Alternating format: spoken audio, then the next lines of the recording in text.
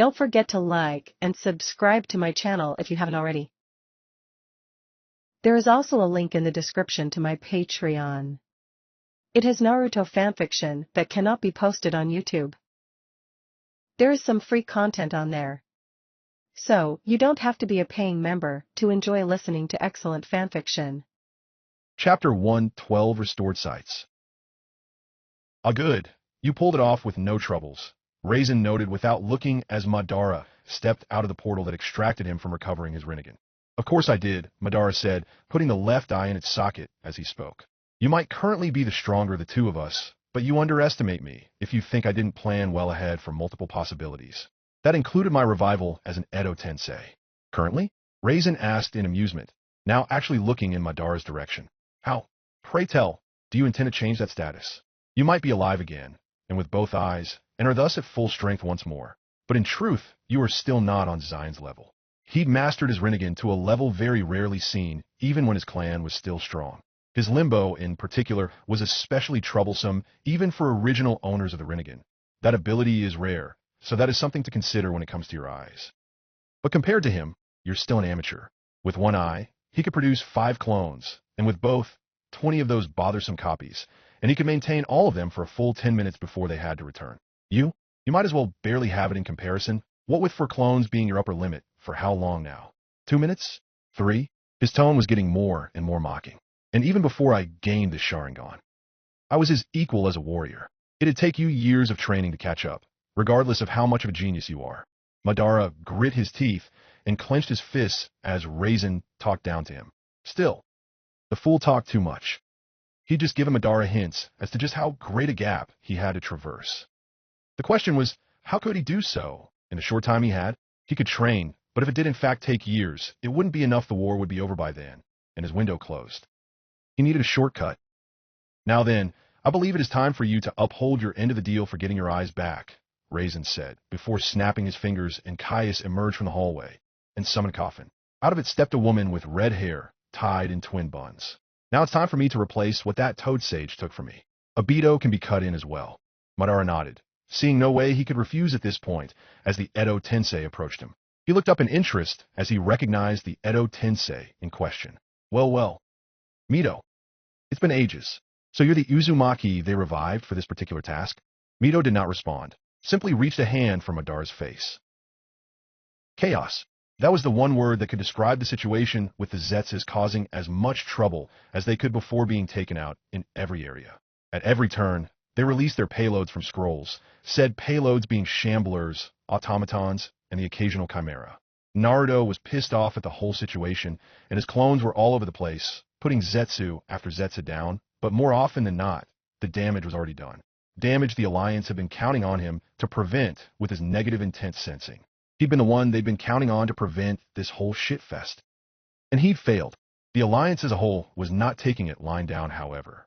Despite their casualties, they pressed on and fought back against the chaotic conditions, and word got out that all shinobi should target definitive foes and leave the still transformed Zetsus to the Naruto clones. This meant targeting Zetsus that already gave up their disguises and the enemies that were released from the scrolls. Whenever 2 shinobi were seen fighting, they were immediately ordered to stand down and be subjected to seals to restrict their movements until their identities could be verified by a Naruto clone. Anyone who resisted were forcibly restrained wherever possible. It was far from ideal, and the fighting everywhere did last a while, but it was the best Shikaku and Inoichi could do to keep things from going too badly in the current situation. After several hours, it was over. All the unsealed enemies were destroyed, and the Zetsus were either dead or restrained by this point. But it had come at a price. The Zetsus had managed to do quite a bit of damage during their gambit, and the blood of many shinobi in the Alliance was seeping into the ground. This first day of warfare had cost nearly 12,000 shinobi their lives. Almost every division was busy with burying their dead and treating their wounded at the moment. Naruto was in the emergency response quarters when his clones, their jobs complete, dispersed and let him receive their memories, which contained intel about the causalities and injuries, many of which he was supposed to prevent by stopping the Zetsus before they even got close. He snapped and punched the wall, cratering it. Damn it, he roared, startling everyone else in the room. I was supposed to keep those plant freaks at bay. It was my job to keep them from getting as far as they did, but they got the better of me. Naruto, calm down. Guys shouted at him. I get it. You're upset about their unyouthful tactic. but you couldn't have predicted it. No one here has. So don't be so angry with yourself. You still did what you needed to, and prevented it from being too bad. If your clones weren't there, I shudder to think how much worse it could have ended. You're not to blame for the disaster. You're a hero who managed to salvage the day. Slowly, Naruto brought his rage under control. He was still plenty ticked about what happened to the Elaine's troops in Nagato, but Guy managed to get to him, and he now realized how stupid it was to think of what happened as his failure. His breathing finally started to slow, and then he stated, I'm going to go talk to my old man. I can still help Nagato if nothing else, but I need to know where he is. Night fell, and a calm settled over the Alliance once their dead had been seen to. At the battlefield where Sakura had taken out the Kinzoka Kaijin, she was currently at work along with Tsunade in a medical tent, and she was healing a bad wound on Temari's back. A chimera had taken a swipe at a group of shinobi, and Temari had caught the very end of its claw while in the midst of blowing away a unit of shamblers in pieces. Shikamaru was in the same tent, being treated for chakra exhaustion by Tsunade.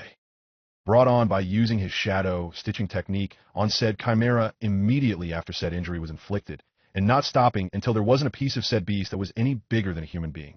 Who would have thought that Shikaku's kid, who's just as lazy as he is, would be a fiercely protective boyfriend? Tsunade said, partway teasing, but mostly admonishing for using up so much chakra in one go. Shut it, you troublesome woman, Shikamaru grunted. I was just making sure that thing couldn't get up again. You went well past that, Temari deadpanned. Still, it was kind of sweet. Shikamaru actually went red at this, and simply looked at the floor. Troublesome. Freaking Zetsus, though. Thanks to them, we medics are going to be working overtime for a while, Sakura stated as she finished healing Temari. No point in grumbling about what's done, Shikamaru replied, as Tsunade restored his chakra to levels where he could resume his duties. What we should be doing now is putting our heads together to ensure there isn't a repeat of what occurred.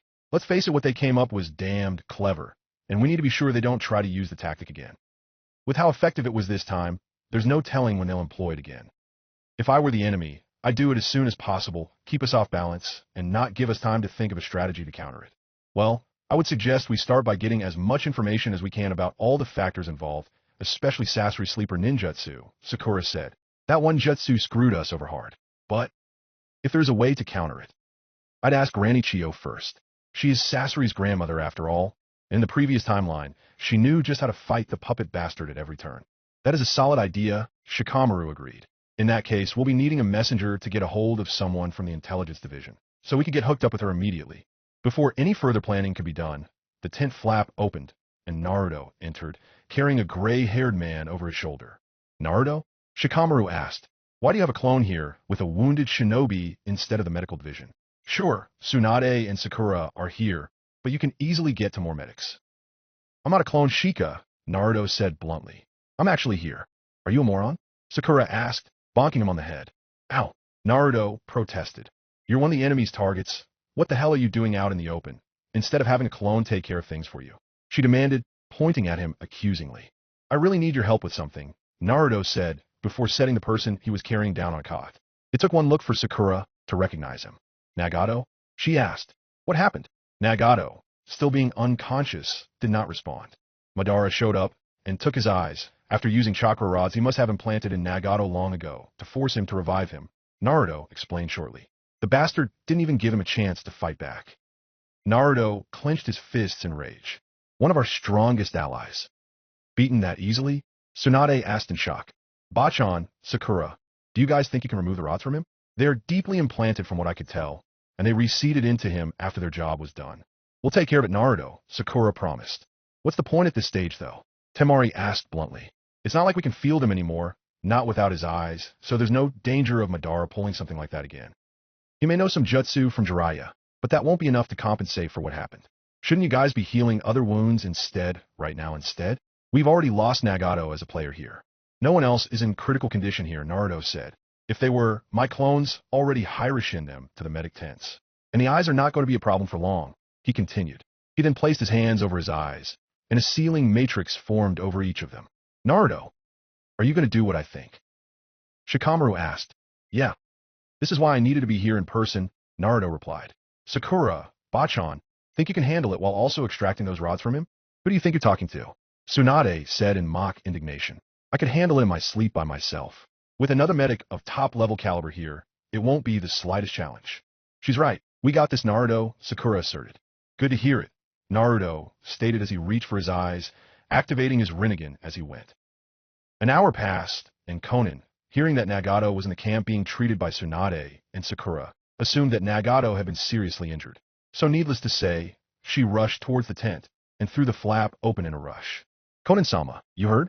Sakura asked, looking up in surprise, momentarily distracted from her task of restoring Naruto's energy as he was lying prone in another cot. Nagato was still unconscious, a bandage wrapped around his eyes, or rather, where his eyes should be. What happened to him?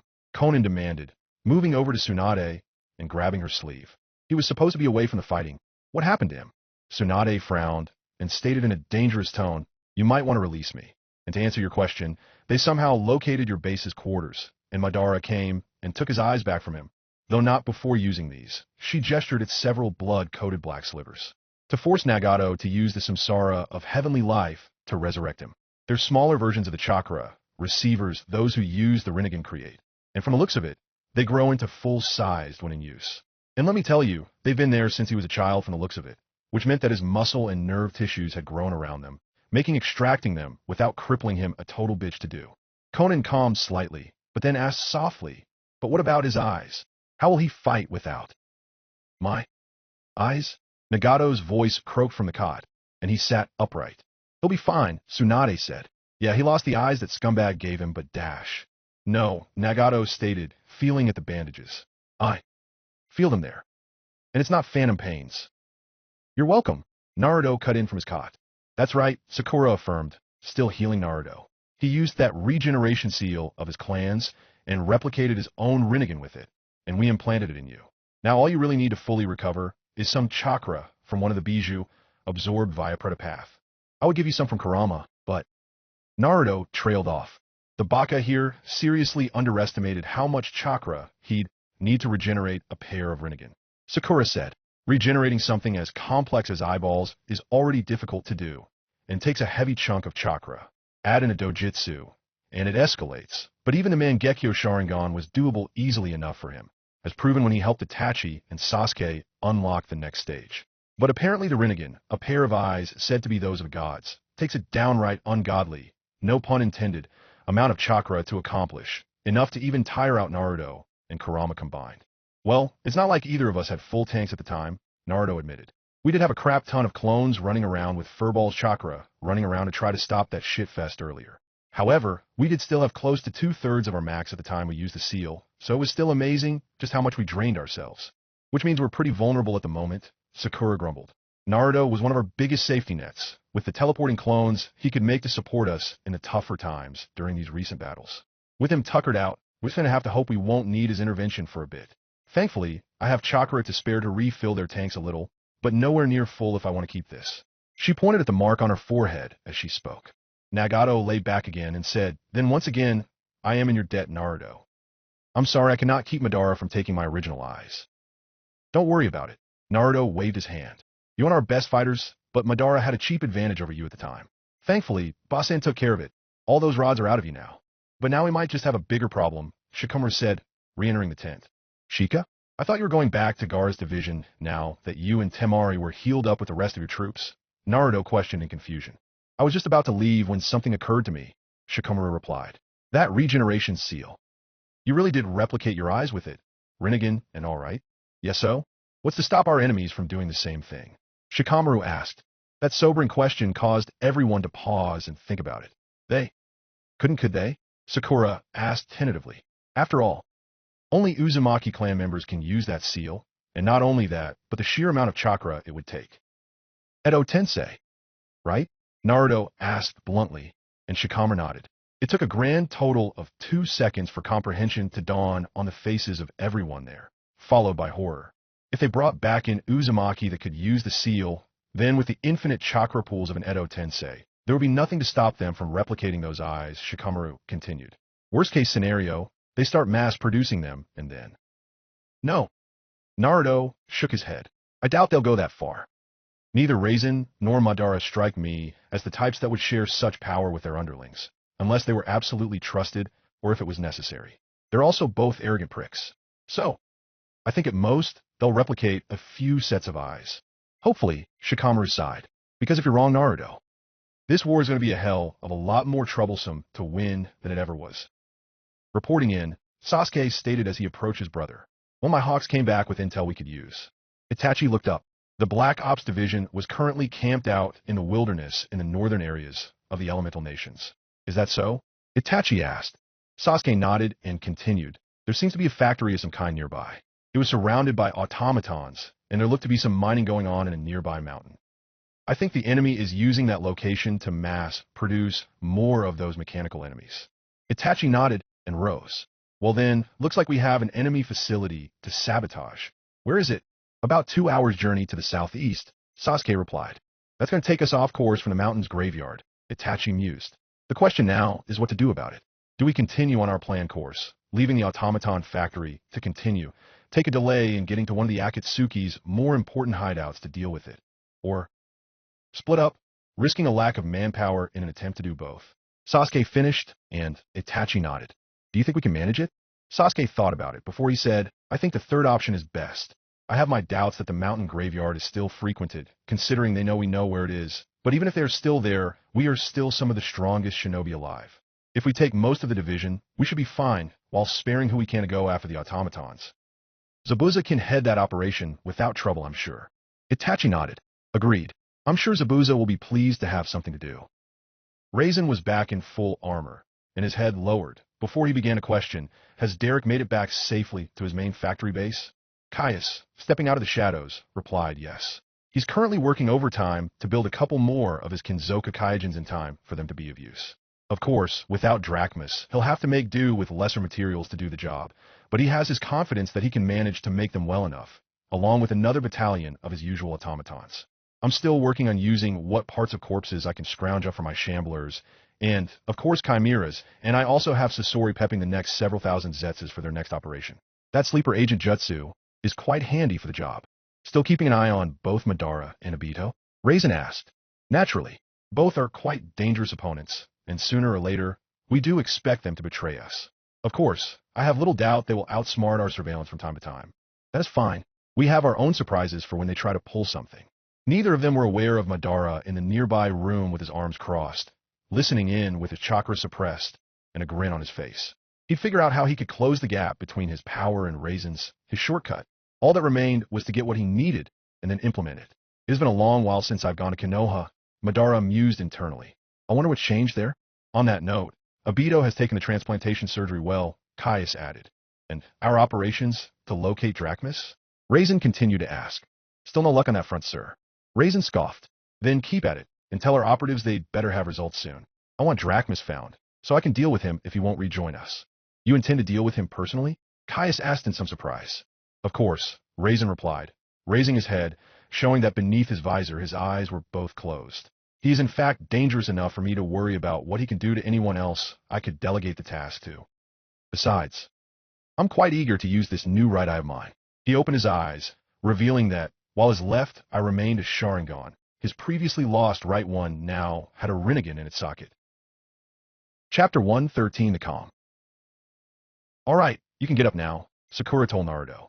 You should have enough juice to go about your day now. And if it comes to it, fight a moderately strong foe.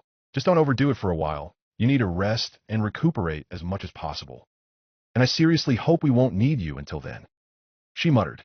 Naruto nodded and got up before pouting. Hey, I know you think I'm stupid for using up all of my chakra in one go like that, but I really couldn't have known how much chakra I was going to need for regenerating a pair of Rinnegan.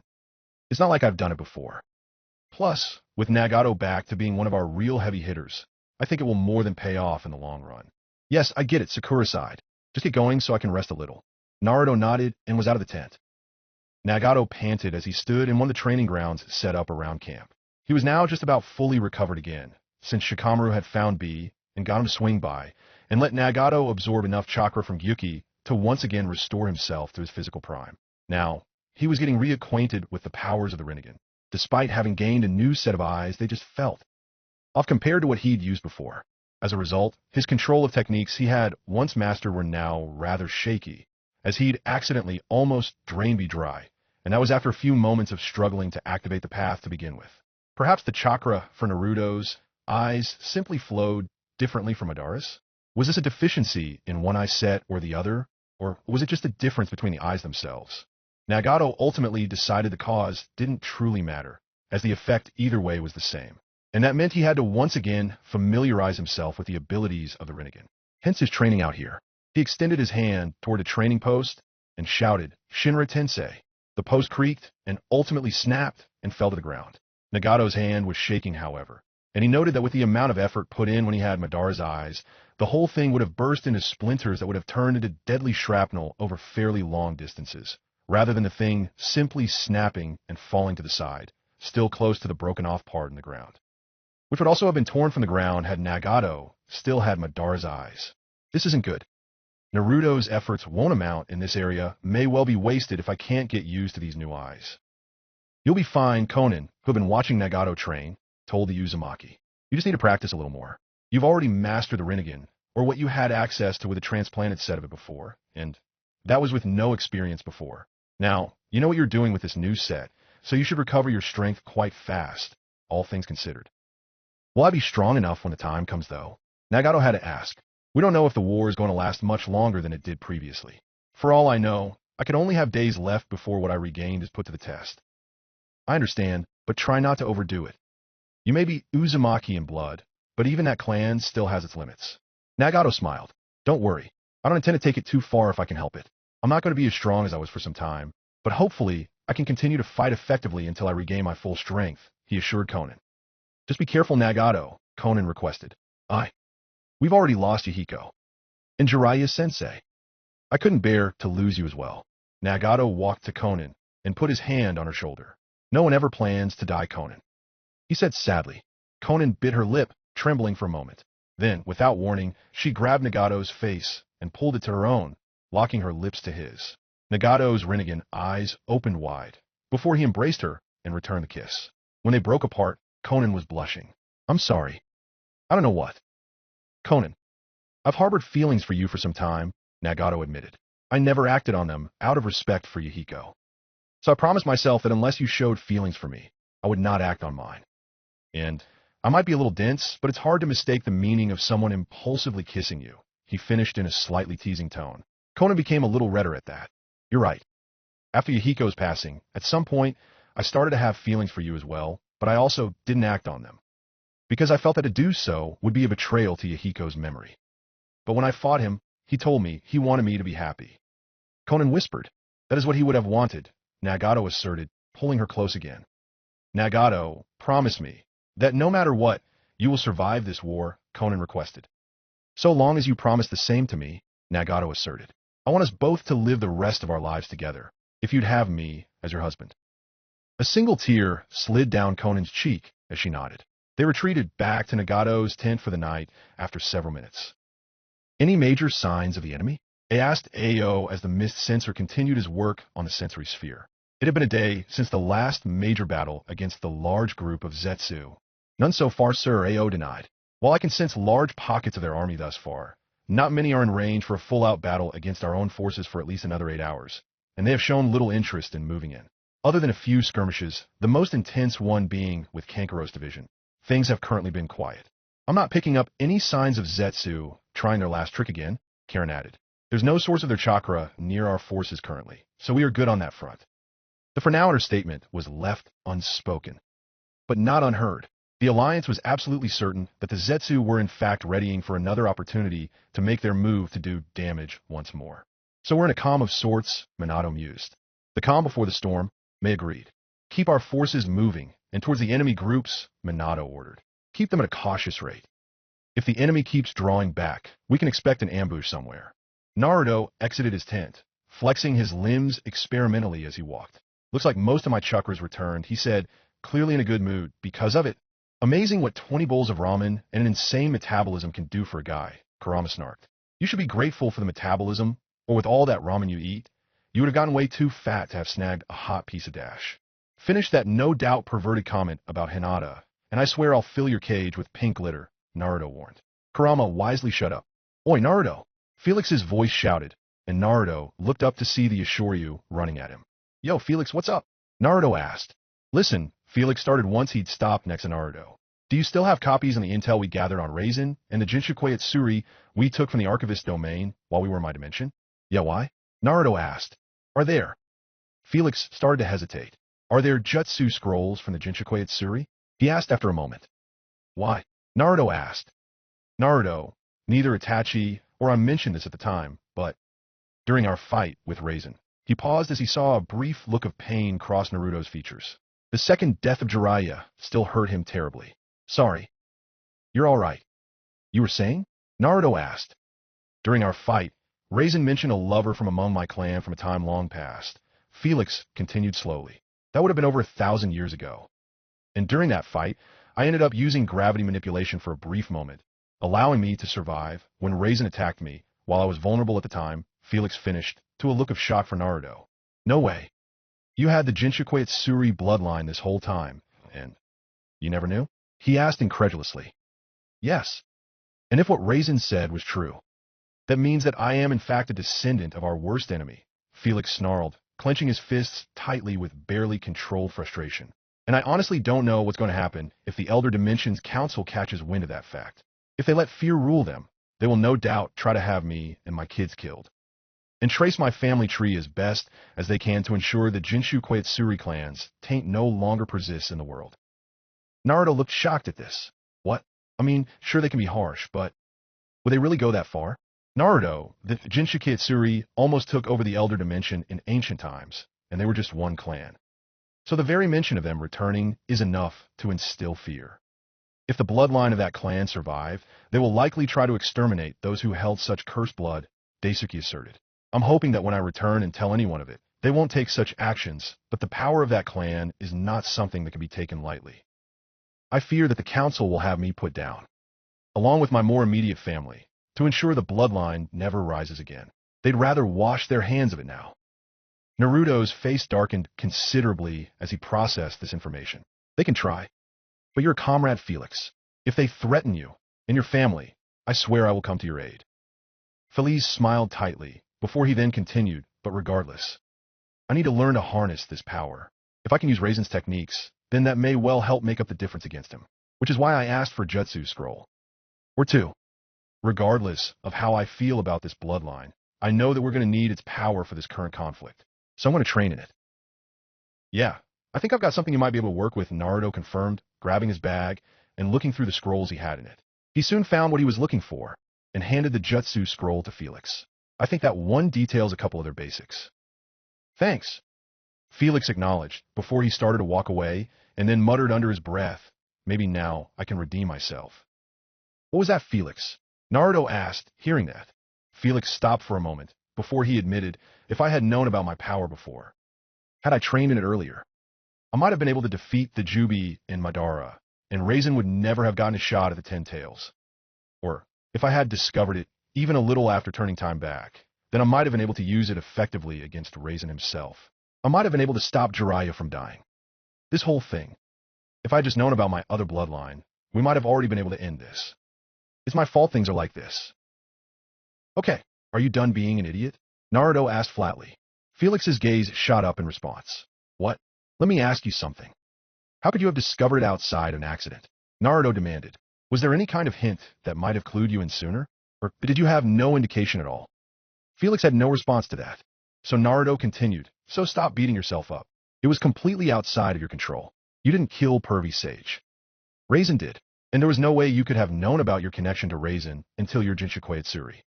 Wow, who the hell was the moron who chose that mouthful of a clan name? Anyway, there was no way you could have realized until then. I'm guessing your use of the jutsu was entirely on a subconscious level? Yes, Felix admitted. So there you have it, Naruto said. It isn't your fault, Felix. In fact, we never would have had another chance at all if it wasn't for you. It was Raisin who decided to come and ruin everything. Which is why Raisin is the one who's going to get the crap kicked out of him by me, he added with a growl. But we're still fighting in this chance you gave us. We could never have gotten to this point without you. So, honestly, Felix, I just can't thank you enough. Felix stared hard and long at Naruto before his face broke into a smile, and he said, You really are a good kid, Naruto. Naruto spluttered at that as a grinning Felix started to walk away. Kid, I'm only 33, damn it. You guys ready for some fun? Zabuza asked his detachment of the Black Ops division. Yeah. This seems like it will be hell of a lot of fun. Suigetsu grinned. He held his specialized weapon at the ready. Fu and Torian showed no reaction. They were trained for emotionless action after all, so they showed none of the bloodlust or anticipation of the others. They simply watched from their hiding spots as the religious fanatics and automatons patrolled around the factory they were tasked with sabotaging. Then let's do this, Zabuza said with a sadistic grin, before he initiated the hiding in the mist jutsu. Suigetsu smiled even wider, displaying his teeth, and said, "Wish me luck," and then he seemed to dissolve into the air. Fu and Torian also began to move in. Fu made his signature hand seal and took over a fanatic carrying a warhammer. Said fanatic then tapped his forehead, signaling which body Fu was borrowing, before he took the hammer and smashed a nearby automaton. Its shielding briefly defended it, but it was overwhelmed and smashed to the ground. Similarly, Zabuza ended up behind one of the machines and used his giant sword to cut right into it, not at all deterred by the chakra shield. Torian rushed out, followed by other nameless Root and Kiri shinobi, and he grabbed one of his enemies, causing the fanatic to scream as the poison beetles seeped right into his neck where Torian had grabbed him. The element of surprise was lost after a moment, but the Black Ops division was still far more accustomed to fighting near zero visibility. It was for that reason they were being led by Zabuza. Suigetsu was in fact another case, as he literally started materializing in the air and hacking at a random enemy, before fading back into the mist. Sasuke really was a genius when he suggested that Suigetsu could merge with any source of water. Not just a standing lake or pond, but a mist if it was thick enough. Thus, Suigetsu developed his newest technique, used in conjunction with the hiding in the mist. Water-style ghost in the mist jutsu, Suigetsu said with a grin after bisecting another automaton. However, he was too slow in re-entering the mist when another machine, with an electrical discharge in its arm, punched him, giving him a nasty shock. He screamed out in pain and collapsed. The automaton moved to finish him, but was smashed back down to the ground by the body Fu was using. "You took a moment too long in your gloating," Fu said. "You had plenty of time to attack and re-enter your mist form. Typical of you who have not trained to eliminate emotion, you get a new jutsu, and you let it got to your head." Suigetsu could only glare up at Fu before accepting a hand up. The rest of the attack was a quick rout. The surprise attack was too well planned, and the shinobi in it were too high level for any resistance to be truly made. Still, they did lose 4 good shinobi, 1 Root, and 3 Kiri. One of the fanatics moved to try to crawl away, muttering to himself about contacting Derek's main base so he would know what happened to this factory. "Oh really?" Zabuza asked, putting his foot on the fanatic's back, stopping his escape. He turned to the rest of the team. "Get those tags set up in the factory. I don't want it standing within the next 10 minutes, he ordered. "As for you," he told the fanatic as the troops hurried to obey, "you're going to tell me exactly where this main base is." After 10 minutes, the factory was blown up, and the Black Ops Division detachment was hurrying to the mountain graveyard to catch up to Itachi. However, Zabuza took 2 of the other shinobi aside, 1 Kiri Hunter, the other Root, and told them, "Listen, I just got urgent intel. Get it back to the Alliance as soon as you damn well can." Both of them nodded and accepted the message before dashing off to fulfill their orders. Zabuza was frowning, and he growled, "That Derek fellow's got a lot of nerve. Setting his main base up there. Hopefully the blasted seal is there too." It was another 2 days of relative calm, only the occasional skirmish, when the calm finally began to give way to the storm. "Hokage-sama, the sensor sphere is suddenly picking up a large mass of chakra in one of the lakes in the western edge of the Land of Fire." Ao shouted as said sphere was in fact suddenly rippling a large amount in the corresponding area. Minato looked up from the tactics he and the other Kage there had been poring over while waiting for further word on the enemy, and he asked, "Is it the enemy?" "Not as far as I can tell, sir," Ao said. "It seems to belong to one entity. In fact, it has the unique chakra signature of demonic entities." Karen put in, "And judging by the amounts of it, then it can only be." The Sanbai may cut in, and Minato's eyes took on a hard light, and he immediately turned to Inoichi. "Tell all forces within the Land of Fire to converge on that lake, on the double. We must secure the 3 tails at any cost. This is a mission we cannot afford to fail. If the enemy gets even a tail of chakra from the bijou, then they will be able to resurrect the 10 tails immediately." "Understood, sir. And you're certain of this?" Raisin asked Caius. "I am, sir. The 3 tails has arisen," Caius replied, looking exited. The final step to the Juubi was now within their grasp. They had to attain it. "I've already ordered all forces there to head for the beast, and we can prep the machine to teleport you there immediately, so you should be able to capture it before the Allied forces can get their forces there anyway. But if our troops beat them there, it would make a perfect ambush." "Excellent. I'm eager to test this new eye of mine. And my own customized 6 paths of pain," Raisin added, turning to 6 Edo Tensei figures. It's a shame Obito has foregone the technique this time around, since he doesn't have undisputed access to the bijou we have and the Geto Mizo. It still has its uses, but oh well. Caius also looked at the forms and said, "You definitely chose well among the corpses I could bring out." Indeed. "You have the recent coup leader that came fairly close to toppling the Elder Dimension government," Raisin said, focusing his gaze on Victor, who held a left Sharingan and right Rinnegan, same as Raisin, obviously. Then the father of one of our stronger foes, a clan head of the Yashoryu, also a formidable fighter in his own right. He continued, looking to the Edo Tensei of William Yashoryu. And then a third from the Elder Dimension, one of my own subordinates, disappointing as he once was, though he remains fairly useful as an Edo Tensei. This time it was Drek he was looking at. Half of my paths, however, come from this dimension, as it has its own standouts. This one, who thankfully avoided being sealed in the recent battle, and was able to survive tangling with Hashirama himself in his early life. He focused his gaze on Kakuzanao, and this one, former warlord of AIM, able to match all three of the Sannin, though they were still not at their peaks at the time, he added, looking at Hanzo. And finally, my personal favorite among them, Raisin finished with a smirk. After all, he has the distinction of actually getting one up on me before I killed him. Such delicious irony that rectifying what he has done will also make him a far more useful pawn in our game. Caius also laughed as he mockingly glanced at the last Edo Tensei in the line. Indeed, he mused, how the mighty have fallen. Ejiraya? Oh, what an interesting development, Orochimaru said as he viewed the readings on a computer. What is it? Drachmus asked as he came up behind the Snake Sannin. It appears as if the Three Tails has arisen again. Though I must say, considerably later than previously. Perhaps a change in the timeline caused it to die with less chakra than before in the previous timeline, and thus caused regeneration to take longer? Orochimaru mused. I wonder what change sparked this. It doesn't matter, Drachmus said. I'm getting the team together, along with Hashirama. He stopped at the door. You have the space and time machine we stole the blueprints for ready? Of course, Orochimaru replied. You'll be able to get from here to there in seconds. Good. If Raisin uses the same machine, he'll get to the Sandbai before the Alliance. Ah, so you intend to buy them time then? Orochimaru asked in amusement. That is the plan, Drachmus agreed, dashing off. Chapter 114, The Storm, Part 1. The Sandbai surfaced in the nearby lake and gave a berserk roar to the heavens. He was confused and enraged after spending years reforming himself, so he started rampaging and smashing down trees to vent his frustration. Shortly after he had surfaced, a portal opened up. His one revealed, I blinked as it looked quizzically at the portal. A man wearing black armor stepped out of it, followed by 6 other figures. Ah, the Sandbai, he said, looking up at him. As expected, you are rather upset at your current situation. But that matters not a bit to me. You're now my prisoner.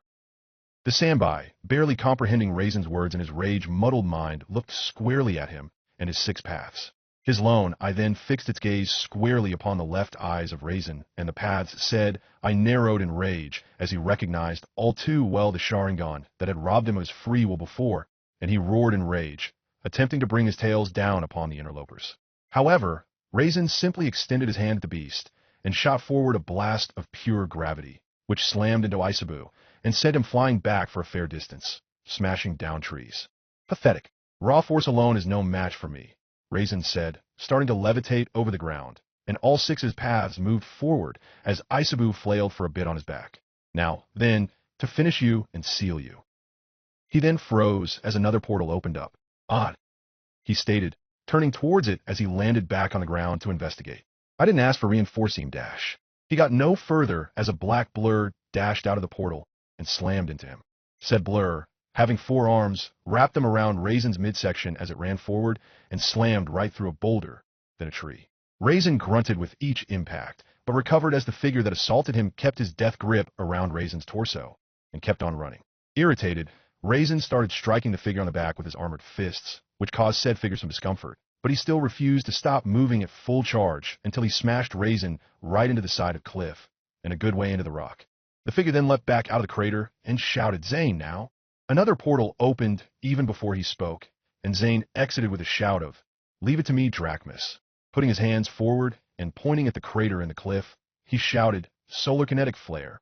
With that shout, he unloaded all the solar energy he had stored up, causing his frame to diminish in its lean muscle mass to an even more lean frame. The bright energy blasted right into the crater Raisin had been buried in and carved right through the rock formation, emerging from the side of the hill that led up to the cliff edge. Zane panted and said, "Think we got him?" "That was our best shot," Drachmus said. "We did catch him off guard. He had no way of knowing we had that machine that makes those portals as well. So he must have been expecting an ally to emerge." "You're right, that was a good shot." Raisin's voice echoed from the hole in the cliff, causing Drachmus and Zane to both immediately go on guard. Raisin stepped out of the hole, covered in dust, and the upper left part of his helmet gone, some already drying blood coating a burn over the skin that had been under said part of helmet. And Predapath failed to absorb it entirely, so it wasn't chakra, he added. "If I hadn't burrowed as a precaution once he fell back Drachmus, I would have actually had to use a black hole there." "TCH, I knew that was too easy," Zane grumbled. "Why doesn't taking jerks on this level by surprise ever work?" I see. You've recruited a member of the Kagosii clan, then?" Raisin mused as he looked over at Zane. "Ah yes, Zane. I've heard a few stories about you, Crusader. You were almost a paladin a few times, if I'm not mistaken, but preferred the autonomy of being a Crusader to a general in an army." Zane, meanwhile, was sweating a little and told Drachmus, "So what now? I used all my solar energy with that one shot." "Raisin, I'm not going to appeal to our previous time together," Drachmus said, ignoring Zane for the moment. "That time has passed. However, I do want to know, what are you after? What could be worth everything you have done? Everything I have done in your service?" Raisin looked at Drachmus and then simply started laughing. "You honestly think that's going to work? You know you're no match for me. So you want to keep me talking long enough to let allied shinobi forces arrive? Do you think I'm a fool? No, you'll just have to hope you're strong enough to stall me in combat, and ask the Alliance afterwards. If you survive." And with that, Raisin unsealed the claymore. Zion unsealed Zayushin and blocked the claymore on it, and Drachmus grunted. It was worth a try. He then had to dodge back as the reanimated Jiraiya appeared above him with a giant Rasengan at the ready, which ended up smashing into the ground. "Drachmus, behind you!" Zane shouted, managing to break away from Raisin long enough to turn towards Drachmus and spot the threat. Drachmus glanced back in time to see 3 of Kakuzu's masks, each with a Rinnegan and Sharingan, just like actual paths in the eye holes, charging up attacks. One was wind, another fire, and the third was lightning. "Ah crap," Drachmus muttered as he realized he wasn't going to be able to dodge on time in midair, even with his wings, and simply braced himself as the tri-element attack that could only be described as pure heat incarnate blasted into him, and carved a trail through the forest. "Shit," Zane cursed before dodging back from Jiraiya, assaulting him with taijutsu, and then the needle Jizo hair technique. Jiraiya then disengaged the hair technique, and went at Zane with another giant Rasengan. Said jutsu impacted, but Zane produced a chakra absorption barrier. "Did you forget?" he asked as the Rasengan was absorbed. "We Kagosii are descendants of Kagaya, just like the Jinshu Koyatsuri. Our abilities are a stronger version of Predapath, just as yours are derived from Deva." "Oh, I know," Raisin said from Zion's side, having Shunshin there, his hand extended. "It's called a diversion." And with that, he blasted Zane away with a burst of gravity, causing Zane to grunt as he flew away, followed by Victor dashing in and swinging his warhammer. Zane managed to twist in midair enough to block on his weapon, before skidding on his feet, and then swung the multi-bladed tool at the Edo Tensei, only for Victor to dodge back, and Hanzo to move in, riding his salamander abuse, who had several chakra rods in him, though not the eyes of the paths. Apparently, Raisin needed to force the summon in order to make it work with Hanzo as a path in addition to an Edo Tensei. Zane blocked Hanzo's Kuzagrima, which had been thrown while on its chain, but then had to leap back as the salamander exhaled a great deal of its poison gas. "Son of a dash." Zane started to curse, before Kakuzu's earth mask burst from the ground, and fired a mud ball that smashed into his side, sending him skidding. He grunted before suddenly being pinned by Drek, who knelt on his back, and put a hand on the back of his head, forcing his face into the ground. "Guh. I expected more, to be honest," Raisin said with some disappointment as he walked over to Zane. Then again, against the combined might of Edo Tensei, the Sharingan, and the Rinnegan's six-paths technique, I should have realized even a Kage or Paladin would fall this easily. "You haven't beaten me yet," Zane shouted, the chakra absorption barrier flaring up, attempting to drain Drek, only for the corpse to harden into black steel once again. "Have you forgotten that black steel can resist chakra being pulled from it?" Raisin asked, rolling his eyes. Even if that wasn't the case, and Edo Tensei's pools of chakra are limitless, so draining him dry is also useless. "Perhaps I should tell you a little detail about a Kagosei's chakra absorption barrier, then," Zane chortled, not letting up. "It's one of the secrets of the clan, even you wouldn't know. It doesn't just absorb chakra. It can speed up solar absorption as well." Then he glowed pure white. "Solar kinetic bomb." Raisin's eyes widened, and he shouted, "Fuck." and leapt back, with Drek doing the same, just as a flash of energy flared from Zane. He formed a black hole to absorb the blast, only for it to not come. It was just a flash, no explosion. Raisin blinked quizzically and turned just in time to block Zayu's chapeau. "I thought you would have had enough solar energy to blast us with that stunt," he said. "Actually, that was only the solar energy I could absorb with the time I had between firing all that off before during our surprise attack. And my being pinned," Zane admitted, jumping back before swinging his weapon a few times, sending heat slashes at Raisin. Raisin redirected his black hole to absorb them, and his eyes narrowed slightly. "You lied to me," he realized. "I'm impressed." Zane didn't have any time to respond to that, as he had to start dodging more mud balls from Kakuzu's earth mask. Drek dashed in and tried attacking Zane, who engaged in evasive maneuvers. A few of the mud bullets hit Drek, but being made of black steel, he shrugged them off. Zane was then wrapped from behind by Jiraiya's hair, and the toad Sannin whipped his head, smashing Zane through a boulder. Coming out of the rubble with some blood covering his body now, he managed to defend himself from Hanzo attempting to blindside him. However, it was then that Kakuzu's fire, wind, and lightning masks, still combined, moved around to fire their combined blast at Zane. Zane cursed and activated the chakra absorption barrier just as the blast impacted. Hanzo had leapt away by that point. Zane grit his teeth and knew that while he was absorbing the jutsu, he was vulnerable to attack by more physical means, with a blinding flash of the jutsu obstructing his vision. Sure enough, he felt a blade sink into his left shoulder from behind. With a grunt, he staggered, but kept up the barrier until the jutsu was absorbed. He looked up to see William Yashoryu, arm poised back to throw another dagger. Right before Drachmus, covered in burns and bleeding a moderate amount, slammed into the reanimated Yashoryu from the side and sent him flying back. "You resurrected Felix's father too?" Drachmus demanded of Raisin as William rose, drawing his blade, before leaping back to Raisin's side. They were joined by Kakuzu, who had reabsorbed his mass creatures, and then by the other four paths. "And so what if I did?" Raisin asked carelessly. "All of it goes towards the end of bringing about a better world. And I told you, you're not getting me engaged in a long conversation." With that, Raisin unsealed several metal spikes, made of the same super condensed titanium of his blades, and sent them flying forward with gravity manipulation. Drachmus fired his hellfire at them, but more kept flying at them, one of them catching him in the side and sending him skidding back, trailing blood from where it had stabbed into him. Drachmus spat up some blood, and then gave a vicious backhand to Drek, who had tried to get around and attack him from behind. Zane, who'd managed to use Zayu chapeau to deflect all the spikes coming his way, immediately tried to follow up and attack Drek, but suddenly felt himself get yanked back by Raisin's gravity jutsu, the armored man having a swing with his claymore at the ready. Undeterred, Zane threw his weapon, sending it spinning end over end at Drek just as he was rising. The weapon's side blades were successful in bisecting Drek, causing a look of shock to appear on the Kuroko's face.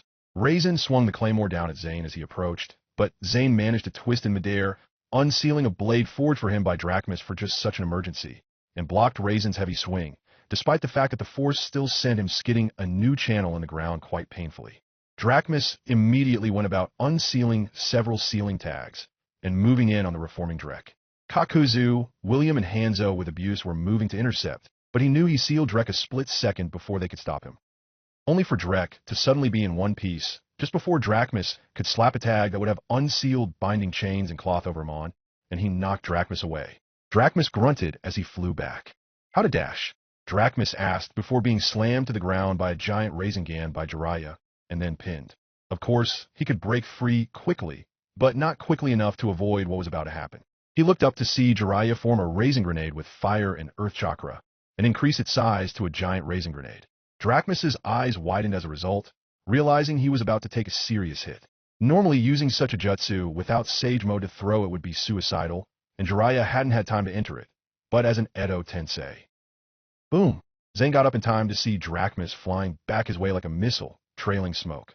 He managed to catch him, skidding back a fair deal in the process. Kakuzu, having assumed his close combat form with all of his masks at once, moved after them, but was blasted away by Drachmus forming a demonic devastation sphere on the fly and firing it at point-blank range. The relatively weak blast carried Kakuzu back a fair distance before going off. Drachmus grabbed a sealing tag and threw it on a kunai at Kakuzu as he tried to reform, but it was struck aside by Victor's Warhammer. Only for a second kunai, thrown under the shadow of the first to be revealed and make its way at Kakuzu. But once again, just before it could hit and seal the path, all damage was suddenly gone, and Kakuzu blasted the kunai aside with his Earth Mask's mud bullets. That again? Zane asked. How'd he do that?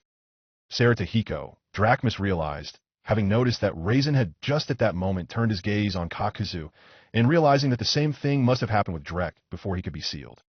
Raisin was using his Mangekyo to reverse time on the Edo Tenseis he was using for his paths, and undoing the damage they suffered before they could be sealed. Are you shitting me? Zion growled. This guy set up his use of this technique to make it practically invincible. No kidding. Kakuzu and his masks could already work in dangerous tandem with one another, but with them having the eyes and visual prowess of both Sharingan and Rinnegan, that is just going to be ramped up, especially when you consider the linked eyesights. Raisin grumbled. Drek is just hard to damage enough to seal in the first place, and Saratohiko from Raisin can sabotage any attempt to seal a path we damaged. Plus, with Jiraiya being an Edo Tensei, he's got a perfect suicide bomber with Raisin Grenade and regeneration, as well as teleportation. Zane, if there's a mark on my back, absorb the chakra in it immediately. He realized. Too late, Raisin gloated, and Jiraiya, having already reformed from the damage of the giant Raisin Grenade, appeared behind them, already having another one ready. It detonated almost immediately, though Zion was just able to get in front of the blast in time and activate the chakra absorption barrier. Of course, they knew this was likely a diversion, as the ground rumbled at that moment, and just as Zane finished absorbing the jutsu, they noticed there was no sunlight where they were standing anymore. Both of them looked around, noticing that several chunks of rock had been torn free from the ground. With a sense of dread, they looked up, and sure enough, many massive boulders along with unsealed claymores hovered directly above them, Raisin floating in their midst. This is the end, Raisin assured them, and then with a snap of his fingers, the boulders and blades falling. Lightning-style electric bullets, Zane shouted, firing off several balls of condensed electricity to blast into the devastating rain above them. Drachmus himself fired his Hellfire blasts, but it wasn't enough. Too many things were falling down at them at once for them to successfully stop them all at this rate. Wood-style deep forest emergence, a new voice shouted, and trees burst forth from the ground, before their branches all reached outward, forming a thick wooden barrier between Drachmus, Zane, and the devastating rain of rock and titanium. What? Raisin asked in some surprise as the rain smashed into the branches, but the wood was strong enough, and with enough branches to stop it from getting all the way through once it had finished. Narrowing his eyes, he turned to look another direction, and sure enough, standing on a tree branch a fair distance away, was the reanimated Hashirama. TCH, I should have known that if you weren't with the Alliance, you'd have run somewhere else. Come to think of it, didn't you have an old assassin friend with you, Drachmus? As well as that seer, James the First think he was? Where are they now? The branches shielding Drachmus, and Zane parted, and Drachmus was smirking as he was back in view. They're off taking care of what we were fighting over, he said smugly. Hashirama, you set it up right? He asked the former Hokage. Yes, it's all in place, Hashirama declared, forming a hand seal. Raisin raised an eyebrow, and then noted that 4 wood clones of Hashirama rose from the ground, forming a large square formation around him and the paths. He then noticed they were standing near trees that chakra receiving rods were stabbed into. Oh, Raisin asked with interest. What exactly are those supposed to do? Hashirama and his clones then declared for Red Yang formation. Raisin's eyes widened as curseal marks spread over the trees the rods were stabbed into, and with the clones forming a hand seal, a bright red barrier in a cubic shape sprung around them all. Raisin looked up and then around in shock and demanded, what is the meaning of this? This jutsu can only be used by 4 Kage or Paladin level fighters experienced enough in barriers. Clones shouldn't be able to allow one person to do it. Not normally, no, Hashirama said, jumping down from the tree. But luckily we have a real genius on our side, who got a hold of several rods left behind during the battle in Kyumo that occurred between 2 Rinnegan users there. With a few curse seals, he was able to repurpose them. Now, using those trees as a sort of conduit for chakra, and with clones to operate them from outside, we were able to make up the difference. Impossible, Raisin shouted. Even with those preparations, you'd still need a source of chakra you were compatible enough with to pull it off. Ah, Raisin, Zane put in with a smirk. Did you honestly think we were idle during the first days of the war? Back at the hideout, Orochimaru was standing in front of his computers with a smirk as he viewed the battle due to the bugging devices he'd put on Drachmus, Zane, and Hashirama.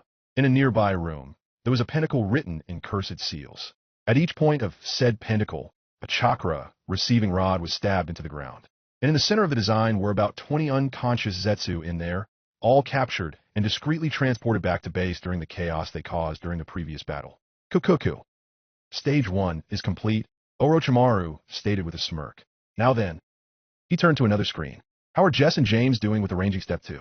Why are we the ones who are supposed to be willfully pissing off a tailed beast and luring it away?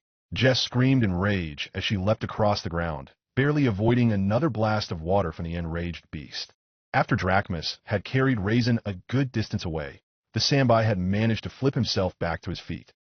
And that was when Jess and James had emerged from another portal and started peppering him with kunai and exploding tags, none of them really hurting Isabu, but getting his attention and ticking him off, which was usually a very, very bad idea when dealing with a tailed beast. But in this case, the plan had that element that required someone to do something crazy and suicidal.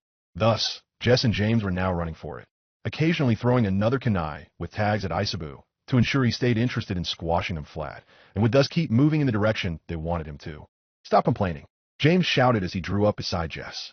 Believe it or not, we've got the better end of the deal. Raisin's far more dangerous than what we're dealing with, and at least our job calls for us retreating from it, while Drachmus and the others have willingly trapped themselves inside a barrier with him.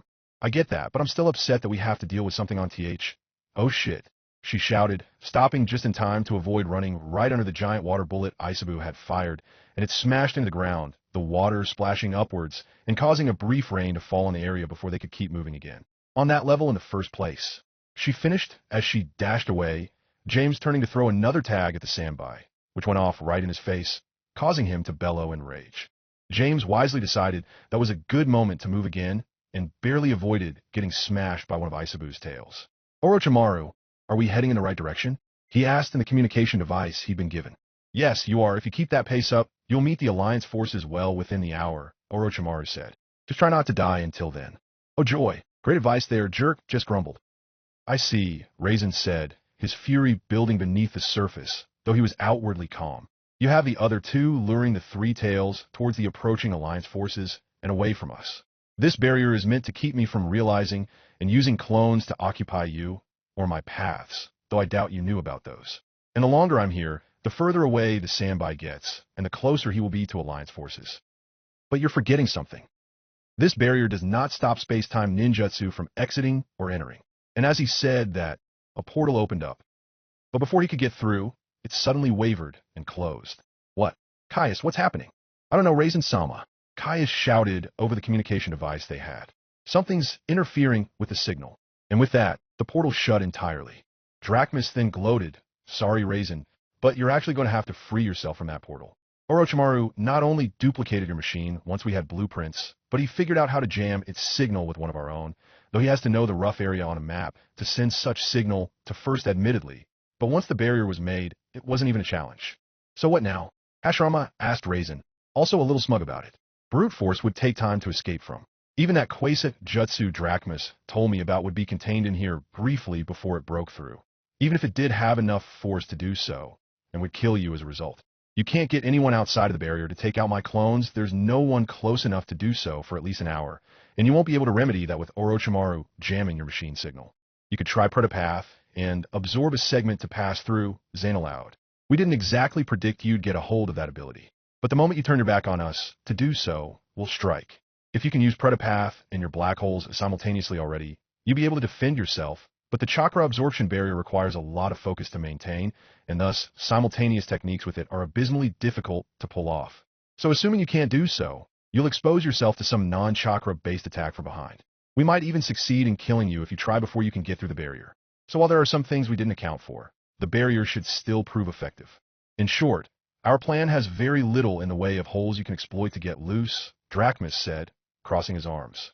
Your move, Raisin. Impressive. You cunning bastards, Raisin admitted, slowly lowering himself to the ground. But you did make one mistake. Oh, Drachmus asked, and what, pray tell, was that? Raisin readied his massive blade, and his paths returned to his side. He narrowed his eyes at his opponents, and declared, You trapped yourselves in here with me, and ensured that my only way out was through you. With that, he and his paths leapt forward, Drachmus, Zane, and Hashirama leaping to meet them. How much further would you say we are to the Sambai? Kakashi asked Hinata, as they and the rest of the close to mid-range division moved through the forest. Hinata, running alongside Kakashi, activated her Byakugan. She focused her vision, and her eyes widened as she saw the three tails heading their way. Kakashi, I think we'll reach him in 30 minutes at most. Particularly if we hurry. 30 minutes? Kakashi asked, looking at her with some surprise. That's a lot quicker than expected. It's actually heading right for us, Hinata said, her eyes narrowed. And I see 2 other people who are fleeing from him. I think they're trying to bring Isabu directly to us. Kakashi looked even more surprised at that, and said, well, who am I to question such a good thing? Everyone, he barked, redouble the pace. We can't afford to let the enemy beat us to the target when things are going our way now. And with that, the division picked the pace up, heading towards what was most likely going to be one of the most important battles of the Fourth Great Shinobi War. Chapter 115, The Storm Part 2. Drachmus grunted as he was kicked back by Jiraiya, and braced for impact from Victor's hammer, but was saved by Zane cutting the Edo Tensei in half with his unusual weapon. You alright? He asked.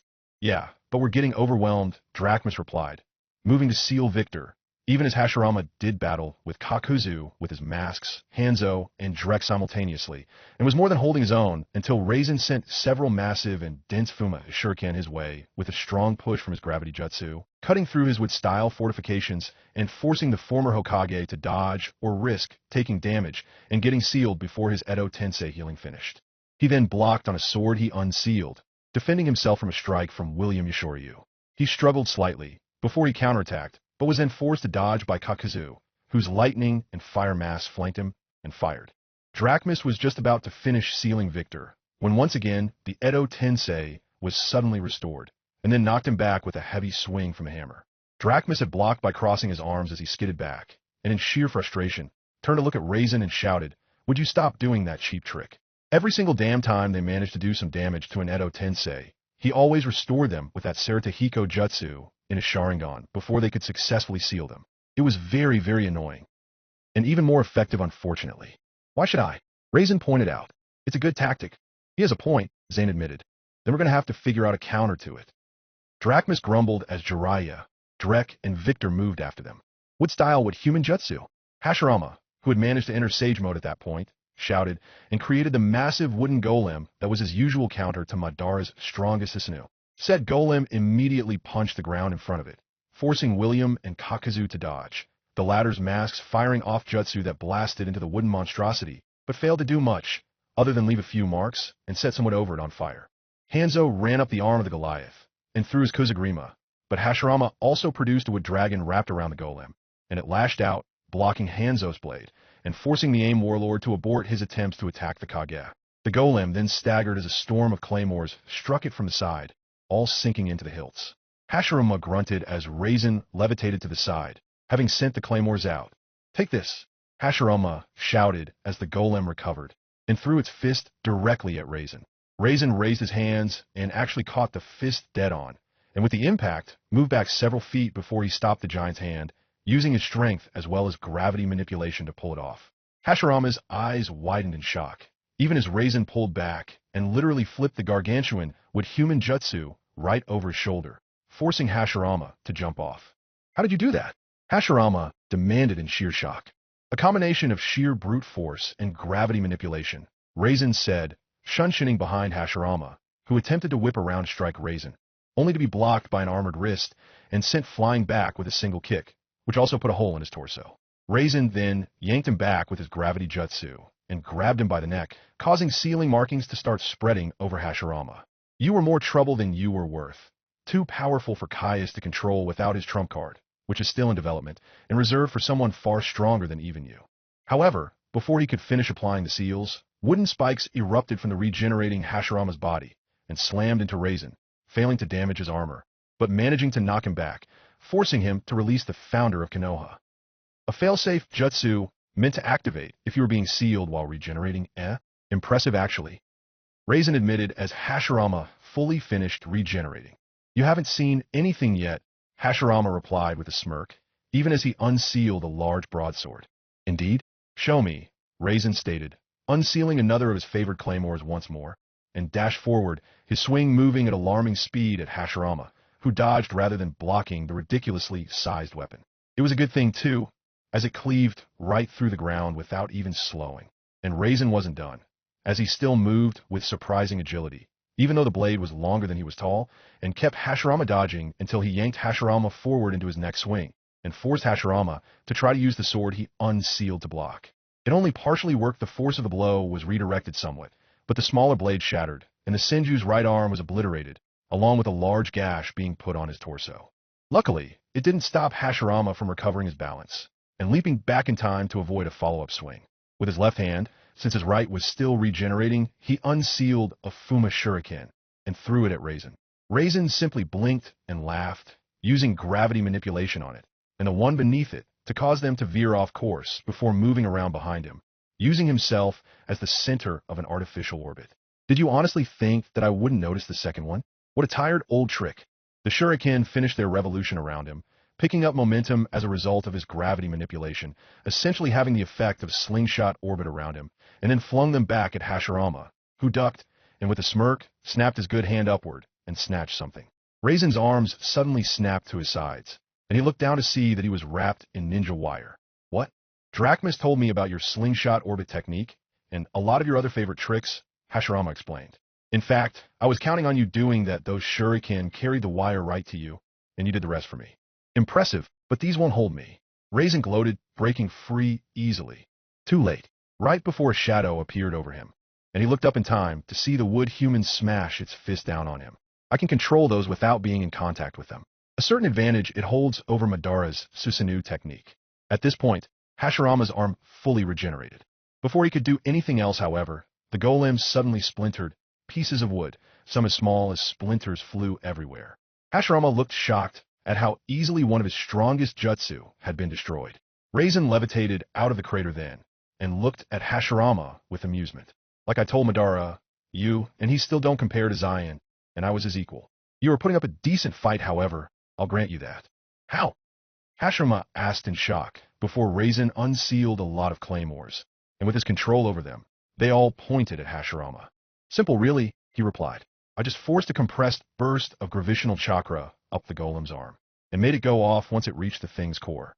The swords all began flying at Hashirama as Raisin finished speaking, and Hashirama started dodging as well as he could, but while he had been focused on avoiding the blades, several splinters of wood from his own jutsu suddenly had a strong gravitational attraction to him, and impaled him from multiple angles.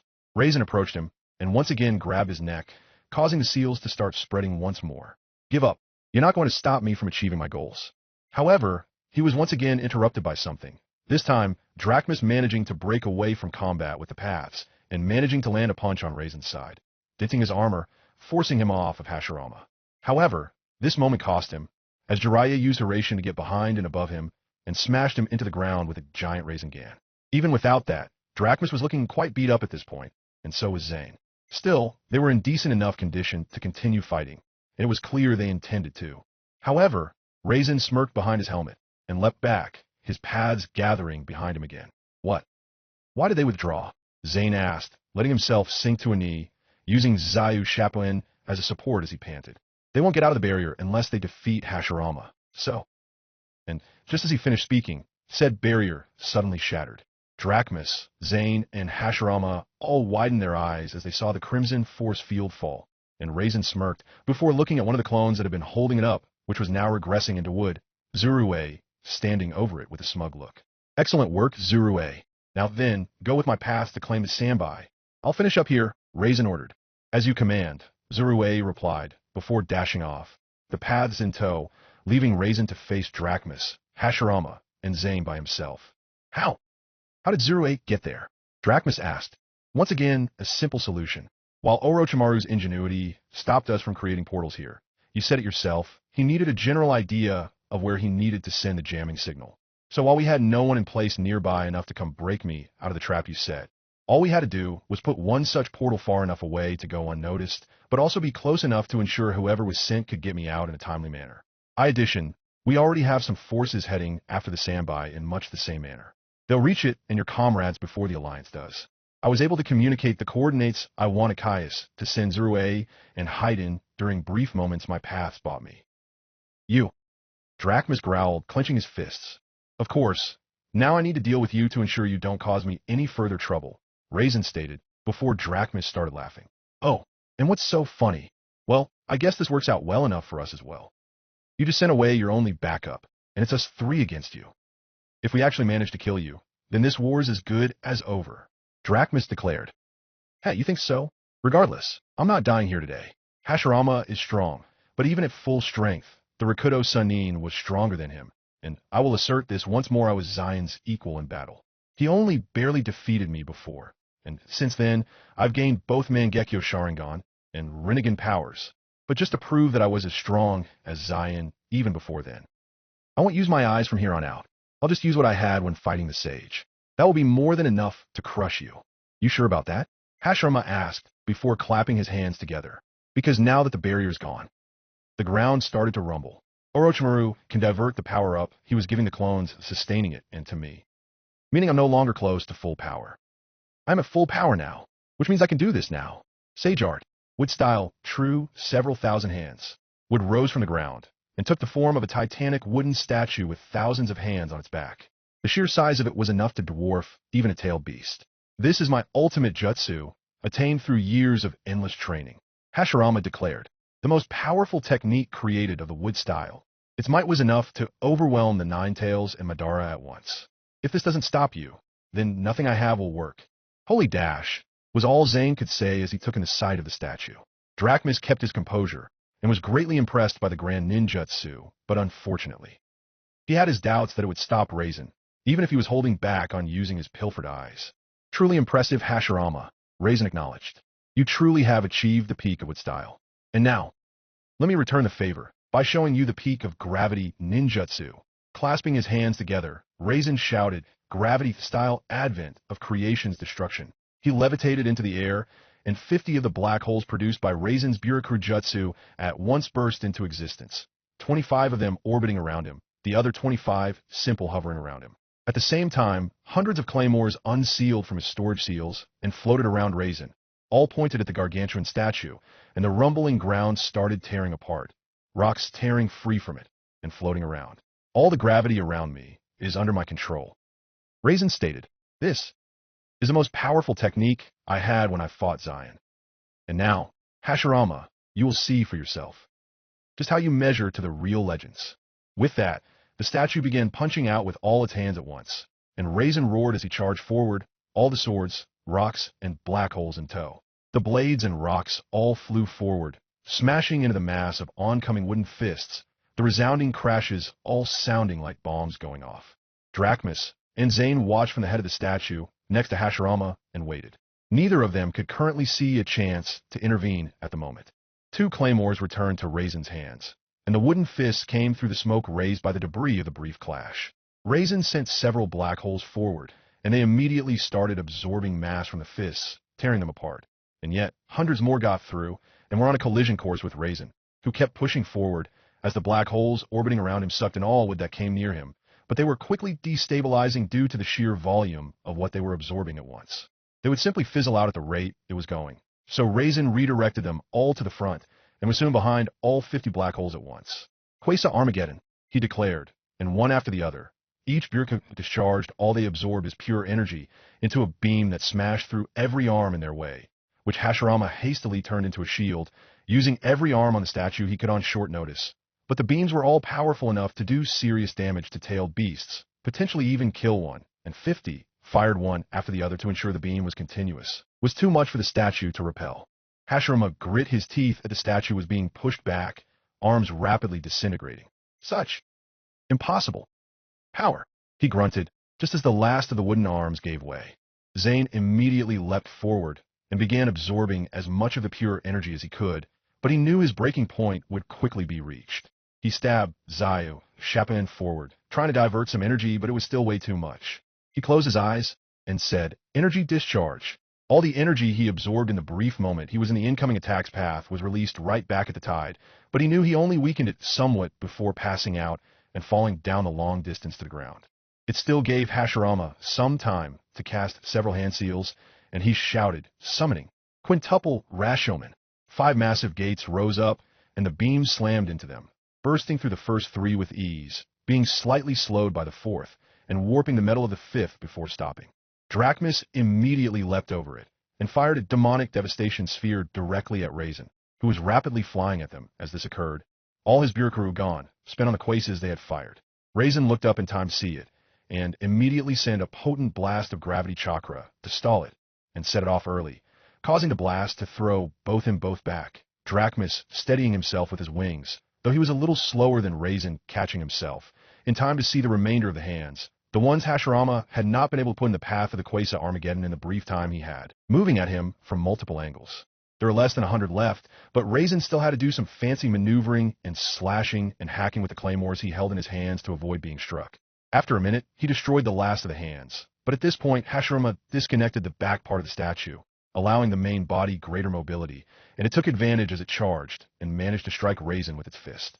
Hashirama directed the statue forward, and it grabbed Raisin before he could recover from the blow, and with several hand seals, more massive wooden roots rose from the ground, wrapping the fist, attempting to further trap and crush Raisin. "It's over," Hashirama shouted before the whole thing burst apart, courtesy of Raisin putting a crap ton of power into his next burst of gravity, working much like Shinra Tensei, and allowed him to blast his way free before he dashed to the stunned Hashirama, who had a massive wooden splinter through his torso, a result of the blast, the splinter serving as shrapnel. "You're right, it is over," Raisin replied, already moving forward and grabbing Hashirama's neck for a final time. This time, he was able to fully seal Hashirama. "Can't move," Hashirama thought in frustration as he fought against his bonds. Invisible save for the seal markings spread over his body. "Without outside help, those seals won't be going away, and even with it, it will take some time to remove them," Raisin stated. "I'll send you back to the Pure Realm later, once I am certain that you won't be revived again by Orochimaru." Now you see the difference in strength between the strongest Senju and the strongest Jinchukui Atsuri. Drachmus landed next to the unconscious Zane and immediately slung him over his shoulder. He looked up to see Hashirama and Raisin hanging in the air, the former held by the throat by the latter. He immediately calculated his chances of getting Hashirama away from Raisin and escaping with both him and Zane. He was forced to conclude that he had none. "Orochimaru, extract us now. We've stalled as long as we could." The portal opened, and Drachmus hastily retreated through it. Raisin watched him go, and Hashirama could only close his eyes in regret that he did not have the strength needed to defeat Raisin. "How much further do we have to go?" Jess asked James as they once again avoided an attack from Isabu, still luring him in the direction of the Alliance. "Not much, look out," he shouted suddenly as a three-bladed red scythe flew at Jess, who just barely managed to duck. "What the dash?" she demanded in shock, as the cable attached to the scythe was used to rapidly retract it. "Jash and curse it, I missed," Hayden stated as he stepped out in front of them from the trees. Jess and James would have responded, except the Sambai nearly stepped on them, and they had to dodge. Hayden gave a mad grin and went right after James. "Jess, don't let this freak cut you. You should remember his abilities from the dossier we read on him." "I know," Jess replied with grit teeth as she ducked under the next slash. She drew several knives and threw them, and they sunk right into Hayden's flesh. He just cackled madly, completely unworried by the injuries, and slashed again, which Jess barely managed to dodge, and then she barely avoided his stab from his retractable spear. "Go the hell away," she shouted, kicking him in the chest. He grunted and skidded back. "Jess, I'm gonna keep drawing the three tails away. You keep the jerk busy," James shouted, throwing more explosive tags at the tailed beast to get its attention again. "Oh no you don't," Hayden shouted, unsealing 3 chimeras from a scroll he had on him. "Sick the 3 tails. Don't let it go any further that way," he ordered, and the undead beasts rammed their bodies into it. "Damn it," James cursed, unsealing his double-ended spear, and he rushed Hayden from behind and impaled him from the back. He grunted, but the immortal Jashinist grabbed the spear coming from his gut and lunged forward with it, trying to get it to go forward far enough to get Jess a little and pulling James forward in the process. Jess managed to avoid this unexpected move, but the side of his retractable spear caught her in the forehead, making her fall back. A trail of blood running down the side of her head formed the cut the impact inflicted. Hayden grinned and tried to bring the spear up to his tongue to lick the blood, already drawing the circle he needed with his foot, using the blood coming from the injury James's spear inflicted. But James released his weapon and lunged forward, grabbing Hayden's from him, and used a quick and minor fire jutsu to burn Jess's blood off of it. "Why you? That was mine," Hayden roared, yanking James's spear from his gut and lunging for him, using James's weapon against him, while James tried to hold Hayden back with the weapon he took from him. "Emerald, stop my bleeding. We can't let him get another drop of my blood." Jess thought frantically to the parasite in her, who quickly obliged, and she dashed forward, saving James from getting cut with his own spear by grabbing the shaft of it and yanking it off course. Hayden attempted to retaliate with his scythe, but only managed to tear a strip of cloth off her arm, missing her skin. James stepped forward and stabbed the retractable spear Haydn used right between its owner's eyes.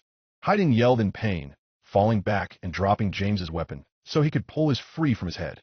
You fucking bastards, do you have any fucking clue how much it fucking hurts to get impaled through the head and live through it? He screamed in sheer rage, only to have his teeth kicked in by Jess, who leapt at him, foot outstretched, catching him right in the mouth. I'm guessing, as well as hoping, hell of a lot. You dirty-mouthed pansy. She replied. You bitch. Haydn shouted, though it sounded a little off due to his broken teeth. You'll be sacrificed painfully to Jashin for that. Bring it, Jess replied, retreating next to James, though also noting that the Chimeras were currently keeping Isabu retreating back the way they had come, and a bit off to the direction Raisin's forces were approaching from. Damn it, this is not good, James stated, looking up at Isabu's predicament. With this development, I don't know who's going to arrive first, Raisin's forces or the Alliance.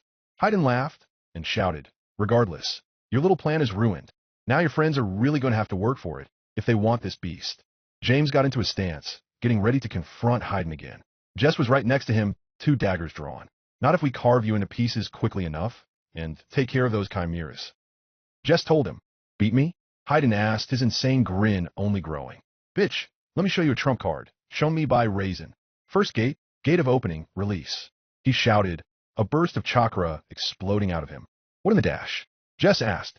Damn it. Raisin must have seen that he could combine Haydn's healing and immortality with the first inner gate. Jess, be on your guard. He's going to be far more Danjero dash. He got no further as Haydn moved in with blinding speed and kicked James across the face, sending him flying back. James, Jess shouted, letting herself get momentarily distracted. This cost her and allowed Haydn to slash at her with his scythe. She jumped back, but one of the blades cut her across the torso. Damn it, no, she bellowed, rushing Haydn, but it was too late as he leapt back, grinning madly, and licked her blood off the blade. His body took on the markings of his curse, and he moved back to the place he had been stabbed by James, and hastily finished the circle, standing in it. Jess's eyes widened as her body started suddenly feeling pain all over, and she started crying out. The preparations are complete, Haydn declared madly. Now, you'll be sent to the embrace of Jashin himself. Emerald, what's happening?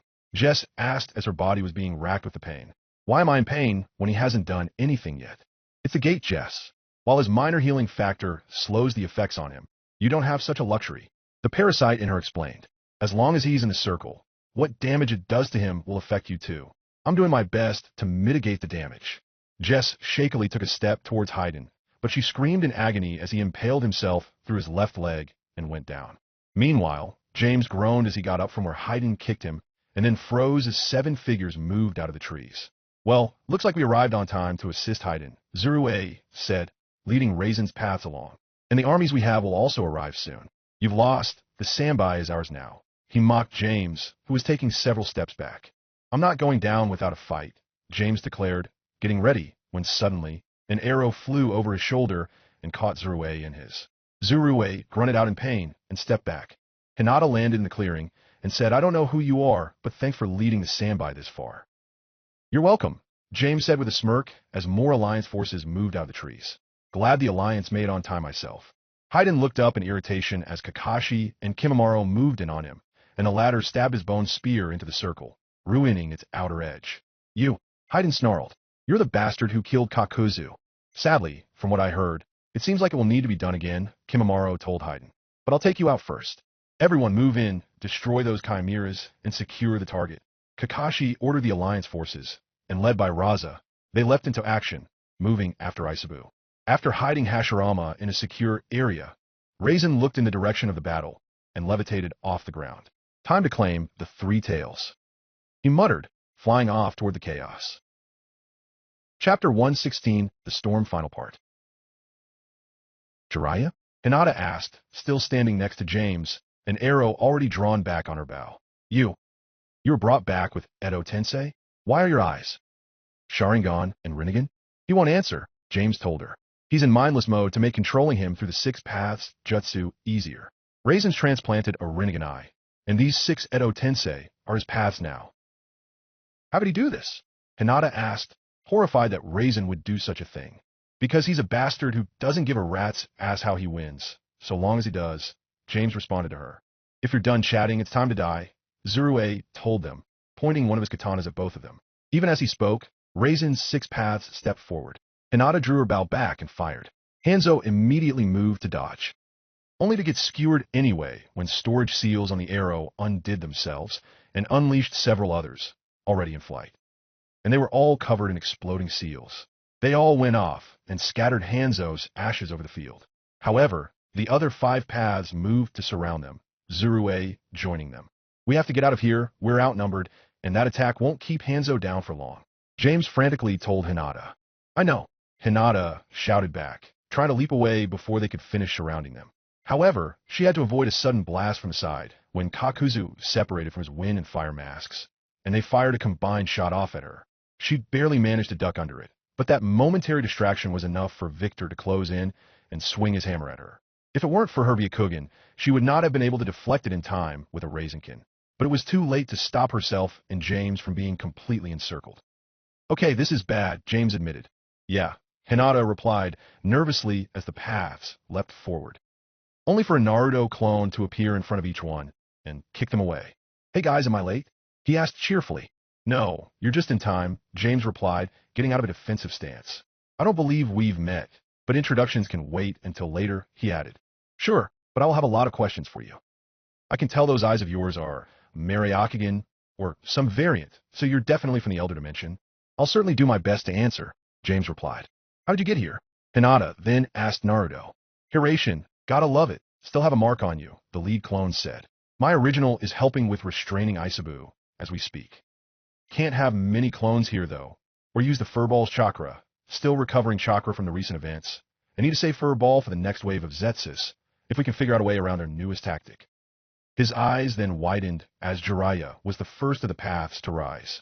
He stared a moment, before his eyes hardened and his fists clenched. You'll pay for this Raisin. I'm going to tear you apart. You hear me? He roared at Jiraiya, correctly guessing who was pulling the strings in this case. Raisin, flying right towards the battlefield and reading Naruto's lips from the Rinnegan Vision link, could only give a self-satisfied smirk in response. Do you honestly think you can, Gak? Hayden started to ask Kimimaro, only for a knife to embed into his throat, courtesy of Janice throwing it, safe now that his circle was now broken. Son of a bitch. He managed to gurgle before ripping the knife free in a rage. That's it. I'm slaughtering everyone, he roared, and he rushed Kimimaro, who calmly blocked his scythe on a bone blade. This ends here, he told Hayden, before stabbing Hayden through the heart with a bone blade. Hayden choked up blood as a result, but then started cackling. You fool, you can't win, he shouted, before punching Kimimaro in the face with everything he had, breaking all the bones in his hand against the harder skull of Kagaya in the process. But he managed to do some damage, evidenced by Kimimaro staggering back, blood dripping from his nose. I have you now, Hayden boasted as he licked his hand, taking in some of the blood Kimimaro's nose had bled onto it. He then fixed a break in his circle with some more of his blood, plenty of which there was since he was wounded. No, Janice shouted in a panic, thinking that it was over. Hayden, all the while laughing like a maniac, stabbed himself through the hand with his retractable spear. Kimimaro frowned as the same wound appeared on his own body. They said this was your ability, he mused, looking at Hayden. But tell me, does it work both ways? What does that matter? Hayden asked. Even if you could return the favor, the fact remains that I can't die, and you can. All damage you inflicted on yourself would just be another that would heal on me eventually. So you don't know then? Kimimaro asked before flicking himself on the cheek, opening a cut on it. And as he suspected, a cut opened on Hayden's as well. Hayden just smirked. Like I said, so what? Go ahead, feel free. I'll do just that, Kimimaro replied with a smirk, reaching behind his back. And then he ripped his own spine out, replacing it as it was removed. But Hayden had no such ability to immediately regenerate his bone structure. So he fell down bonelessly, no pun intended. Arg! Hayden screamed as he landed, partially out of the circle. The jutsu canceled as a result, since it required all of him to be in said circle, but with his spine suddenly gone, he couldn't do much about it. You bastard! What did you just do? Just removed our spines, taking advantage of the link you created between us, Kimimaro told him, walking up to him. Of course, your ability will allow you to regenerate eventually. So allow me to delay the process. Wait, what dash? Hayden protested. Before Kimimaro started to whip him with the spine, the protrusions on each of the vertebrae tearing strips of flesh away, bit by bit, Hayden screaming all the while.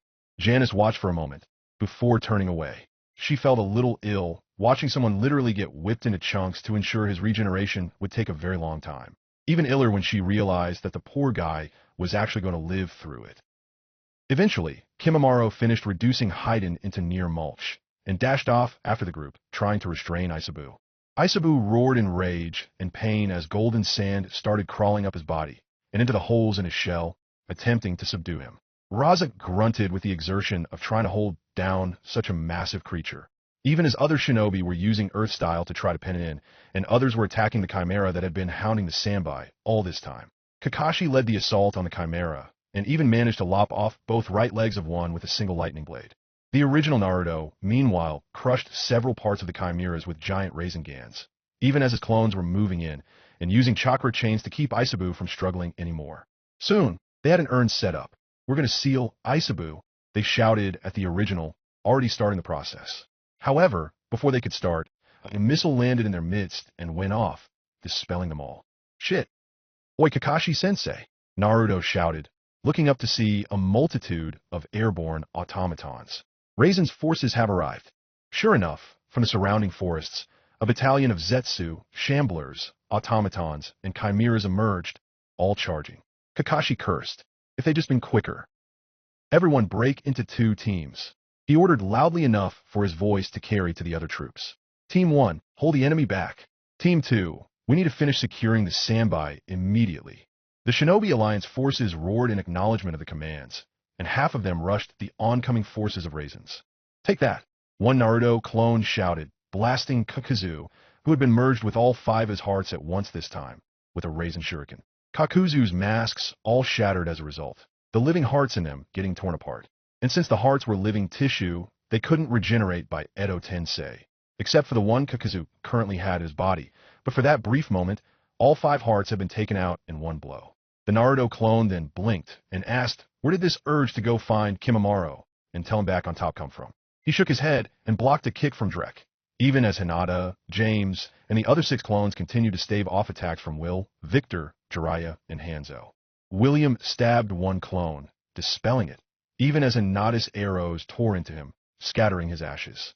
Zurue, however, dispelled another clone, and kicked James away, the ally of Drachmus attempting to touch Zurue in order to transmit his advanced Muriokagen onto the Bloodline Stealer. Zurue knew that one touch would render him blind to sights in the present, and leave him able to see nothing but the far future. While James had adapted to the handicap, Zurue will be set back fatally by it. No, Zurue was going for a far more beneficial prize. He couldn't steal Naruto's Rinnegan from his clones, but an original Hyuga was right in front of him.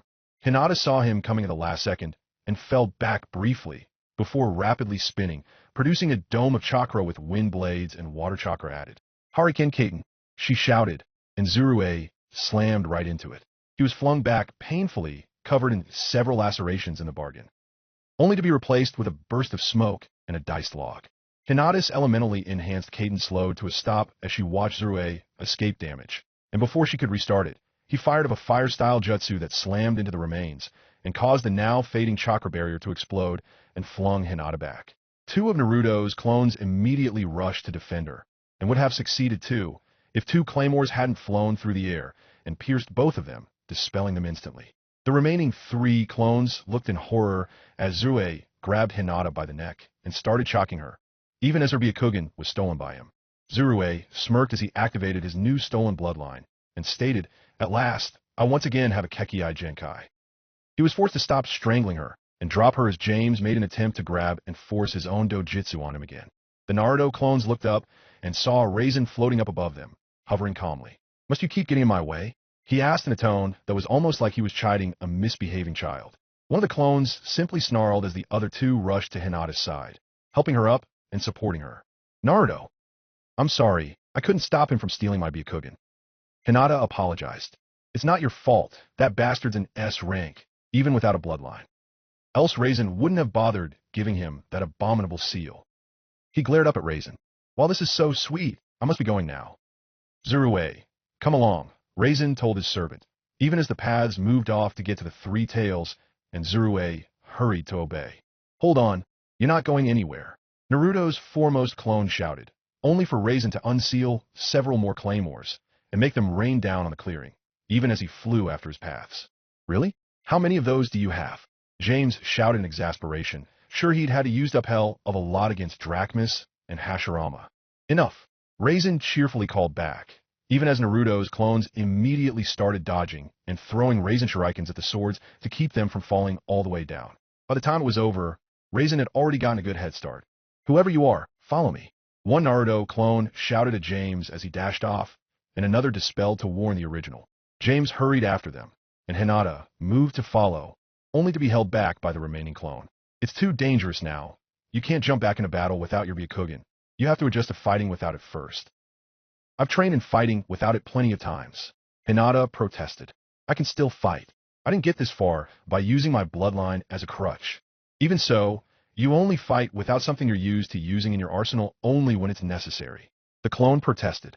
"It is necessary. Think what's at stake in this fight," Hinata pointed out. "All right, my original's going to kill me for this, but you're right," the clone conceded, releasing his grip on Hinata. "Then again, I'm a clone.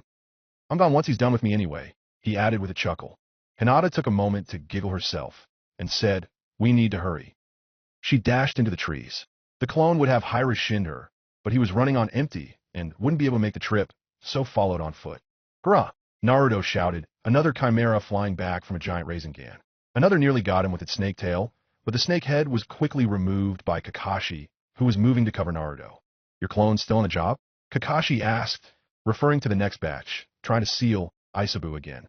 "Yeah, he'll be done in a few seconds," Naruto replied. Then he gave a start as memories came from another clone, and shouted, "God fucking damn it. Why can't it ever be easy?" Before Kakashi could ask what he meant, a blast of gravity knocked into a good portion of their forces, including the clones trying to seal the Three Tails, and the Three Tails itself, and tipped him over. The clones were dispelled. Meanwhile, a red-headed female Edo Tensei broke through the Alliance ranks, and rushed forward, a multitude of chains emerging and wrapping the Sanbai. "Excellent work, Mito," Raisin mockingly told the Edo Tensei. "Jiraiya, start the sealing." Raisin's 6 paths immediately moved in, despite no longer having his masks rushing Raza and kicking him away, causing his gold sand to fall away. Victor removed a jar from a seal, and Jiraiya started making seals on a scroll, but like Naruto's efforts, would take some time. After all, sealing bijou in an object without its own chakra was a lot harder to do than sealing them in a person, so it took a little longer. "Shit, we have to stop him now," Naruto cried out, using the Ashura path to form his metal wings, and flew right at Raisin. Raisin wordlessly raised his hand and shot a blast of gravity in Naruto's direction. Naruto responded with a Shinra Tensei, canceling that force out. He then created a giant Rasengan and tried to bring it down on Raisin, who simply kept his hand extended and absorbed the jutsu. "Pratapath?" Naruto asked in shock, right before Raisin's hand grabbed him by the throat. "Damn it, if One Eye was all that was needed for that, why the hell didn't Obito ever do it?" He snarled as he tried to break free, using his own Pratapath to avoid having his chakra getting sucked out. "You really don't know all that much about the Rinnegan, do you?" Raisin asked mockingly.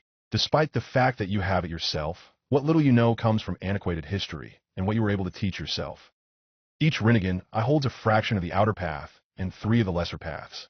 When you separate a pair of eyes, many of the abilities of outer path are less than half of what they would be without the other eye. For instance, the samsara of heavenly life would need more life force to cast successfully, or the creation of all things would be a lot harder, or the ability to control 6 bodies doesn't come with the ability to share paths with them. And of course, 3 lesser paths reside in each eye. Divide the eyes up and only have one, and you only have access to whichever paths your eye holds. Me, for example, I ended up with the paths of Preta, Deva, and..." As he spoke, his armored arm turned into a chakra cannon and pointed at Naruto's face. "Ashura! Lightning Blade!" Kakashi shouted, leaping at Raisin, aiming to sever his arms with the technique and free Naruto. Raisin, however, dodged, only for Kakashi to activate his Kimui and target the arm holding Naruto in place. It worked, and a good part of Raisin's arm was torn right off, and he snarled as Naruto fell free, pulling the severed hand off his neck before stabilizing with his Ashura Path wings. He formed a chakra cannon on his own arm, and fired at the same moment Raisin did, causing both beams to clash briefly, before the impact point between them went off, and both Raisin and Naruto were blasted back. "Sarata Hiko," Raisin calmly said, and restored the arm Kakashi's Kimui removed to normal. He then glared at Naruto, who was trying to break through a barrier set up by Mito's chains around the Sanbai to prevent outside interference from stopping the process. He tried Pretapath initially, but as fast as he could absorb the chakra, Mito replaced it and had an unlimited supply as an Edo Tensei, which left brute force. Just before he could start trying elemental Raisengans, Raisin yanked him back with his gravitational force. "Just stay out of my way," he ordered Naruto. I'm doing this for the greater good of mankind in the end. This world needs to be destroyed and rebuilt, and the Sanbai is the one remaining piece I need to succeed. Naruto tried making clones then to divert Raisin, but before he could finish the jutsu, Raisin sent several black holes that surrounded him. Now he was hemmed in for the moment, and anything he made or summoned would end up in range of the gravitational spheres and instantly sucked in. He had no Horatian marks that were close by, other than Hinata's, and he wasn't willing to risk drawing Raisin's fire to her. If he could afford to use Kurama's chakra, he could escape, but the fox was still recovering, and they needed as much as he could spare for the next wave of Zetsus.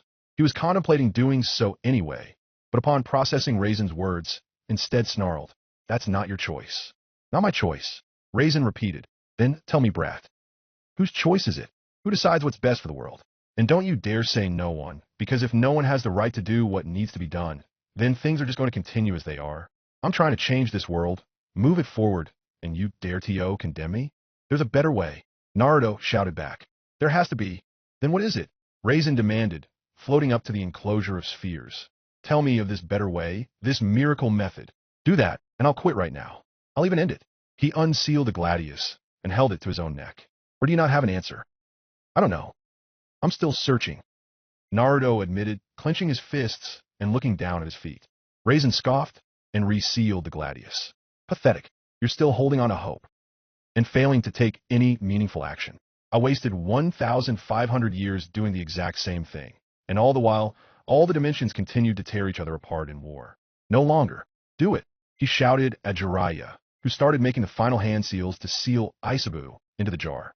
Naruto was about to call upon Kurama's chakra, and to hell with the long term, when his Rinnegan activated, and he saw through Hinata's eyes just as she approached the barrier.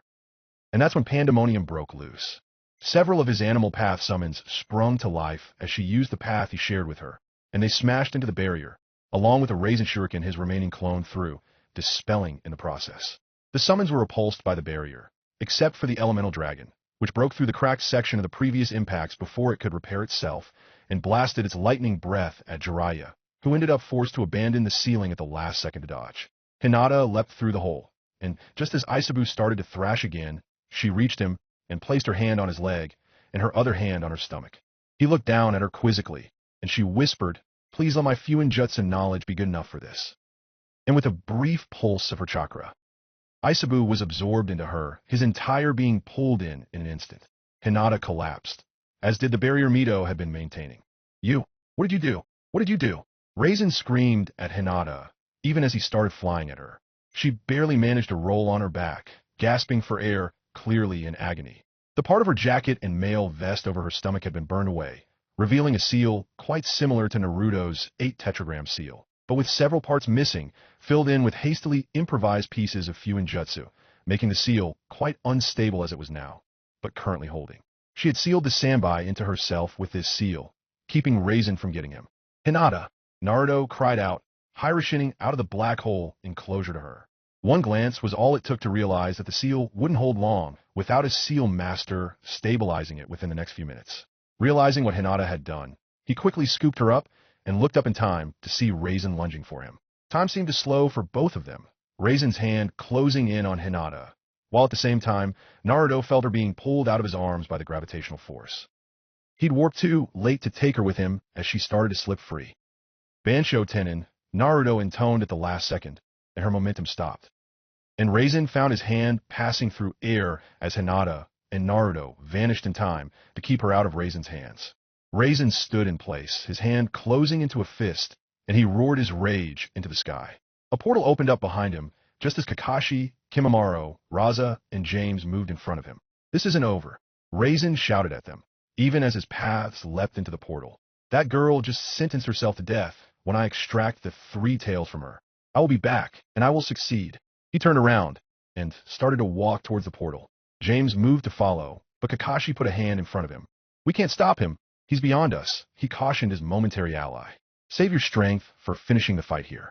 James reluctantly nodded and stepped back as the portal closed, and they turned back to the remainder of Raisin's forces. Naruto reappeared in the middle of the war council and shouted, "Dad, I need your help." Hinata sealed Isabu into herself, but it's unstable. Minato was up in an instant and barked at it, "You're in charge while I ensure the 3 tails doesn't get loose on us." I nodded in response. Naruto, take her to the medical bay. The unstable seal is going to do some damage to her before we can fix it, but Tsunade should be able to mitigate it. Naruto nodded and was gone instantly, and so was Minato. They had work to do. Raisin re-entered his base via the portal and ripped his helmet off, throwing it through the nearest wall in a rage. I take it you failed? A voice asked him, causing him to whip around and glare at the offender, who was Obito, sitting against the wall and giving him a critical look with his own mismatched Rinnegan and Sharingan eyes. I didn't see you there helping. Raisin snapped. No, you didn't, Obito replied calmly. I'm still prepping the trap at the mountain's graveyard. Securing the sandby was your job. Raisin simply snarled and stormed off. The moment he did so, he missed one detail. Obito was smirking, as if he'd been hoping Raisin would fail to get Aisabu, despite the fact that both of their plans should have counted on him retrieving it. Raisin reached the communication devices and immediately called up Sasori. How many of the Zetsus were you able to prep for the next attempt? He asked, short and to the point. Just over 500, Sasori's voice replied over the comms. Is there a need for them already? Send them all out immediately. We're going to use the chaos they caused to find and take the sandby. I refuse to allow failure, not when we are so close to getting the last piece of the puzzle. Understood, sir. Sasori's reply came before the link was shut off. Chapter 1:17 Assault on the Graveyard. Hinata was laying unconscious on a medical gurney she was strapped to as Tsunade healed what damage she could. Aisabu's chakra was running through her system and wreaking havoc. It was no wonder the girl had been in agony, as it was Tsunade had heavily sedated her. Meanwhile, both Minato and Naruto were checking the seal and doing their level best to strengthen it. I don't believe it. Did she actually think the seal would hold? There are similarities to your own seal, which is one of the only reasons it even worked. What did she even know of Fuinjutsu? He continued, asking Naruto what she had learned during their 2 years. Naruto bit his lip before he responded. Not much at all, certainly not enough to do something on this level reliably. She learned storage sealing and how to make exploding tags. That should have been it really, though. She did once ask about my seal in curiosity. I explained how it worked in layman's terms. So, basically the same way it was explained to me. Most of it seemed to go over her head since she wasn't an avid student in the art of sealing. But I think she at least got the gist of it, as evidenced here. Still, this is easily worse than the work Chiyo did on Gaara's seal, and we're dealing with a stronger Bijou. Not that Naruto was actually criticizing Chiyo, at least not intentionally. The truth of the matter was, Chiyo was the best seal master Suna had at the time, and her area of expertise was in the arts that complemented puppetry. Since the seal master that put Shikaku in Bunpaku was long dead and didn't have a student, they had to turn to her, and she had to improvise the best seal she could for the job. And while it did hold Shikaku well enough, it did not have nearly as good of a mental barrier between him and Gaara as was needed. Even so, she had been much better equipped for the job than Hinata had been for this one. All three of them had their brows furrowed in concentration, when suddenly, bubbling red chakra burst forth from Hinata and forced them all back. Shit, Aisabu's figure out he's been sealed and is trying to burst free. Naruto cursed, even as Hinata was thrashing. Luckily, she was strapped down and the straps were heavily reinforced with seals, but even so, they were straining. Frankly, they were lucky this didn't happen sooner. Part of the reason the shoddy seal held at all was because of Aisabu's very confused and enraged state of mind. While he rampaged within the seal, he hadn't put forth a concentrated effort in getting loose until he realized he was sealed and started focusing his efforts on the gateway, which was happening right now. Already, the version 1 cloak had formed the second tail, and the third was growing. Minato rushed forward with a sealing tag and slapped it on Hinata's forehead, making the chakra stall briefly and withdraw back into her. However, even the best written tags for suppressing a Bijou were only meant for supplementing the Jinchuriki seal and strengthening it briefly, and thus were more of temporary solutions, means to help the host calm down in that instance. And since the seal was so weak, the tag could only do so much to reinforce it. Just as the last of the chakra cloak had withdrawn into Hinata, the tag caught fire, forcing Minato to quickly replace it. Naruto, at this rate, Aisabu will get free before we can rewrite the seal. Minato said, sweating heavily. I have to get into Hinata's mindscape, Naruto decided. I'm going to make him stop right here, right now.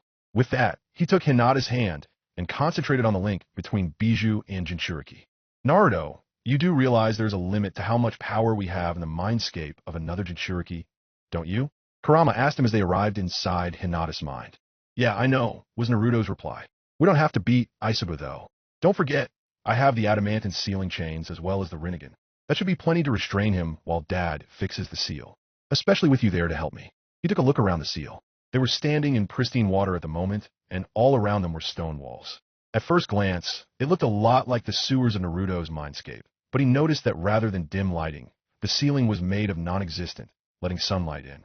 Not only that, but the stone walls were crumbling. Yep, this seal is definitely less isolated than my own, Naruto muttered. Not to mention a lot more fragile. Just as he finished those thoughts, the ground suddenly trembled, and a wall collapsed, proving Naruto's point on the fragility of the seal as Aisabu's enraged roar filled the area. Wasting no time, Naruto ran towards the sound of the roar.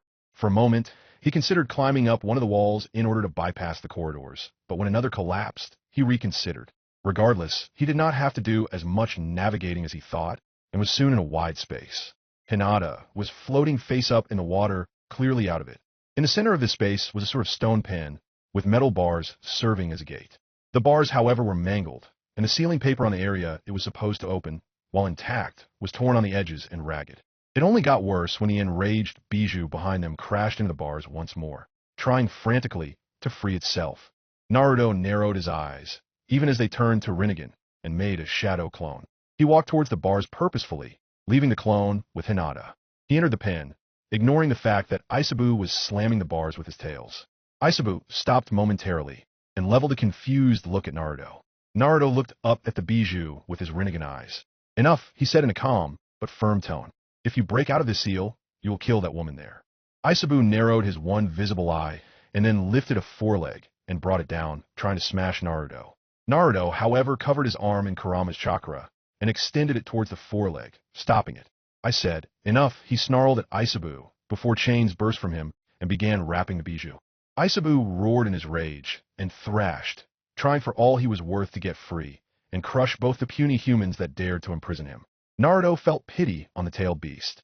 Dying and reforming clearly did a number on their mental states for a while, and as such, Aisabu was almost completely beyond reason. But pity was not enough for Naruto to ease up on him, not while Hinata's life was at stake. So he pinned Aisabu with all he had. Of course, the limit to his power was nearly his undoing as Aisabu strained to get free, but luckily, Kurama extended some more chakra arms for Naruto, and they held Aisabu down. Of course, it would not be enough to hold Aisabu long-term given enough time, and he would get loose and force Naruto out of Hinata's mindscape. And he was aware of it, and strained to make it so, right up until the pen was filled with Ki. Aisabu froze, and once again looked Naruto in the eyes, and saw a look that promised suffering for anyone who destroyed the barely maintained calm in them. Now listen here, Naruto said in a level tone. I know you are pissed and want out, but if you get such freedom, it will kill Hinata. I'm a forgiving man, Aisabu. But everyone has lines that should never be crossed. Even in your state, I will not let you harm my loved ones. If you kill Hinata, that will be beyond even my capacity to forgive, and I don't give a fuck about your justification. Here, I'm limited, but if you go through Hinata to get out, the first thing you will see will be me. At full power, I have not only these eyes, but also the full power of Kurama at the ready. Oh, and I'm a sage, and I will use every iota of this power on you, and make you wish you were never born, and then I'll have you destroyed again. And then, when you reform again, I will hunt you down and repeat the process. I'll make the next century the worst time of your existence, all for one person you kill. So go ahead. Break free now. Dare. You. Despite the enraged, animalistic mindset that gripped Aisabu, pure, unadulterated fear pierced through. He settled down and let the chains continue to restrain him. And then, slowly and all around them, the bars repaired themselves, as did the walls within the place, and they became far sturdier. Soon, there was a clicking sound as the gates were fully restored and locked in place. Naruto released his captive and strode out of the bars once more. Aisabu made no move to stop him. Naruto dispelled the clone next to Hinata, even as she started to stir in her mindscape. He knelt next to her as her eyes opened. Naruto? Hinata asked slowly as she saw his relieved face. Where? Are we? She then asked, sitting up. We're in your mind, Naruto told her, looking around at their sunlit surroundings. It's okay. Dad, fix your seal. Though I had to make sure Aisabu didn't give him a hard time in the meantime. Hinata noticed he looked slightly troubled, but decided not to pursue the issue. Then, I am alive, she asked. Why are you surprised? Naruto asked before his eyes widened. Wait. Don't tell me. You didn't expect to survive? He asked in shock. It seemed the only way. I didn't need the seal to hold for long. Just long enough to get the sambai out of Raisin's hands, Hinata replied, her head down. I was prepared to die, she admitted. As if I'd let you. Naruto growled, suddenly embracing Hinata and crying. Hinata, do you realize how terrified I was now? I thought I might lose you. Do you realize how I felt? Don't. Don't ever do something like this to me again. You have to survive this war, no matter what. I always try to survive, Naruto, but I just want to protect those I care about, even if it kills me. I don't want to lose anyone. And I don't want to lose you. Naruto shot back. I'd rather die than let harm come to my precious people. Exactly my point, Hinata told him. I feel the same way about you. Naruto tried to respond. But he had nothing that would counter said point, even as he wanted to protect her with his life. She wanted to protect him with hers. And the same could be said of so many of his other comrades. Then, we're just going to have to keep on protecting each other, he finally said. But no more suicidal hijinks, okay? We are both getting out of this war. That means we're both going to have to get strong enough to defend each other without getting killed, he said, his trademark cheesy grin on his face once more. Hinata giggled at his idealistic viewpoint in that grin. Deal, she said. Back to the real world then? Naruto asked. How? Hinata asked. Well, you just focus on waking up, Naruto told her. She closed her eyes and tried it. But then opened them and said, I can't. It's like something is blocking me. Oh, that would be the sedatives, Naruto realized before laughing sheepishly. I forgot about those. Hinata shook her head. You can be so thick sometimes. She teased him. Well, I'd stick around until you could wake up. But I gotta get out there again. I do have to be ready for emergencies after all. Kind of my job in my division. Don't worry about it. I think I'll talk to Isabu for a while. Maybe I can help him calm down. Naruto briefly winced before he left. He honestly felt like shit about the threat he had leveled at the Bijou. He wouldn't have gone through with it. He was just saying it to make Isabu fall in line. But he wondered if he'd gone too far with such a threat. After all, Isabu was confused and in a fragile state of mind.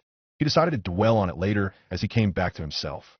His eyes blinked open, and he spotted his dad putting in some finishing touches to the seal. Did you have any problems? He asked. Once Isabu stopped straining to get out, no.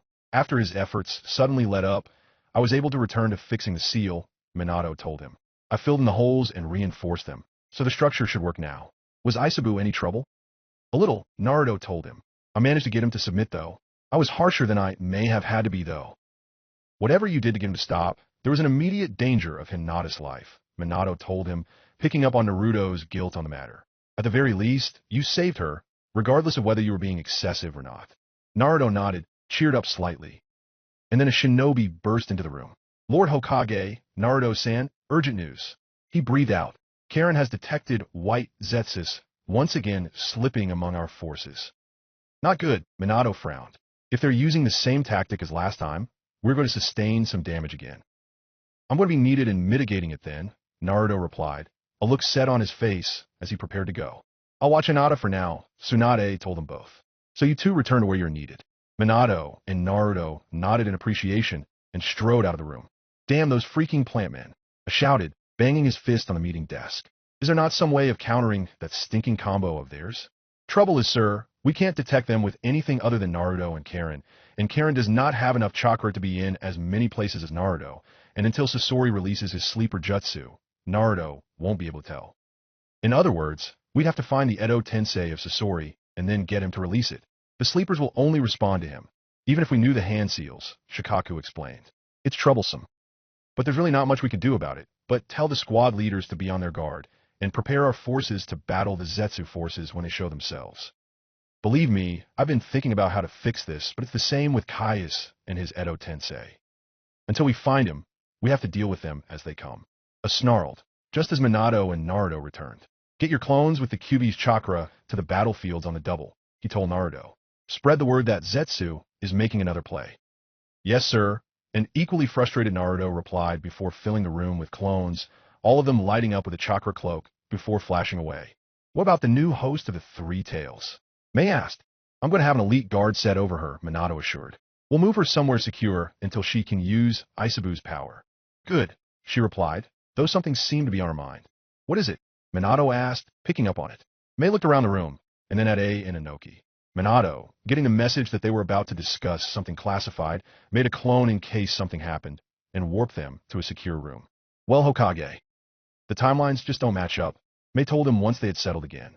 You mean the fact that it took longer than it should have to reform for Isabu? I wondered that myself. But one explanation is that he was simply weaker in this time than before. The less chakra a tail beast has when destroyed, the longer a regeneration it takes. That is the only explanation I can think of. Felix said the smallest timeline changes could result in bigger ones down the line. He called it the butterfly effect. So, Yagura must have used Isabu's power for something he didn't previously before he died. Something that drained him more than a fight with me and my strongest forces? Mei then asked. When Minato raised an eyebrow, she clarified, in this timeline, Yagura was dead by suicide when our rebellion got to its final stages. But the last time he met us in open battle, and we managed to defeat him with a well-made trap that killed him in Bijou form. But it was a fight that lasted a while. So, Isabu used up a lot of power, even if he had plenty more to spare that time. So then, I have this question.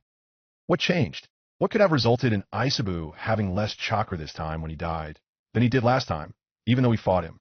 Minato was at a loss. I honestly don't know. We do know that Obito was manipulating Yagura in both times. Maybe. His eyes widened in horrified realization. No, he can't have. What is it? Anoki asked. Last time, Obito was by himself for the most part, only having to manipulate events in Nagato while staying in the shadows. The only part of anyone who was a threat to him was Black Zetsu, Madara's creation, and he was just a shadow, while Nagato was under Obito's thumb, without even knowing. But this time around, Raisin showed up, Minato explained, looking more and more afraid. Now, in a different time, Obito is suddenly under a lot more pressure, has someone else that could take him out pulling strings along with him. This time, he had to have an ace, one he wouldn't have needed previously. Wait. Don't tell me. He was siphoning chakra off the three tails all that time to use? I realized his own eyes widening. That is what I'm afraid of, Minato agreed. If I'm right, then all this time the Akatsuki had all they needed to revive the 10 tails. And Obito is the only one who knows it. So, this is the dreaded mountain's graveyard then? Sasuke asked, looking over a ridge along with Itachi, both lying flat on its edge. Yes, this is in fact the hideout favored by Obito. We need to be cautious here, Itachi told him. Sharingan active. Sasuke nodded and activated his dojutsu. Slowly, they advanced, followed by the rest of the Black Ops division that had not split off to attack the factory. Anko moved alongside Yamato, who said, It's rather quiet here. It looks like they abandoned this location after all. No, Baki replied. His eyes narrowed as he spoke in an undertone. There is something here. I'm getting too many bad vibes from this place. Masato, who had his Byakugan active, widened his eyes. We have Zetsu coming up from below rapidly. How many? Itachi asked. Masato then said in a somewhat fearful tone, Too many to count. At least 1,000, and more are appearing in my range. The cliff side then shuddered, and 2 massive golems wielding stone axes stepped out from it, as some jutsu that animated them activated. They moved towards the alliance menacingly. Okay, this is bad. Anko grit her teeth, activating her curse mark, even as Yamato moved towards the nearest of the golems. Wood-style deep forest emergence, he declared, casting the jutsu, and making trees grow all around the golem and start wrapping around it. The golem strained, even as the branches tightened against it, cracking the surface of the stone. The second one hacked its way through the trees, however, and moved towards the squadron. Sasuke rushed forward, and his curse mark activated. Improved with his own senjutsu, rather than being powered by Orochimaru's, its form had changed. Now, instead of the old brownish color, his skin had taken on a lighter gray and was coated in dark blue flame marks in a similar vein as his first state of the curse seal. And he had a tail now. Other than that, the form was unchanged from the incarnation that Celia had improved for him. He flew towards the second golem, and with a single hand seal, his arm was coated in darkened electricity. Chidori, he shouted, and severed the arm of the golem. For a brief moment, it staggered. Meanwhile, the golem Yamato had trapped was starting to free itself, but Itachi was having none of that, and activated his eternal Mangekyo Sharingan. Amaterasu, he stated, and the forest Yamato had grown provided excellent fuel for the black flames, which consumed the golem before long. Baki rushed towards the golem Sasuke had literally disarmed and cut off a leg with the blade of wind, making it go down. Sasuke flew down, Chidori still active, and drove it into the back of the golem. Kneeling on its back, he shouted, Chidori, devastation. The golem was rent apart from the inside as bolts of the lightning chakra, originating from the Chidori, tore through the insides. Anko, having been prepared to act, then said, Okay, never mind. That was actually anticlimactic. They were supposed to keep us from doing anything about the Zetsu before they came up. Masato realized a little late as the Zetsu started emerging from the ground. Anko wasted no time in slitting the throat of one, and then burning 3 more with a fireball. Wind-style blade of wind. Baki shouted and began cutting several more Zetsu apart, including one that latched onto his back briefly. Masato moved in with a gentle fist, but as a former member of the branch family of the Hyuga clan, he had no access to the rotation, meaning he was quickly overwhelmed, even though he took out several of the Zetsu. Luckily, just as he was being buried under a pile of them, Itachi bailed him out, moving in with his katana and cutting the Zetsu down. Masato was up and back in the fight thanks to that effort. Yamato cast several hand seals and shouted, "Water-style water, severing wave." He fired the jutsu off and cut apart several of the Zetsu. "Chidori Senbon," Sasuke shouted, and he put down a good deal of others and lashed his newly gained tail behind him, bisecting another Zetsu with the force of it. The other forces in the division were also fighting, firing off jutsu where needed, though they mainly relied on kunai and shuriken and an occasional tag, with a majority favoring tantos. But it wasn't enough. The Zetsus were numerous and outnumbered the Black Ops division by a margin of 30-1. The first member of the division fell when one Zetsu snapped his neck, a second killed by a demon wind shuriken picked up and thrown by a Zetsu after it was thrown by Sasuke earlier on, which had taken out 4 Zetsu at once at the time. 2 more went down when in the chaos of the battle, another Zetsu managed to impersonate one of the others and use it to get close, cutting down those 2 and nearly getting a third before Itachi spotted him and took him down with a shuriken to the throat. Then a fifth, who detonated a large number of tags on his person when it was clear that he was about to be overwhelmed, and there was no one close enough to bail him out, taking out 8 Zetsu and wounding 5 others. Anko and Baki got wounded, Baki by a kunai in the side, a weapon once again pilfered by a Zetsu, Anko by a Zisu, actually biting her in the arm. Sasuke activated his Susanoo, the second level. Knowing if he made it too big, he ran the risk of crushing other comrades, and fired off a shot from its bow, blasting several Zetsu away, even as Itachi blasted some more with a fireball. "Coming here was a mistake. They were expecting us," Sasuke said, even as he summoned multiple large snakes in hopes of evening the odds. "Regardless, they may have had operations here we could not ignore," Itachi responded, using his katana to impale another one of the Zetsu. Yet another leapt at him, using some kind of black rod. Itachi blocked on his blade and recognized the weapon with his eyes widening. Also, the Zetsu had a right Sharingan and a left Rinnegan. "A 6 paths medium?" he asked in shock, even as a second Zetsu tried to get him from behind. Itachi leapt backwards over it and swung his katana at its back, only for it to block without looking. "Sasuke, Obito is here," Itachi shouted in warning.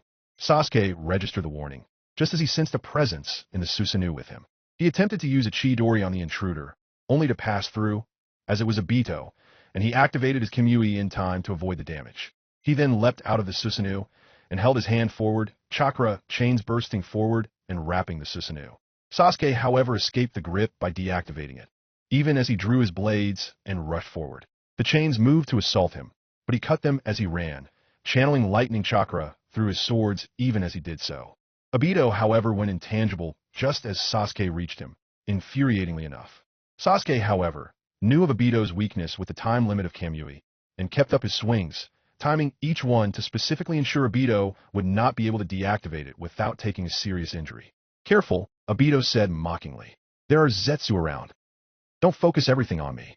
Just as he finished, several kunai and shuriken flew at Sasuke's back, courtesy of another one of those damn Zetsu.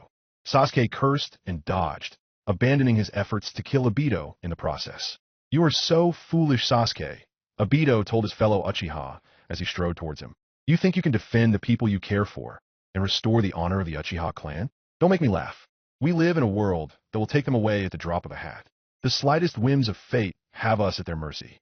"Shut up," Sasuke snarled, throwing a demon wind shuriken at Obito, who simply went intangible. However, Sasuke smirked, made hand seals, and slapped a hand on the ground. "Earth-style rock spike." "Shunk."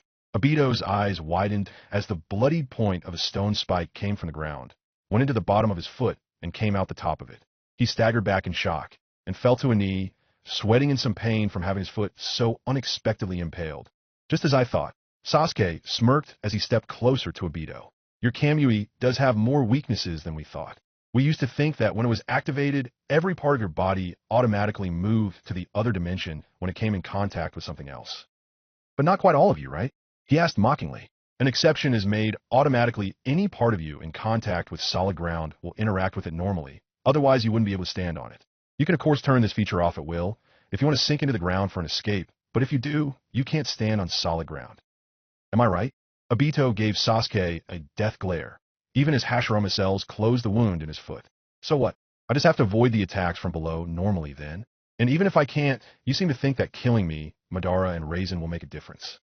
Eventually, this world will spawn more people you will consider villains. How long can you protect the ones you care for? Sooner or later. You'll fail, or you'll die before then. In this world, you die a hero, or you live long enough to become trash. I'll have the satisfaction of seeing you end up like me before I kill you this day.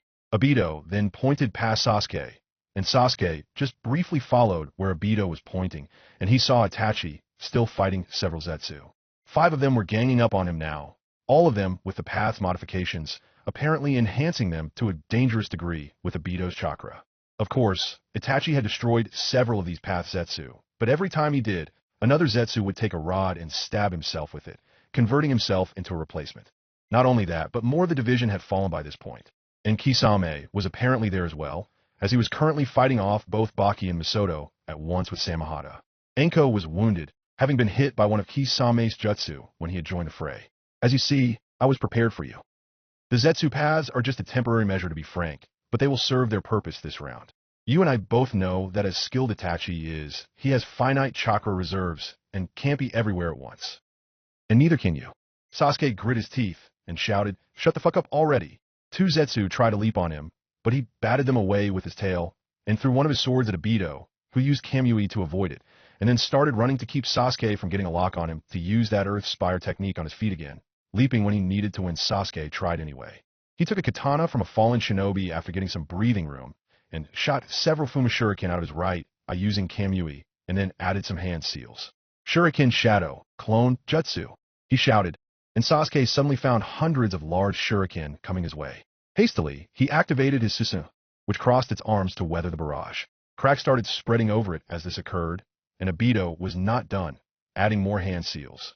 Fire-style Fireball Jutsu. With cracks already spreading over the Susanoo, it shattered from the force of the fireball, and Sasuke was thrown back. 5 Zetsu, armed with chakra rods, took this opportunity to try to leap on Sasuke and try to impale him. Sasuke glared up at them and briefly drew on the chakra in the earring chakra receiver Naruto had given him, making his eyes momentarily turn Rinnegan. Shinra Tensei, he said, and blasted the Zetsu back painfully. Obito closed in just as Sasuke got up and started dueling blade to blade with him. Meanwhile, Yamato was holding off several of the enemy at once, using all 3 elements available to him, though he was starting to feel the drain. However, Kisame then managed to break away from his 2 opponents, wounding Misoto with several of Samehada's spines in the process, and blasted Yamato with a Shark Bomb Jutsu. While Yamato was dazed, the 6th Zetsu path, with 5 at a time, still keeping Itachi occupied, moved towards him and grabbed him by the hair and looked him in the eyes, using its copied Sharingan to put Yamato under the Jinjutsu. "You're on Spiral Zetsu," the path said, and said unique Zetsu emerged from the ground. "Goody." Spiral Zetsu squealed childishly. "Now I'll have enough power to use that technique I always wanted to try." He then unraveled his body, so to speak, and placed it over Yamato's. He then put on a cloak and said, "Wow, this medium is even better than I had hoped he'd be." The Zetsu army then started to draw back, including the ones assaulting Itachi, especially as he had started using Mangekyo on them. "What?" one member of the division asked. "Why are they retreating?" Baki demanded. "Oh, they're just giving me some room." Spiral Zetsu shouted gleefully as he placed his hands on the ground. Wood-style, several hundred hands. The ground rumbled, and a giant wooden statue with a multitude of hands growing from the back emerged from the ground. It looked like a Buddha at first glance. Also, it had 5 extra faces on the forehead for some reason. The statue slid across the ground towards the now gathered members of the division. Enko forced herself to her feet and fired off a Fireball Jutsu, which was simply blasted away by one of the extra faces on the statue, firing off a Water Jutsu. "So, I have a question for all of you meatbags," Spiral Zetsu said conversationally as a grinning Kisame leapt up next to him on the head of the statue. "What does it feel like to take a shit?" Before anyone could even try to process the ridiculous question, the arms on the statue extended at the troops, who frantically tried to dodge. Baki tried to fight, using a wind-style jutsu to blast some of the hands, and cutting another, but one stuck him and slammed him into the ground quite painfully. A few other members of the division made an attempt to fight, but they were struck down after being overwhelmed by the hands. It was clear at this point that they were going to get overwhelmed by this technique. It was at this point, however, that Itachi showed up, managing to save some members in a pinch as well. He then cast Amaterasu on the wooden statue, making Spiral Zetsu panic briefly. Before the flames disappeared, Itachi's eyes widened, even as Kisame retracted his swing of Samahata, which showed no signs of being the worse for wear. You had Samahata consume the chakra, fueling the flames of Amaterasu? Itachi demanded. That's not possible. Samahata suffers pain from standard fire jutsu. That much fire from Amaterasu should be too much for it. Oh, Itachi. You think you know my weaknesses due to alternate circumstances, shall we say? Kisame boasted, making Itachi narrow his eyes, realizing Obito had restored Kisame's memories, likely copying the pulse imprint jutsu with the Sharingan when it was used on him. But then, I know yours as a result, and I can counter most of your jutsu. In fact, Samahata has been upgraded, so to speak, so it's now strong enough to handle everything you can throw at it. Is no one going to answer my question? Spiral Zetsu whined. I'm dead serious when I'm asking it. Is it like when you kill someone, having a nice moment of relief? Kisame just took a brief moment to stare at his comrade in a deadpan, wordlessly telling him to return to killing their enemies. Right, fine, Spiral Zetsu grumbled when the faces on the statue opened their mouths, and each one had an element covering all five. If that gets fired, we're done for. One member of the group panicked. I've got it, Itachi assured them, making 4 shadow clones. He and each clone then made a different set of hand seals. Just as the statue fired off the elemental jutsu, Itachi and his clones fired off their own, matching each element with the same one and canceling the jutsu out. Not bad, but how many times can you do that? Spiral Zetsu asked, knowing Itachi's weakness was his relatively low chakra reserves, closer to low Jonin level than Kage. He was suddenly changing his tune when Itachi dispelled the clones and activated his Mangekyo once more and formed his final perfect Susanoo, which was even larger than the wooden statue. Spiral Zetsu panicked and sent all the fists at the Susanoo, which did inflict some damage, but Itachi brought its massive blade down and demolished the wooden statue. Itachi was sweating in some exertion, but he could keep up the Susanoo for at least another minute, and intended to kill Kisame before he could do any more damage. Kisame leapt up to face Itachi, and Itachi had the fist of the massive samurai aura rush towards his partner from another time, certain he would not be able to block or dodge. Kisame, however, shielded himself with Samahata, and grinned as it suddenly had a red, bubbling chakra coated, enhancing it, and allowing it to take the blow of the Susanoo without sustaining too much damage, much to Itachi's shock. Impossible, Itachi said as the Susanoo arm was consumed by Samahata. Samahata was made a Jinchuriki? A Tsuruyo Jinchuriki, actually. Of the 3 tails to be precise, Kisame shouted with glee, swinging the blade at Itachi, who was still floating within the forehead jewel of the Susanoo. Only the blade was off and went a bit below. Samahata, covered in the chakra shroud, smashed through the Susanoo and ate the chakra in the process and stopped just beneath Itachi. And that was when the air near Samahata shimmered, revealing the real Itachi, who had concealed himself with Jinjutsu, just under an illusionary crow clone. And 3 of Samahata's spines had impaled him through his torso, leaving fist-sized holes in him. As Itachi choked up blood, Kisame landed, retracting the exceedingly long sword as he did so, and smirked, You and your Jinjutsu. But sadly, it doesn't work on me. Samahata can break any illusion you put on me. The Susanoo faded, and Itachi stared to fall. Brother, Sasuke shouted, breaking off combat with Obito with a shunshin, and he caught Itachi's body. But he was too late. Itachi's gaze was completely unseeing now, and his heartbeat was gone. No, how did this happen? Sasuke asked as he cradled Itachi's lifeless body, his curse mark receding. Do you get it yet? Obito demanded as he and Kisame approached. This is the world we live in. You can blame me for your brother's death all you like. It doesn't change the fact that this world makes it possible for loved ones to be so cruelly ripped from us in the first place. If that weren't so, then I could have simply used my Sharingan Jinjutsu to force Nagato to resurrect Rin. But why would I do that, when this world could have just as easily torn her away again? No. The blame lies with the system that created me, and created people like me. You could kill me, yes, but someone else will always arise and threaten those you and others care for. At least I recognize that this world is no good. I'm going to erase it and create a new one. Sasuke wasn't even listening anymore. He was shuddering, and a voice he could not place began to echo in his mind. Hey, everything. Destroy it all. Make them pay. His eternal Mangekyo activated again. And within each of the 6 points of the star on their design, a tomo formed just beyond the 3 tips of the shuriken within it from Itachi's eyes. These new eyes bled, and the voice was now at a shout in Sasuke's mind, as his lips formed a sadistic grin before he got up. Destroy everything you hate. Obito lunged forward, and the blade of the katana pierced right through Sasuke's heart. Chapter 118, The Complete Mangekyo Sharingan. Gore. The waiting. I hate the damn waiting. Naruto's Kurama-powered clone growled next to Kankuro. I wish Sasori would just hurry up and dispel his damn sleeper jutsu, so we can make these next Zetsus pay. Calm down, Naruto. I know it's frustrating knowing we can't pinpoint their exact ranks, but Sasori is not going to dispel that jutsu early, and while I wish there was a way to do so on our end, there isn't one, Kankuro told him. But we're sitting ducks right now. Akari told Kankuro. We're waiting for them, and fighting on their terms. Isn't there some way to even the odds, turn the tables on them? What if we dispelled it then? Akari asked. I mean, Chiyo was Sasori's grandmother, and knows his style in and out, right? I'll bet she knows the hand seals, if Sasori worked on it before he left Suna. She might. Naruto mused. But even so, Sasori designed the jutsu, so only he could dispel it. So it would only work if he cast the seals, no one else. Kankuro suddenly stiffened, and asked, Naruto, could you get a hold of Chiyo, and see if you can get those hand seals off of her? Well, yeah, sure, I guess, Naruto replied, a little confused. But didn't you hear what I just said? It won't matter if anyone other than Sasori. He trailed off as he spotted Kankuro's smirk and the fact that he was proudly patting his puppet scrolls. Kankuro, I take back all the insults I ever made to your intelligence. You are a fucking genius, he declared ecstatically before he flashed off. Did I miss something? Akari asked. Nothing much. I just think I might have an idea that will get that jutsu dispelled prematurely.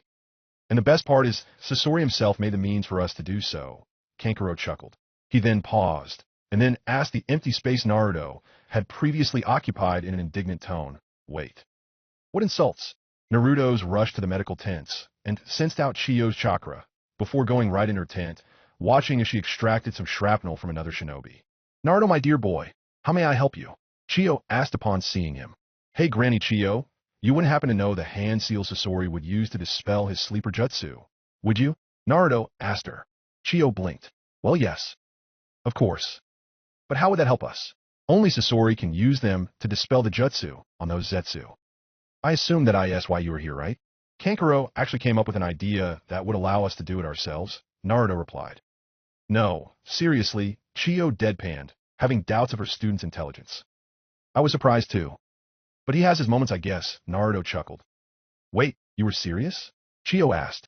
The boy wears makeup for crying out loud. Several minutes later, Naruto's clone was back, and Kankuro took out a scroll. Here goes nothing, he said, and unsealed a puppet. The puppet body Sasori left behind to be exact. You sure this is going to work? Akari asked dubiously. Sasori made himself into a human puppet, Kankuro insisted. It has his chakra and all his abilities. In theory, if Sasori can dispel the sleeper jutsu, then so should this puppet. Time to find out. Kankuro then had the Sasori puppet weave the hand seals, and he said breathlessly, Suna-style sleeper jutsu. Release. A pulse of chakra went out in response to the puppet casting the released jutsu. The Naruto clone had his fingers crossed, hoping it would work. And then, negative intent started flooding him from several positions scattered in the alliance, as well as more than half of it still not being among the ranks of the shinobi yet. Got you. A triumphant Naruto shouted. Over several battlefields, and in tents within the alliance formations, several shinobi suddenly clutched their heads. Once the pain passed, several of them had the same thought. What the? It's too soon for this. Why did Sasori undo the jutsu? Of course, many of them were suddenly faced with a glowing shinobi who looked quite pleased with the reversal of the situation. Hello, one Naruto said to a few zetsu, before blasting them back with several chakra arms. Once again, chaos filled the ranks of the alliance. But this time, it was much more controlled, and a great number of zetsu were taken down early, before they could release the automatons and shamblers they were carrying in hidden scrolls. Raisin, who was preparing with his paths, along with a strike team to go after the headquarters of the alliance to make a surgical strike and capture the new Sanbai Jinchuriki during the chaos, was suddenly met with his zetsu. Bad news, Raisin, sir. he said frantically. The sleeper jutsu was dispelled before we could make it to the headquarters area. We've been compromised. What? Raisin roared, still clearly ticked off due to the recent events. I did not give Sasori the order to undo the jutsu. Neither did I, Caius replied from Raisin's side, and I would have sensed it if Sasori was captured, or for any reason went against plan. I can only logically conclude that the Alliance found a way to dispel it themselves. Most troubling. Clever fools. Raisin snarled. So what now, Raisin-sama? Caius asked. Do we go through the portal anyway, and use what chaos we manage to produce, and hope it gets us through with minimal issue? Or do we abort? Raisin considered, taking several deep breaths. We abort, he finally said. There will be other opportunities. I've waited 1,500 years to bring peace to the world. I might have briefly lost my temper at seeing the end of my long task taken away. But I can wait a little longer.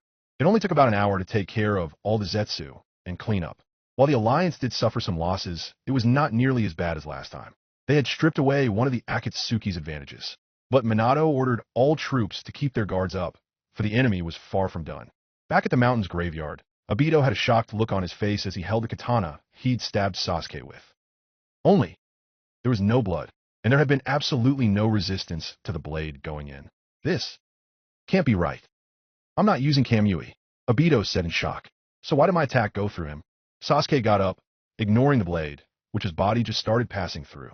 He looked up at Obito and gave a sadistic grin. You, he said, walking forward and passing through Obito, emerging behind him so their backs faced each other. Obito shivered as Sasuke seemed to radiate this dark aura that caused alarm bells to go off inside Obito's head. I'm going to tear you apart, and I will enjoy hearing you scream, he stated, his look becoming more and more depraved, a look Obito recognized from the previous timeline, when Sasuke had ruthlessly impaled Karen along with Danzo for being taken hostage. It can't be. He's using Kamui, Obito realized, and dashed away, whipping around in time to see Sasuke turn and cast Amaterasu. Obito avoided it with Kamui, just barely, and sent more shuriken at Sasuke via his eye, and used the diversion to return to the Kamui dimension. Sasuke avoided the shuriken, knowing enough about how Kamui worked to realize that while Obito was there, he could attack whatever parts went there to avoid damage. He wasn't sure how he gained other Mangekyo abilities, but he did know that it was outright exhilarating. He felt so much power within his eyes now, and suddenly tried to use another jutsu, and saw the Zetsu paths moving at him and stabbing him with the rods. Several seconds before it actually happened, allowing him to dodge, and he used his blade to decapitate two of them with one swing. Omoikane, he muttered, feeling the chakra in his left eye. Kisame appeared behind him in Shunshin, and swung Samahata at Sasuke. Sasuke ducked, taking a few scrapes from the spines suddenly extending, but he managed to avoid the worst of it, and literally disarmed Kisame with his blade, severing the arm holding Samahata. Of course, the blade immediately dragged the arm back to its owner, and Kisame snagged it up, leaping away as he held the arm to the stump, allowing it to reattach as the blade was shrouded in a three-tailed version, one cloak once more. Kisame once again dashed for Sasuke, who hit him with Amaterasu, along with multiple Zetsu, one of them being a path, only for Kisame to have Samahata consume the flames on him, and he closed in, certain that his attack would hit.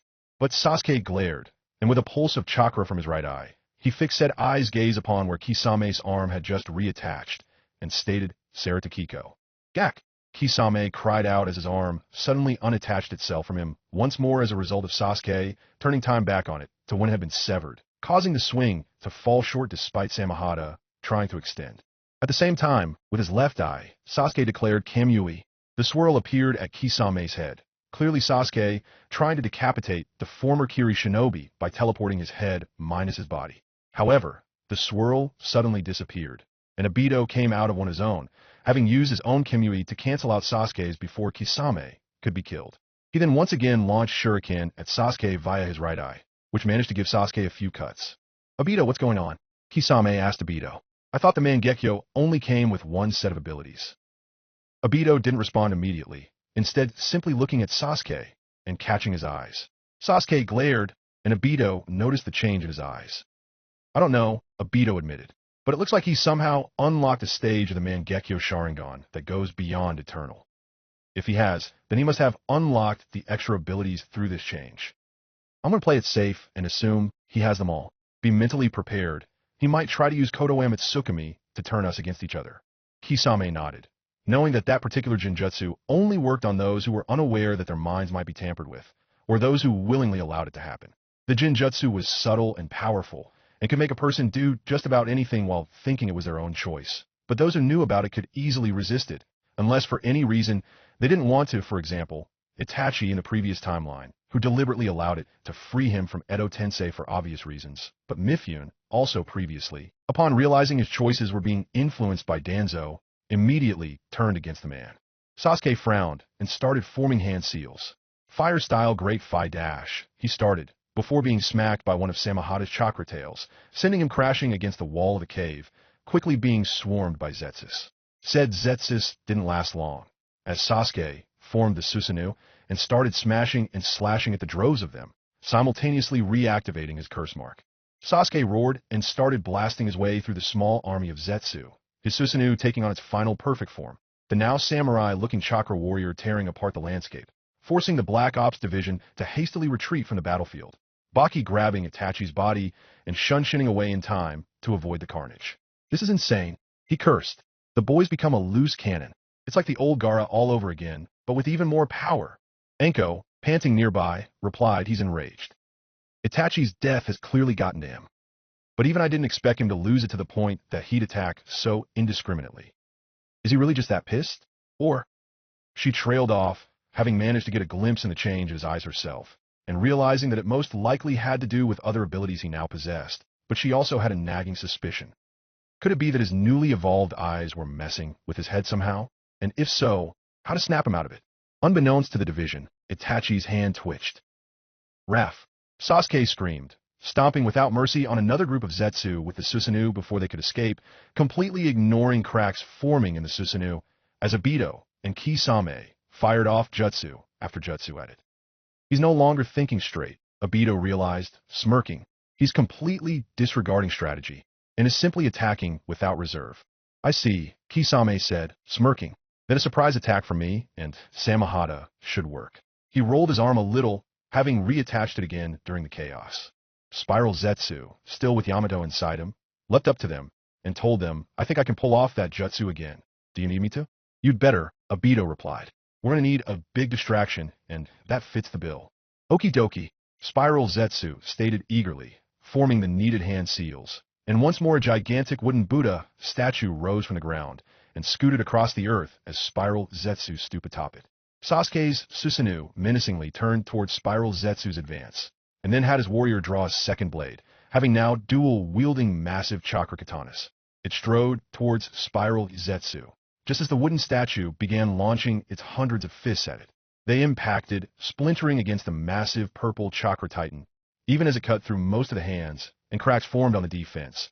But it was clear that Sasuke would overpower Spiral Zetsu before it could break through. If it didn't go uninterrupted, that was. Because Kisame started to absorb Samahada into his body, taking on his shark-like form. His body then erupted in a dark red chakra, with 3 tails. This really was a good idea. I might not be a Jinchuriki, but I have access to their abilities when merged with Samahada, as if I was, he chortled. Guess I can't be called the tailless Bijou anymore, though. Irai! Spiral Zetsu screamed as one Susanoo sword got embedded in the wooden Buddha, nearly bisecting it. It also almost hit Zetsu, but he was lucky there. The remaining fists of the jutsu continued to blast into the side of the Susanoo, creating more and more cracks. And then the second sword smashed the rest of it to pieces, forcing Spiral Zetsu to break away. It was then that Kisame, in full-on version 2, rushed the Susanoo, which Sasuke had tried to step on him, only for Kisame to wrap the tails of his cloak around the leg, which then began to shrink as Samahada, through the cloak, ate the chakra in it. Sasuke's eyes widened. It could still consume chakra in that state? He asked in shock. He went second state with the curse mark and jumped out of the Susanoo, Chidori in hand, and dashed at Kisame, ramming the Chidori into his side, starting to pierce him. But the cloak absorbed the chakra, and Sasuke was smacked hard by Kisame's tail, sending him skidding painfully across the ground, trailing blood. Even in his mentally addled state, Sasuke recognized that his situation was a bad one. Kisame, being merged with Samahada, now had access to all the chakra in the blade, including the chakra of the 3 tails sealed up in it. This meant he could use a Jinchuriki cloak without being one. And not only that, but Samahada could clearly extend its chakra consuming abilities to the demonic chakra. meaning anything in contact with it would have the chakra pulled from it. This rendered almost every ninjutsu useless, perhaps with his newly acquired Kamui. But Obito was on hand, countering every attempt Sasuke could make to use it. Jinjutsu was also out. Samehada would simply bust Kisame out of the illusion, and he doubted he could pull off Tsukiyomi with Kisame, making a point to avoid looking in his eyes. Damn, that previous timeline experience, he must have had sparring with Itachi. Taijutsu and Kenjutsu were options. But Kisame would be healed from any damage he could even manage to inflict through the chakra cloak he now wore. He wouldn't be able to do enough damage to make a difference. Still, Sasuke was going to fucking kill the bastards. No amount of reasoning his disadvantage was going to even make him consider retreating. They had to die no matter what. Potential collateral damage of his comrades never even crossed his mind. The hatred the new eyes made him feel, making him act completely single-minded. He could still reason, but only towards the goal of annihilating those who he saw as enemies. Then he realized he still had the Deva path Naruto had given him. And while Shinra Tensei and Bansho Tenin weren't sufficient, there was another technique. Activating said Rinnegan power as he rose, uncaring that extended use would give Naruto extended viewing of his actions, he clapped his hands together and drew upon massive amounts of chakra. Chibaku Tensei, he shouted, and threw the dark sphere up into the sky. It immediately started drawing chunks of earth towards it, one of them with Kisame on it. Baki and Anko immediately led the division out of range in order to escape. You think this is going to do anything, brat? Kisame shouted, immediately starting to charge up a Bijidama, intending to fire it at the sphere before it could gain too much of a rock shell. No you don't, Sasuke said as the borrowed Rinnegan in his left eye shifted into the new Mangekyo Sharingan. Immediately, Kisame burst into black flames, along with the entire boulder he was on. Arg, he shouted before Samehada started to absorb the chakra in the flames, and lost concentration on the Bijidama as a result. Boom! Kisame was blasted back down to the ground by his own attack and embedded into it, only for the chunk of earth to start being pulled up to the chakra sphere. Obito appeared and moved to help Kisame, only to have to use his Kamui to phase through several lightning-enhanced shuriken Sasuke threw, and choked up blood due to Sasuke using his own long-distance Kamui in order to transport them to the dimension, allowing them to pierce through Obito. Sasuke then took advantage of his injuries to blast him with Amaterasu once more. Obito was once again forced to retreat entirely into the Kamui dimension, ditching the flames as he did. Damn that brat. Now that he has Kamui as well, in addition to the other Mangekyo abilities, along with the chakra receiving earring, he has the advantage. Kisame, I need you to give me an opening. Just force him to use his left eye's Kamui, and I'll take care of the rest. He thought as he unsealed 2 Fuma shuriken and channeled poisonous fire chakra through them, waiting for his chance. Back outside, Kisame began rapidly firing the weaker versions of the Bijidama at the still-forming sphere, and slowly worked an opening he could destroy the core. Sasuke, meanwhile, kept on focusing on keeping the Chibaku Tensei in place. Sasuke, what's happening? Naruto asked a base, sitting down. Something wrong, Naruto? Haku asked as he saw Naruto and thought. Sasuke's using my eyes, and I can feel his emotions now due to our chakra being linked. It's as bad than the previous timeline at his worst. There's almost nothing but hatred now. Something's messing with his head. Damn it. And there's one of those damn fields preventing the mountain graveyard from being entered via a space-time jutsu. Several of my clones ended up miles away. They'll have to travel the remainder on foot. He growled, clearly bothered by his inability to go and help his friend right now for what his clones were telling him. The very same anti-space-time barrier that kept Jiraiya from using Hiration to go in and out of the area he, Felix, and Itachi had confronted Raisin had in fact been set a good distance away from the graveyard, in order to prevent any force sent from having a lifeline of Naruto's clones. He had to admit, it was an effective way of creating a trap. Finally through, a jubilant Kisame declared as the core of the forming planetoid was finally exposed as he approached, only for solid rock to suddenly fill in the space again. Sarah to Hiko, Sasuke said, having used said jutsu to undo about a minute's worth of work on Kisame. Not bad, kid. But now you're open to serious injury until that ability's back in play. Kisame gleefully roared as he played his next move. He'd seen Sasuke's move coming, so while firing off those Bijidamas, he'd extended 2 of his 3 tails back down to ground, even as he moved closer to the Chibaku Tensei on his own personal piece of rubble, and said tails moved around to attempt to impale Sasuke from behind. Shit, Sasuke shouted as he just barely managed to leap out of the way, taking a small graze on his side, but nothing worth worrying over, even with the poisonous nature of the chakra, especially with his curse mark giving him some resilience to such things. However, the tales are not done just yet. One of them smacked a boulder that was just torn from the earth by Chibaku Tensei, somehow managing to launch it at Sasuke without shattering it. Sasuke, not having enough time to dodge or blast the boulder with a jutsu, instinctively used Kamui to make it pass through. He should have let it hit him. Got you. A triumphant Obito shouted as Sasuke materialized in the Kamui dimension right in front of him due to the boulder encompassing his entire body as it passed through. Before Sasuke could react, he was slashed deeply across his torso by Obito wielding both fire-enhanced shuriken, leaving a very deep X-shaped and burning wound on his chest and upper stomach. Sasuke choked up blood and collapsed as he rematerialized in the normal dimension, his eyes deactivating and glazing over. He passed out from the agony in seconds, but that didn't stop his body from having multiple spasms as he lay on the ground. The Chibaku Tensei collapsed, rubble falling to earth as Sasuke could no longer sustain it. What with the fact that he was now on the brink of death and all? Kisame landed, and the cloak receded as he removed Samahata from his body. He grinned as he said, "Nice one. I figured you'd be waiting in the other dimension." Obito reappeared in time to hear Kisame, and gave a grim smirk. He was difficult, but we managed. Now, to hunt down the remainder of the division and dash, he didn't get to finish as they heard the shout of Fire Style, Fireball Jutsu. Before Obito could use Kimi, he was hit directly by the fireball launched by their sudden assailant. "Arg!" he shouted as he was flung to the side, wreathed in flames. "What the dash?" Kisame asked, and looked where the fireball came from, only for the attacker to shunshin directly in his face and meet his eyes. At that moment, Kisame recognized their assailant as Itachi, and his eyes widened as he realized too late that Itachi's left Mangekyo was active in that moment their eyes met. "Sure dash," was all he had time to shout before Itachi said, "Tsukiyomi." Kisame was caught in the illusion, just as he noticed that Itachi's right eye was at the moment blind. The bastard. He must have had a transcription seal for Izanagi in his right eye. He let us think he was dead and got the jump on us. Damn. It were Kisame's last thoughts as the 72 hours of torture came to a close and he collapsed upon being released from the most powerful of Itachi's illusion. It would be some time before Kisame would be able to recover, as Itachi had pulled no punches. Panting, Itachi picked up Sasuke, slinging him over his shoulder.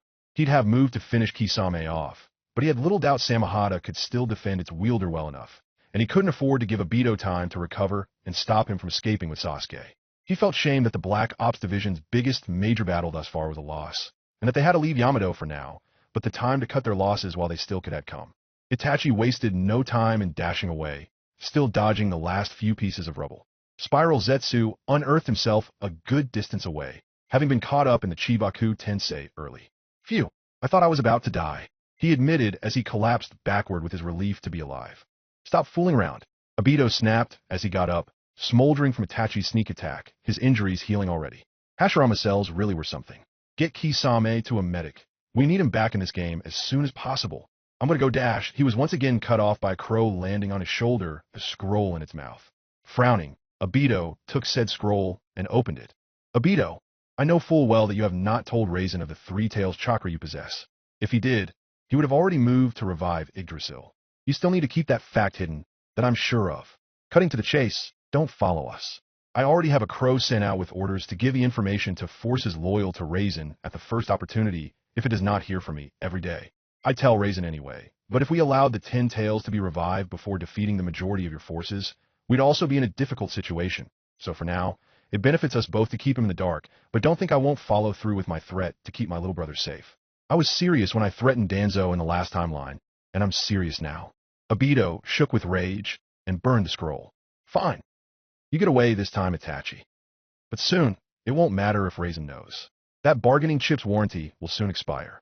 A good distance away, Itachi rested against a rock in the cave the division had taken refuge in, while Anko was working feverishly on healing Sasuke's injuries as much as possible. She was a better medic than most would think. After all, it was one of her favorite tactics in the T&I department to heal someone and torture them repeatedly until they cracked. Still, she was no Tsunade or Sakura, so there was some worry at the start. Finally, Anko pulled away, wiping some sweat from her brow. "He's stable," she informed, allowing Itachi to let out a sigh of relief. "But he'll have to take it easy for a bit, and he'll be left with a scar." "That's fine," Itachi replied. "We need to lay low for a bit anyway, before we find ourselves another target." We were unable to take the mountain graveyard, but our role in this war is far from done. Looking out of the mouth of the cave, he thought to himself, Kisame's a serious threat now. I'm going to have to take him out and get the Three Tails chakra away from Obito's side. We're now in an extremely delicate situation, since the other side can now revive the 10 Tails anytime they choose. I just hope we can prevent it somehow. Chapter 119, An Unexpected Target. Hinata moaned as she slowly regained consciousness and sat up, wincing as she felt her body protest. She looked around and realized she was in a hospital room. What am I doing here? That's when Sakura entered the room. Awake, are you? Good, now I can do this, she said before whacking Hinata upside the head. The hell were you thinking? Doing something that reckless? Ow, why'd you hit me? Hinata yelped, clutching her head while weeping anime tears. Because despite how worried for you made Naruto, he's too nice to do so. Sakura shot back, making Hinata flinch. Do you have any idea how close you came to killing yourself with that stunt? Sealing a goddamn bijou of all things inside yourself with such shoddy seal work. You're just lucky the fourth is such a good seal master, and that Naruto was able to fight Isabu into submission. Just how do you think Naruto would react if you did end up killing yourself? I didn't exactly have a choice. Hinata squeaked, trying to make herself as small as possible under Sakura's glare. Raisin was inches away from taking Isabu for himself, and things were going poorly. I had to act, and that was the only thing I could do. Sakura sighed and rubbed her temples. It was still incredibly reckless.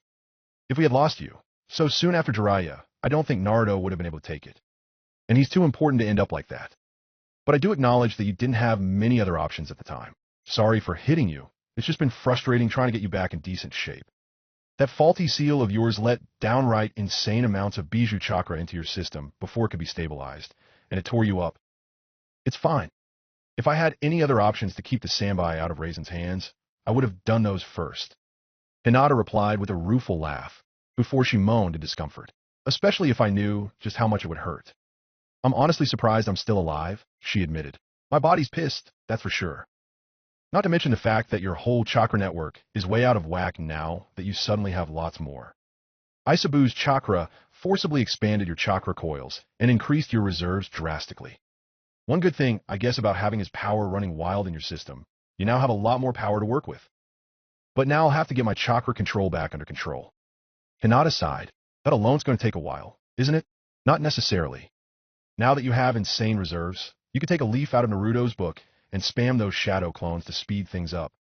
And we don't exactly have a shortage of potential exercises. I could refer you to Sasuke-kun, she added with a mischievous smirk. No, a panicked Hinata shouted immediately. Please not that. I've heard enough horror stories from Akari about his methods. I don't want to experience them. Kidding. Sakura chuckled. You can't deny. They were effective, though. Hinata opened her mouth to say something else, but before she could, Naruto, or at least one of his clones, entered the room, with Sasuke's arm slung over his shoulders as the blonde supported him. Sasuke was moaning incoherently, and Naruto asked, Any room for another patient right now? Sasuke! Sakura exclaimed as she rushed to Naruto, and she set about helping Sasuke get laid down on the bed, a momentary look of horror on her face when she saw Sasuke's injuries. Who? She started to ask. That bastard Obito. I brought him here from the Black Ops division as fast as I could. Anyhow, the team's in your hands now, Naruto told Sakura. I'll explain things as you work. The boss already has another clone going to report to our old man. Sakura clenched her fists before turning to Sasuke, and coating her hands with medical chakra as she started healing the horrific wound on his chest. Well, we now have 2 people we'll be needing to send to the falls, Minato sighed as he started a meeting with the other 4 Kage, along with Mifune a little later. Gaara and Mifune had been brought from theater battlefield duties briefly via Hiration. 2. Anoki asked in some confusion. I know that the Hyuga girl is 1, owing to her sealing the Sanbai, but who's the 2nd? Sasuke Uchiha has developed a stage of the Mangekyo Sharingan we had no knowledge of, Minato replied, making the other 4 stiffen a little. They remembered their hopeless fight against Madara. All too, well, Eternal Mangekyo was quite powerful enough for their taste, to put it lightly. Apparently, according to Itachi, Sasuke exhibited all known abilities of any set of Mangekyo Sharingan, with the exception of the Kodoeme Tsukumi, though that is most likely for lack of the chance to use it. I see. But what does that have to do with the Waterfall of Truth exactly? Gaara asked. Upon awakening this complete Mangekyo Sharingan, Sasuke went on a rampage, disregarding friends in the vicinity, Minato replied. While this may have been a result of thinking Itachi was dead, He used Izanagi after taking a fatal hit. He clarified briefly before continuing. Itachi thinks that this was this new dojutsu somehow amplifying his hatred. Naruto agrees several of his clones just retrieved Sasuke from the division for medical treatment due to a serious injury Obito inflicted on him. But before then, Naruto's Rinnegan was on loan via the Six Paths technique to Sasuke, the Deva Path to be specific. Sasuke used it in addition to the new Mangekyo, and that linked their chakras, causing Naruto to feel unnatural amounts of negative intent from Sasuke, and very little reason there. Again, we believe this new dojutsu played a part. Uchiha have been known to become more and more mentally unstable as their eyes developed, which is why Tobirama was wary of them. Inoki nodded to that, having had plenty of experience on that front. So, you think that he cannot use the eyes effectively until he learns how to deal with his hate entirely? Pretty much, Minato nodded. It's not like we can feel them for now. Anyway, Obito did a number on him. Even with Sakura, one of our best medics working on him, his injury won't fully heal for at least a week, but most likely more. He was cut deeply enough that a few of his ribs were cut in two, and the weapons Obito used were being enhanced with fire chakra, which is known to make deep wounds like that in, and I quote Sakura here, an absolute bitch to heal, even for me and Lady Tsunade. May visibly winced at that. Sounds like he's lucky to be alive. Luckily, Anko Midarashi's an accomplished medic. It's part of why she's a successful interrogator. Minato chuckled nervously. Luckily, she was good enough to get a decent start on the wounds. Otherwise, he'd be looking at a longer recovery time, if he even survived. Reporting in, a random shinobi said as he dashed into the meeting room, getting all 5 Kages and Mifune's attention instantly. Zabuza of the Black Ops Division has just sent word, along with apologies for not getting it here sooner.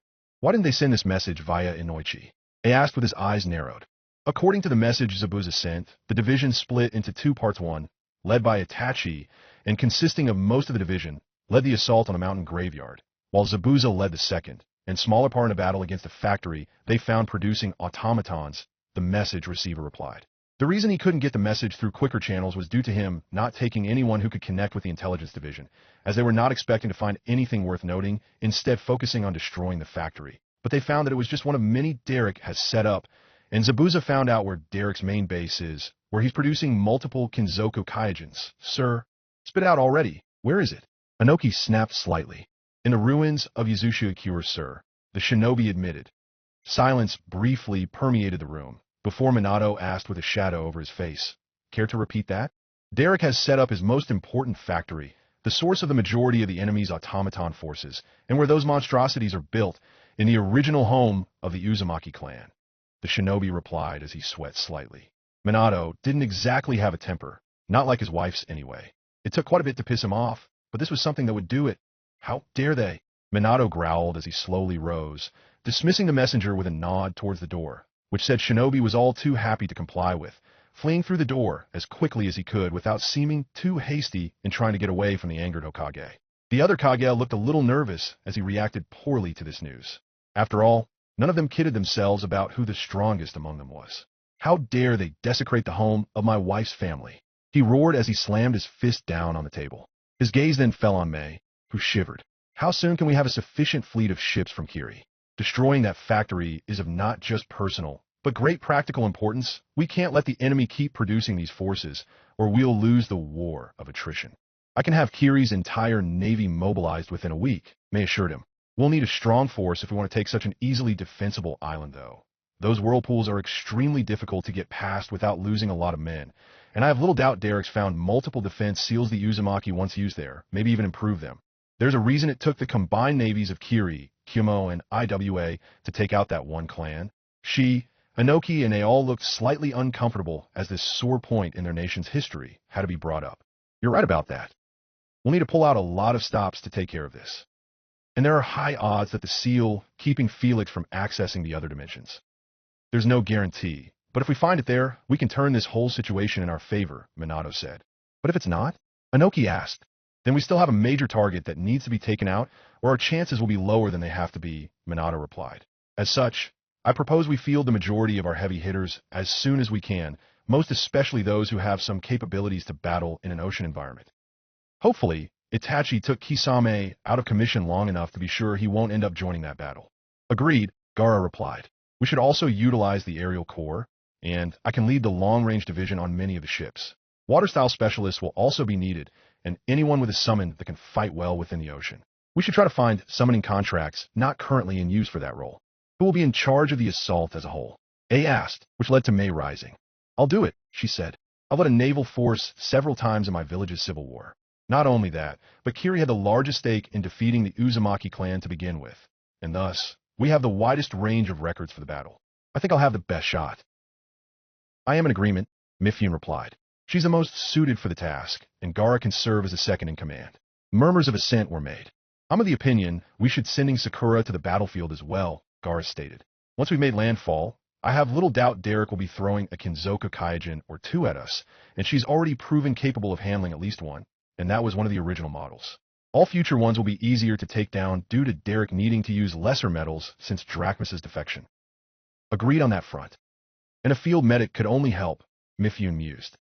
And I also propose, providing she's ready by that point, sending Hinata into the fray, Minato said. Silence filled the room. You're seriously suggesting we send the last thing the enemy needs into the fight? May asked incredulously. Sending the Nanabai, I can understand they have enough chakra to revive the Juubi from that. But the Sanbai? That's too important a piece to risk, Minato. Just like Sasori's puppet, once we realized it was our only means of preventing another Zetsu attack, hence why we now have it in custody rather than have Kankuro use it in the field. They already have the Sanbai's chakra, Minato pressed his case. It's really only a matter of when Raisin realizes. Itachi confirmed my hunch for us. He reminded them, making them don a solemn look. I'm going to be absolutely blunt here. Our odds of preventing the Juubi's resurrection at this point are slim. Therefore, our focus needs to shift from preventing its revival and ensuring it happens when Raisin's, Madara's, and Obito's forces are as beaten down as possible. Dealing with the Juubi, along with an army still roughly the size of ours, is not something we can afford. And to be even more frank, the odds of Raisin finding out about Obito's trump card before we can even launch this assault are higher than I would like. So we also need to keep focusing on destroying the minor factories, which Itachi has informed us that he'll take upon the Black Ops division. The fact of the matter is, we need to give it everything we've got from here on out, because if we don't, we won't get another chance. We're already on our second and final try, and we cannot afford to fail this time. Besides, even if we keep Hinata hidden, that won't guarantee her safety. Raisin's no doubt already dedicating every available resource to creating a chance to take her. We might as well have her on the battlefield, where she can do the most good, and where our best forces will be around her, and able to make life for anyone trying to capture her an absolute living hell. Isabu is an aquatic bijou, hence why his power will be most helpful in the siege we intend to launch. And understand this is my future daughter-in-law we're talking about. I don't talk about risking her life lightly. In fact, I can already feel Naruto's fist being buried in my stomach. Again, he mumbled, but we are in the most dangerous situation as it is. I say we go for broke now, while we still can. The others in the meeting were clearly wavering as they considered Minato's points. Let's put to a vote, all in favor? Minato asked, raising his own hand. Inoki's went up immediately. Silence continued to fill the room as the other four considered. Then, slowly Gaara raised his hand, aside, and said, in that case, we should send my brother as well, as his bijou is also good in the water, loath as I am to put him at risk. And with that, his own hand went up, leaving Mifune and May the sole dissenters. Then it's settled, Mifune said. From here on out, we fight an all-or-nothing war. All right then, May resolved. I take it you're going to transport both Sasuke Uchiha and Hinata Hyuga to the Turtle Island today? Yes, as soon as Sakura has had a chance to look them over. They won't be 100%, but thankfully, the Falls of Truth won't require them to fight physically. Personally, I'm hoping the Falls are the right way to help Sasuke, since we are in uncharted territory with this new Sharingan. I honestly don't see why they wouldn't, if hatred is really the problem, they said, assuming he can get past the Falls to begin with. If he does, he'll be on a whole other level than before, Minato said seriously. In fact, I think he may be on Naruto's level again. Ow. Sasuke grunted as he sat up, his chest heavily bandaged. What? He then gasped as he remembered all that happened before he passed out. He wasn't sure who brought him here. But Itachi was dead, at least as far as he last recalled. His Sharingan immediately flared to life and twisted into its new Mangekyo form. Naruto's clone, who'd been sitting off to the side, caught his eyes. Sasuke gave a sadistic grin. That loser. Thinking he could become better than him. Thinking that he could mess about his business. It was time to make him. His thoughts were cut off before he could lunge for the clone, as said clone formed a hand seal immediately upon sensing the negative intent, and seal sprung all over Sasuke, forcibly repressing his chakra and deactivating his eyes. His thoughts then cleared, and he gasped as a result of suddenly regaining lucidity after his mind had been dominated by homicidal thoughts towards the blonde. It was as if his mind had been digging up reasons to hate him and amplifying it while his eyes were still active. What? What the hell? Was all he could ask. I thought so. Naruto's clone said. Sakura, having returned to tending to Hinata upon seeing Sasuke stirring and being cautioned by Naruto to stand back for now, shivered at the brief feel of Ki she'd felt from Sasuke. Team, calm down, quick. Itachi prepared one of his eyes with a transcription seal. For Izanagi, he's still alive, he told Sasuke. Sasuke sighed after a moment after processing what Naruto had told him. That's a relief, he admitted. But why can't I think straight when my man Gekyo is active? I don't know, Naruto said bluntly. I just know that when it is, your negative intent goes off the charts. And from what Itachi told me, it gives you one hell of a boost, but at the cost of any kind of rational thought, instead favoring rage and hatred. Frankly, you know more about this than I. Sasuke thought for a minute, trying to reason it out. Then he gave a start as he remembered his talk with the Hokage in the previous timeline. Particularly Tiobairama's chilling testimony on the nature of his clan. The second's words echoed in Sasuke's mind. The Uchiha are a clan possessed by evil. The Senju and the Uchiha clans share a long history of battling each other. We were once bitter enemies. There used to be a thought that in contrast to the Senju clan, who based their strength in love as opposed to jutsu, the basis of the Uchiha clan's strength was the power of their jutsu. However, the truth is actually different. There is no clan that feels deeper love than the Uchiha, and that is why the Uchiha have suppressed and sealed it away. Once an Uchiha knows love, it's as if their previously checked emotions are released. They awaken a profound love and power that exceeds even the Senjus. It is quite problematic. This great power hides within it the possibility of going out of control. When an Uchiha who has known love loses that deep love, it is replaced by an even stronger hate that changes them. I've seen it happen quite a few times, and that is when a special condition emerges. When an Uchiha writhes in agony over the loss of a great love or disappointment in themselves, a unique chakra is released inside their brain and reacts with the optic nerves, and changes appear within that person's eyes. The eyes that reflect the heart. That is what we call the Sharingan. The Sharingan taps into the power of that person's heart, rapidly increasing their strength, along with the power of their hate. There were many sensitive individuals among the Uchiha, and nearly all who were exposed to strong emotions were taken over by darkness and fell to evil. The deeper the darkness gets, the greater the visual prowess becomes, until that person can no longer be stopped. Just like Madara. Had he been touching upon more than even he realized at the time? Sasuke thought to himself, if this is the ultimate form of Sharingan without actually ascending to Rinnegan, then does this mean that whoever unlocks it must also face the entirety of our clan's curse of hatred? And even now, I feel a strong desire to activate the Mangekyo again, to let these darker emotions take over. Like a voice nagging in the back of my mind, growing ever more and more insistent. I'm a liability as long as I'm under the sway of these emotions. Sasuke, are you alright? Sakura asked fearfully. You won't stop shaking. Sasuke blinked and realized he was in fact quivering uncontrollably. Taking a deep breath, he looked at Naruto dead in the eye and asked Naruto, you and other Jinchuriki had to overcome your hatred in order to use your tenant's chakra with no issue. Is it possible I could use the same method to break this damnable curse that plagues me once and for all? I don't know. But it is in fact the only thing we have to go on right now, Naruto replied.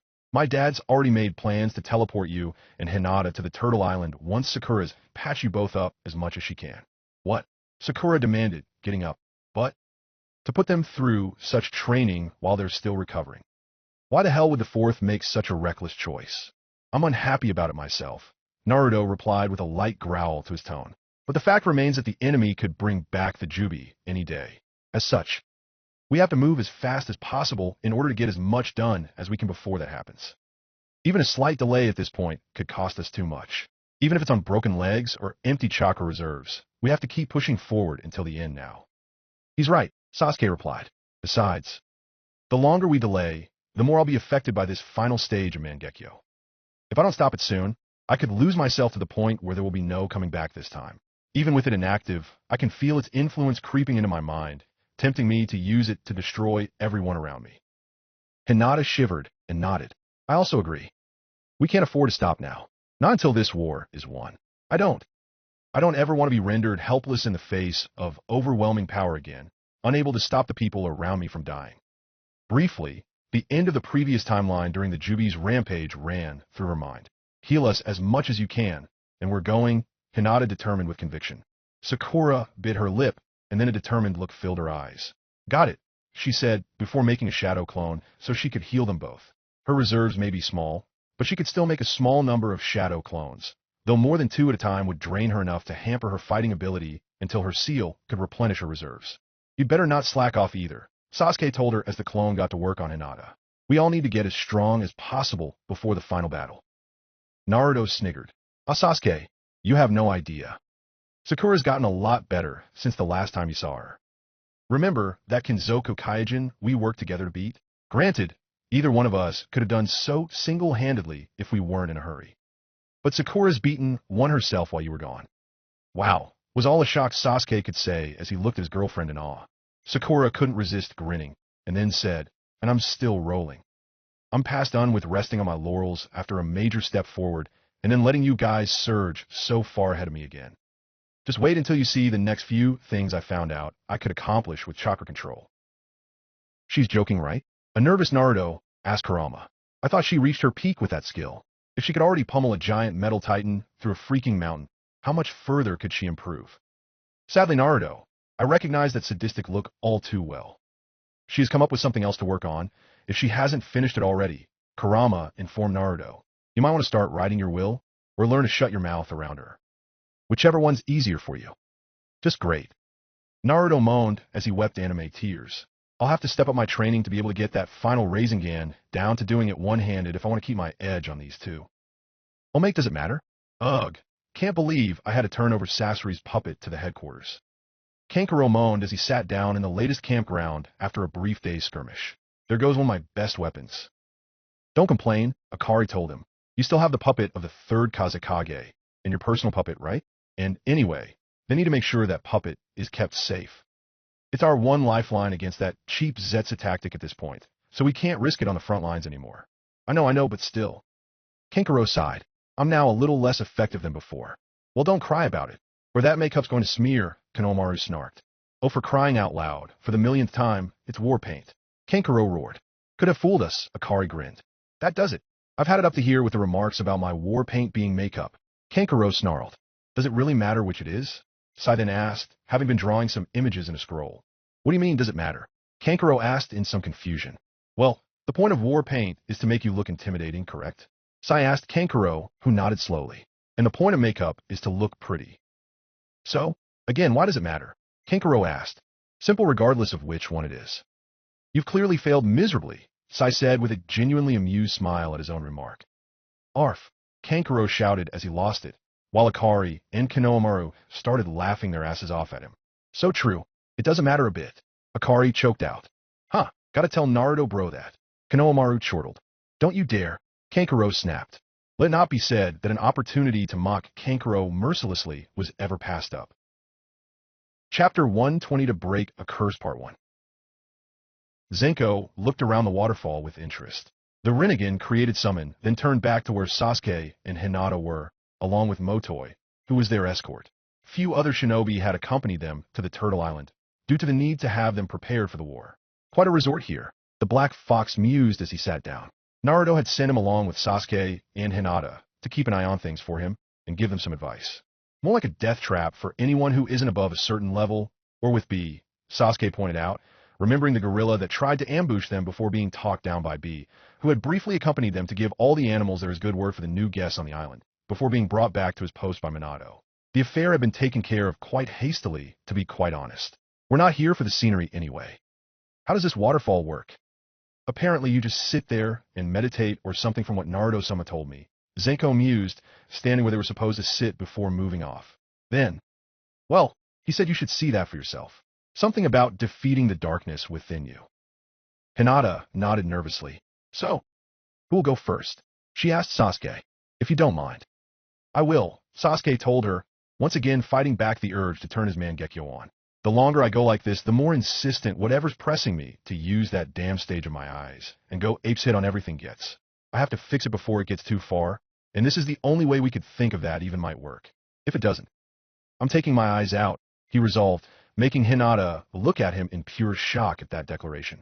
Clans with dojutsu took pride in their bloodlines, and for good reason. Losing an eye for a Hyuga or an Uchiha was a devastating blow, both physically and emotionally. Losing something that set you apart from others.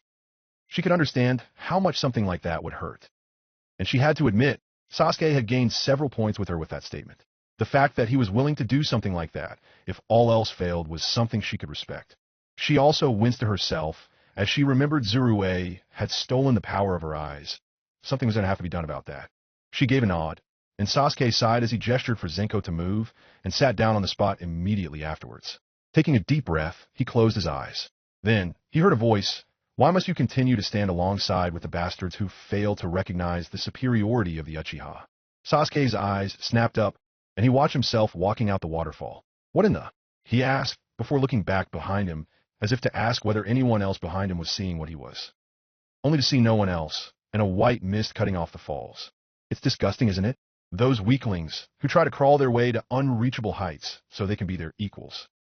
Even that Naruto would not have woken his own eyes, had it not been for you stupidly giving him Uchiha blood. He's a parasite who gains strength for you, and also needs a bijou. And already you can be stronger than him already. Just accept me now, the other Sasuke said, and Sasuke noticed his scales were black, his irises red. Narrowing his own eyes, Sasuke got up. Defeat the darkness inside me. So you must be the representation of my hatred, brought forth for me to face. He mused as he drew both of his blades. The dark Sasuke laughed, drawing them himself. Well, you figured it out. But frankly, you can't win. Honestly, neither can I. You know, I like this place. Now I can call you out much more directly. You need to stop dicking around and kill those who disrespect our clan and those who betrayed it.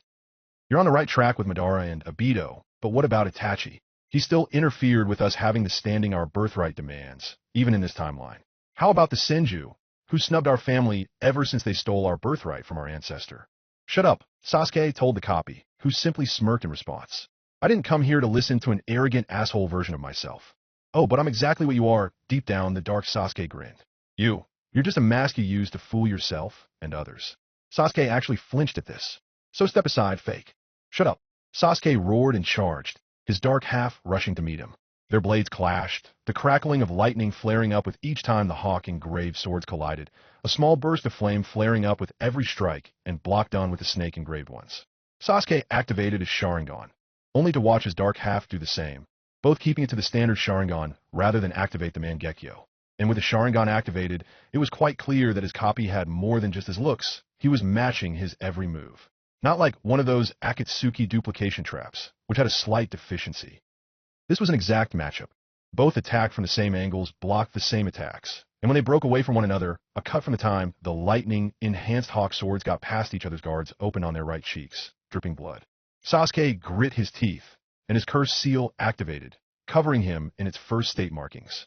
And his copy did the same.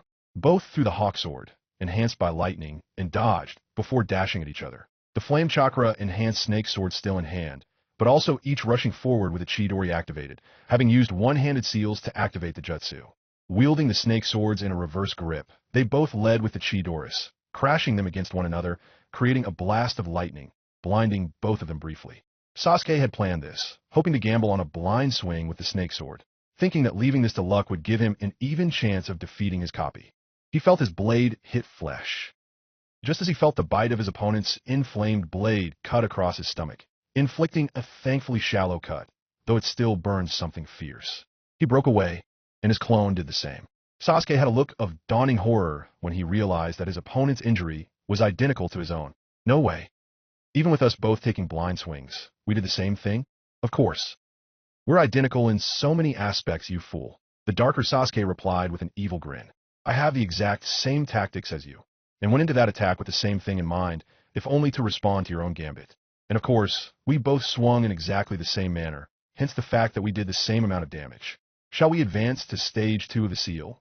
Oh, or how about we use our new eyes and see how it goes? Because I should inform you.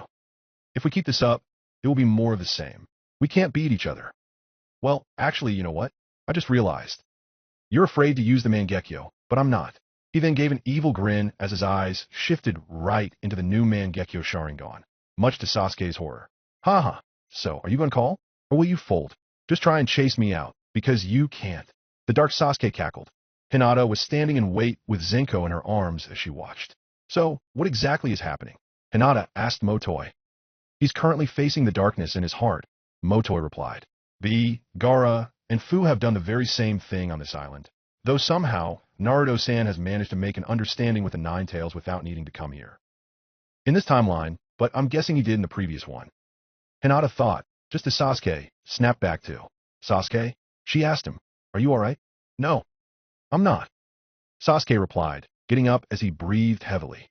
I fought another version of myself. He was a manifestation of all that made me hate. All that made me capable of hating. Yes, that is in fact what these falls call forth. I was never told how to deal with it, however, Motoi replied. You had a hard time with him, I take it? Yeah. We started off exactly equal. It would have gone on forever if he hadn't taken advantage of the fact that he was willing to use the Mangekyo with it in its latest stage, and I wasn't. Wait. He did what? Motoi asked in some shock. That can't be right. Never before has the dark side of whoever used the falls ever resorted to some technique the person facing them wouldn't, hatred or no. Otherwise, they'd have used their tenant's chakra in the battles. Yeah, well, he was the one who activated the eyes, and then I fell back and ended up back out here. Sasuke grunted. And like I said, even if he didn't use them, then I would have ended up much the same, back out here, wondering what the hell to do. But you have to find a way to defeat the darkness in your heart. Motoi said, still not sure how to process this difference in the matter when it came to Sasuke's power and the Jinchurikis. Why would Sasuke's dark half use the Mangekyo when Sasuke wouldn't? He might not have known about how a person dealt with their inner demons, but he did know they were always exactly equal, and never had the Jinchuriki's power been used in the process. Else a cloak would have formed over them while they were meditating. Your power is formidable, and I don't doubt that we'll have great need of it in the coming struggle, but only if you can learn to control it. And why don't you know how to do it? If you've been present for the entire time the previous Jinchuriki came here to try to get this step down? Sasuke asked, and Motoi winced. They kept their silence. It involves much in the way of personal discovery, I'm told. So being told how to do, it would be more likely to hurt than help. Motoi said. Sasuke frowned, and stood back up, rubbing his temples. Damn it all. He glanced at Hinata, and said, I need a few moments to figure this out. You have you go. Hinata nodded, and stepped forward a little shakily, wondering to herself just how she could face a copy of herself. But the Alliance would need all the power they could get at this point, so she had to figure it out. So she sat, and soon, her copy's voice could be heard. You had a perfectly good opportunity just now, you know. How can you claim to love Naruto if you won't take out those who cause him so much hurt? Hinata looked up to see her copy emerge from the falls. So that's what they meant. You really are an exact copy of me. The only difference I can see is our eyes being different. Ah yes, the eyes, which you were too weak to protect because you didn't let me help you out when you needed to be strong. Dark Hinata declared. Now one of our greatest strengths is gone. As if you needed to be any weaker, she spat. How many people have hurt you, and the person you cared most about? And how often have you refused to acknowledge me? Let me fuel you, motivate you to do what you needed. Why must you pass up opportunities to return the favor? One of the people who caused Naruto the most pain was vulnerable just now, and the only ones here who could have done anything. You could have taken them easily. Hinata narrowed her eyes. Are you saying I should have killed Sasuke just now? Why not? I know you resent him, Dark Hinata replied. Can't hide your hate from me. After all, I am that hate, right? Or how about your hate for your family? Even in this timeline, Niji, our so-called brother, even when his father lived, he still had disdain for us, thought us weak. What about our father's brutal training? Though to be fair, if you had just been less forgiving and more like me, you would have ended up gaining strength from it. But when it was clear that you're not the type to let yourself be aggressive, he should have gone gentler, but he didn't. You ought to be making all those who tormented you and him before suffer. And forget who's playing nice now. It doesn't change their past actions. Hinata closed her eyes and said, I'm not going to fight you, you know. Oh, I know it's pointless. You're an even match for me, Hinata continued, still not having risen to her feet. Whatever I do, you'll counter, and vice versa. Besides, neither of us are at our best. No, I get it. Violence isn't the answer here. The point is not to beat you up or destroy you. No, I know I can't do that. So what will you do instead? Dark Hinata asked. I'm going to continue as always. I'm not going to let you rule me. I know you're here. I can never deny it, but I'm only human. I acknowledge and accept you. But I won't act on you. I'm going to take the high road, as I always have. I've always forgiven those I've held ill will towards. And if there's someone I have to stop, then I will. She got up, and as she walked up to Dark Hinata, who was now wearing a look of despair on her face as she backed away, She continued, "Don't tell me I'm weak. What would be weak would be to give up on my better nature. I know I have a darker nature, but it's not in my nature to mindlessly hate all who hurt me. No, you can't do this." Dark Hinata cried, backing away. "You can't, it's not fair." And you know what happens now, Hinata continued, continuing to move to her other half. "No, no, no. You need to listen, because you know what I'm going to say." Dark Hinata wept uncontrollably as she curled up into a ball, vulnerable. Hinata knelt and embraced her. "I forgive you, because I need to forgive myself for my own shortcomings and accept them. And you and we are the same. But I don't want to go." Her other half admitted in shame, even as she began to fade into mist. "You don't have to. You're always going to be a part of me. To some extent, I'm always going to need you, so I can fight and even kill. But only when there is no other choice. What we do from here can't ever be out of fear or hate." But because it's right, Hinata consoled her darker half, who finally relaxed and faded. Hinata would then return to outside the mental realm the falls had, and looked back at Motoi and the other shinobi, giving a small smile. "I did it," she said cheerfully. Motoi sighed and admitted, "That's good. I was worrying that the falls had developed a problem of some sort after what Sasuke had said. I'm still trying to figure out." Hinata looked in the direction Sasuke had gone off in, and replied with some worry, "I hope he can figure it out." In a clearing in the forested areas of the island, Sasuke was deep in thought. He sat with his back against a rock, and continued to think about the whole issues his darker half had brought up. Something was off. Motoi had that matter right. He spent some time mulling over everything his copy had said, looking for anything that might give him a hint. And then his eyes narrowed as he remembered one of the remarks. Yes, something did not match up, and now he had a theory. Thinking further back to the previous timeline, he then remembered something that occurred between him and Naruto shortly after he'd killed Danzo. While he cringed to recall that dark time, he seized upon something he'd sensed when they have clashed their blows. He'd had absolutely no clue what it was at the time, but he felt it was ancient. But not alien. Why wasn't it alien? He knew that what he'd sensed then should have felt off, but instead, it felt so familiar and evoked a sense of bitterness in him that he did not know the reason for. Of course, he'd been so full of hatred at the time, he'd paid it little mind. He had to test his theories somehow, and he only had one way to do so in mind. Taking a deep breath, he closed his left eye and began channeling chakra to his right, activating the Sharingan. And he then focused intensely, mentally bracing his mind for what was to come. Activating one eye, while leaving the other unused, was a basic control exercise the Uchiha generally did, though they rarely used it in battle, preferring the use of both eyes to the negligible amount of chakra using one would save. If, however, using one eye could work, it'd help with his confirmation. Taking one last deep breath, he activated the Mangekyo in that one eye. Immediately, thoughts of activating the other eye and also going off on a rampage slammed in his mind, seeking to drown out all other thought. However, he persisted against the tide and began searching through the violent impulses, seeking something in particular. And then he felt his hands and knees several seconds in, sweating as he forced himself to deactivate the eye. He had only just managed to avoid being overwhelmed, and he momentarily cursed his recklessness and not asking Naruto to put a contingency chakra repressing seal on him that would kick in after a certain time period before he'd try to do this. As if to pound that point home, Zenko showed up and looked at him reproachfully. "The hell were you thinking?" he asked. "Don't you think someone should have been watching you do that? I was a second away from calling a Naruto-sama." "Sorry about that." Sasuke panted as he sat back up, wiping sweat from his brow. All the same, though, he was smiling. "I had to confirm something." It was like trying to take a drink of water from a tidal wave, though. Zenko rolled his eyes and asked, "Did it at least work out for you?" And then Sasuke smirked. "Oh yes, it did.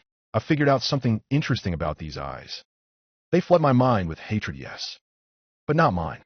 Zenko looked at him inquisitively, but Sasuke had already gotten up and began making his way back to the falls.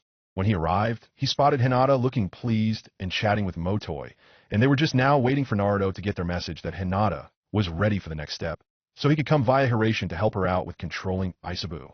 She looked up when she heard Sasuke return. "Sasuke, I did it," she said, clearly happy. "The task isn't impossible." "Well, I figured you would do it without much trouble," Sasuke said, rolling his eyes slightly, making Hinata giggle nervously. "You never had much hate in you to begin with. I'm a completely different story, but there is more to it than that in my case."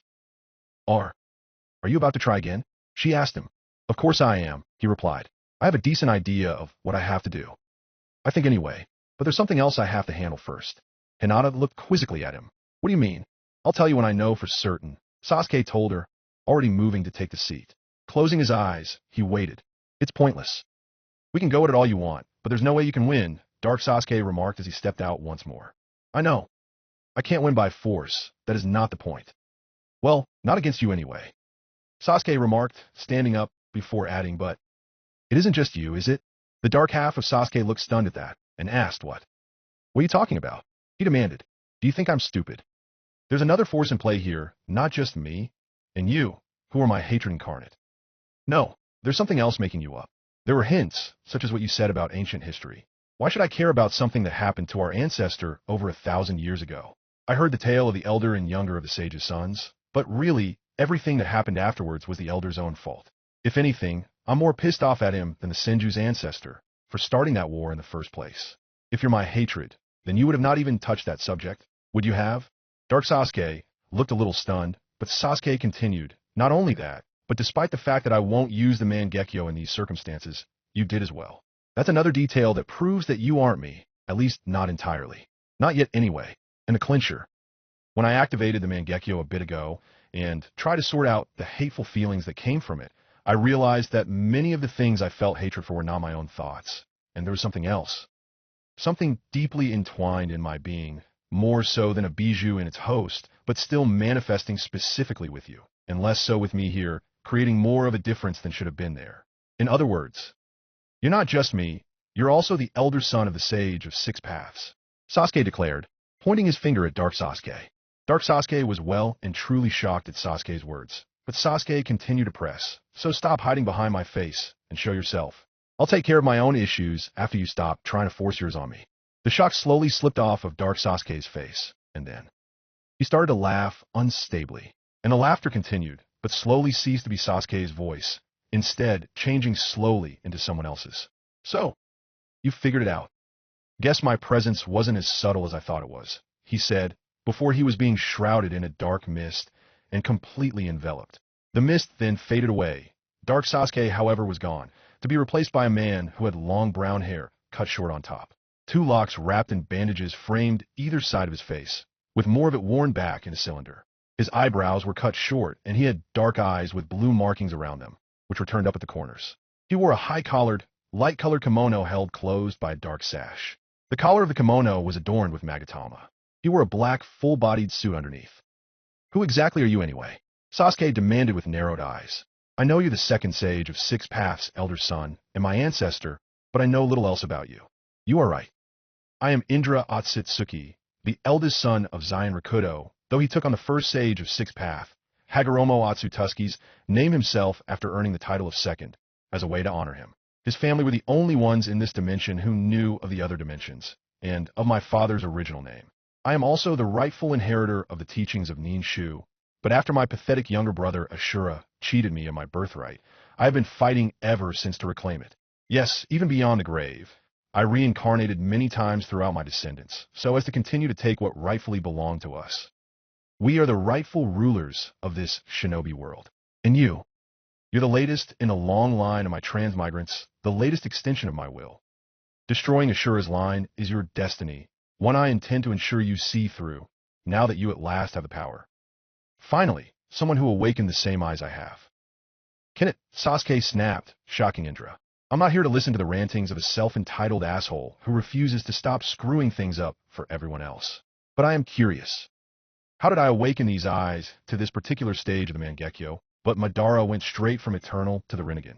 Indra narrowed his eyes. Well now, you sure did gain a sense of arrogance, didn't you, brat? Asking things of me without showing me the proper respect. But very well, I'll tell you how your eyes reach their state. It requires incredibly specific conditions. First off, you have to be a transmigrant of me. And secondly, you have to awaken the eternal Mangekyo and witness the death of the person who gave you the needed eyes for eternal after awakening said stage, which is why you were the first to acquire the same eyes I have.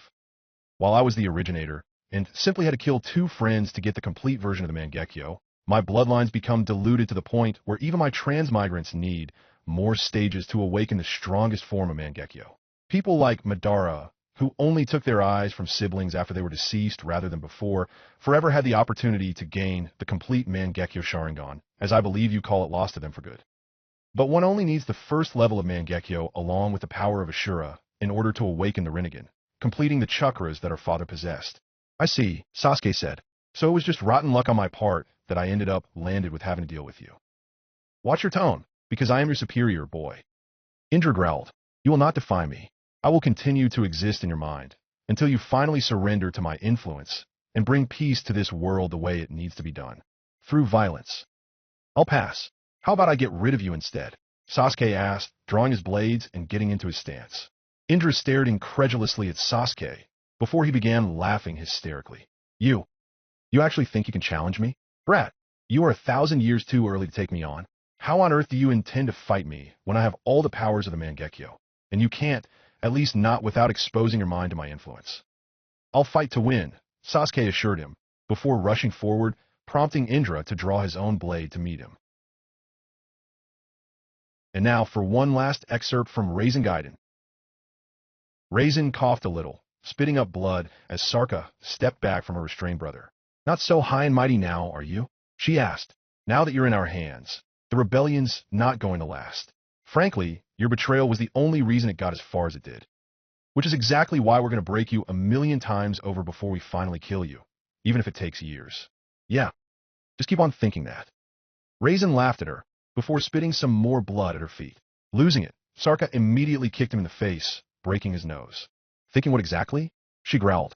That I was the only reason our revolution succeeded. I'm really not even the biggest reason, really. For one thing, you are still outnumbered over 30 to 1. 30 times 0's still 0, she scoffed. The only one left worth anything is your friend Zion, and we'll have him brought to justice as well, so we can finally finish our conquest of this dimension. Yeah, there is still Zion, who's still not as strong as I am, Raisins chuckled. But my dear, dear sister, whatever made you suffer the delusion that I was the strongest among the rebellion? The arrogance of our clan never ceases to amaze me. Don't think you can bluff me. Only the Rakuto clan ever posed a challenge to us, period. You really think so? Raisin replied. Because the Ashoryu clans produced a knight unlike any other. And you want to know how I know you're underestimating her so much? It's because I've sparred against her many, many times. And I never beat her.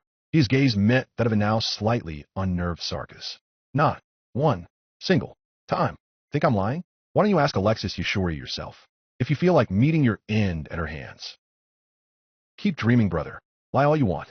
The moment we had you, we had this war won, Sarkis scoffed before storming out of the dungeon, allowing Raisin to slump against the wall. However, no matter how hard she tried to tell herself that Raisin had to be lying, she couldn't get his confident smirk out of her head. Chapter 121 To Break a Curse Part 2. Sasuke roared as he charged Indra, and slashed his swords at the Uchiha ancestor. However, Indra was able to block both of them at once on his own blade, channeling lightning chakra into it like Sasuke was doing with both of his swords at the moment. How sad. A child who thinks he can defeat his better.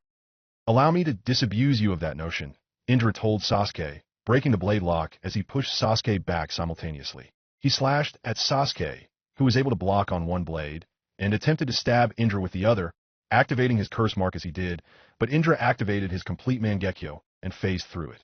Sasuke jumped away before Indra could retaliate, and Indra simply stood where he was in amusement. Sasuke finished entering his second stage of the curse mark and glared daggers at Indra before noticing something about his eyes. You Mangekyo. Yes, it is indeed the same design as yours was when you first unlocked it before getting it to my level, Indra remarked. Indeed, the two of us are so similar in many ways. Despite my descendants leaning toward a fire affinity, I was more inclined towards the power of lightning, though of course I could use whatever element I pleased. But the fact that you had a natural affinity for it. Yes, the similarities between us are quite striking actually. Shut up, Sasuke stated. Oh, but it's true. We're both naturally inclined towards the most powerful of the elements, Indra laughed. Most powerful?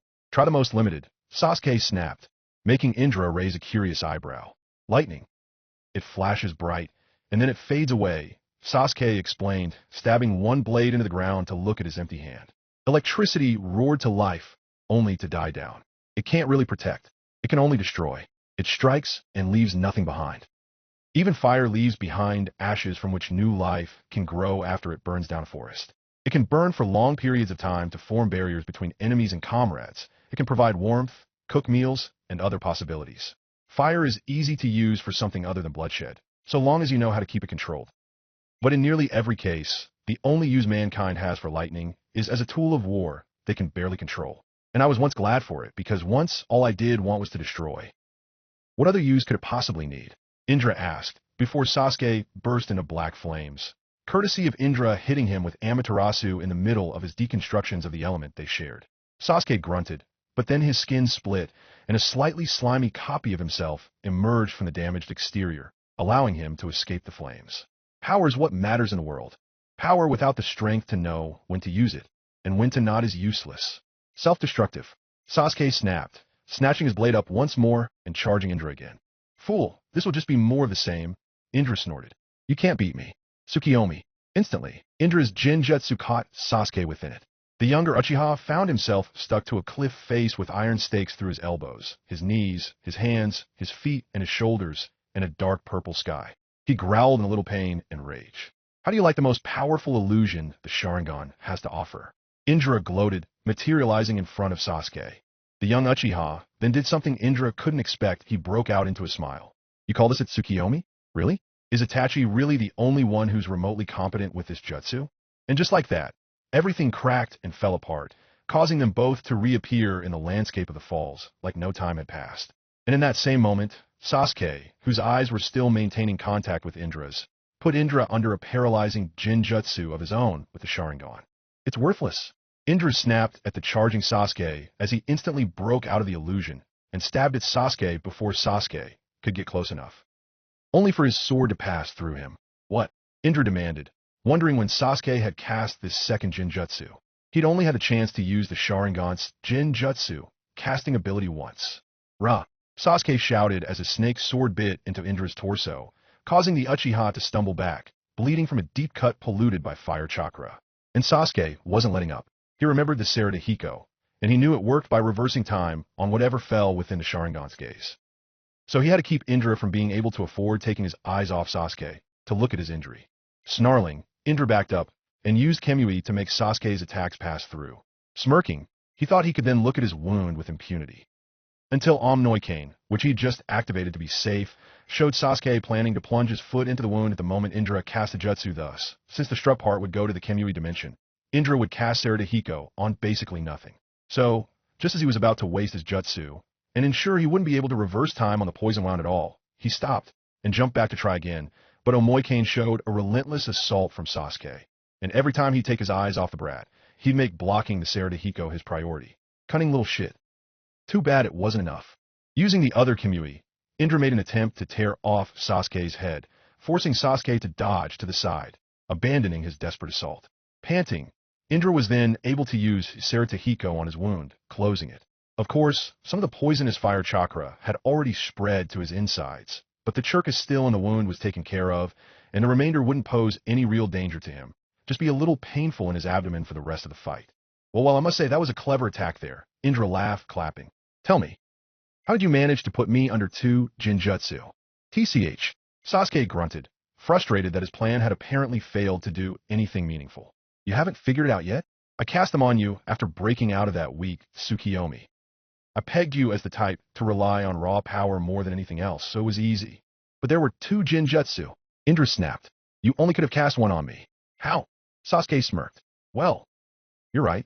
I did only use the Sharingan Jinjutsu once there. With both eyes, that is. Indra's eyes widened as comprehension dawned. I see. You used the Sharingan Jinjutsu, but instead of a single strong illusion, both eyes contributed to. You had each eye actually cast their own separate illusion at the same time? How is that possible? It would take immense amounts of focus to pull off. You couldn't have done it with no practice, and such a technique is barely even practical. With the same effort of training, you could have just created a very strong Jinjutsu, instead of 2 weak separate ones. Any foe who could detect them both instead of the more obvious one would easily escape them both before you could do anything. Ha! The Sharingan Jinjutsu double. You're right. It was a total pain in the ass to develop, Sasuke admitted with a smirk. If it weren't for Naruto, I would have had no reason to develop it at all, really. I got tired of Kurama busting him out of every Jinjutsu. I could put him under with ease regardless of how much power I put into it. And I tried putting Kurama under too, but Naruto just busted him out. So I practiced this one to catch them both at once. Hey, I see. So you used strategy since you knew you couldn't beat me with power? Huh. Shame it didn't work, isn't it? Maybe not. Sasuke smiled, his grin tantalizing Indra, as if to tell him that Indra was mistaken. Indra frowned and told Sasuke, "You're either bluffing or you're up to something. But make no mistake, I'm done toying with you, now that you've established that you actually are worth putting some effort into beating some submission into." With that, in a single hand seal, a massive bear made of lightning roared as it emerged from Indra and bore down on Sasuke, who dashed away to avoid being eviscerated. The bear chased him until he cast a few seals and shouted, "Fire style, great fire annihilation." He shot the massive jet of flames at the bear, bathing it in fire and making it dissipate, but Indra was already well out of the way. Again, he cast Amaterasu at Sasuke, who had to shunshin away at the last moment, and he threw one of his blades straight at Indra from behind, enhanced by lightning. Indra, however, shrouded his hand in lightning himself and caught the thing. Sasuke snarled and started casting hand seals again. Fire style, fireball jutsu. The fireball blasted towards Indra, causing the elder to scoff as it blasted into him. It really sucked going against Kamui, as he emerged from the flames unharmed. He charged Sasuke, who kept shooting off blast after blast in a seemingly desperate bid to stop Indra from approaching, but Kamui just allowed him to pass through the flames with little issue. Fool, it's useless. You might have had a chance when I wasn't taking you seriously, but now I have you, Indra shouted, throwing the caught blade right back at Sasuke, who had a duck, which gave Indra enough time to close in and slammed his foot into Sasuke's face, sending him skidding back. Grunting, Sasuke got up and took to the skies, unsealing Fuma shuriken and throwing them at Indra, who passed through them, smirking. Sasuke growled, and then started unsealing smaller shuriken and throwing them rapidly, one after the other, his arms moving in a blur. Indra stood in place, letting the metal pass through with a smirk.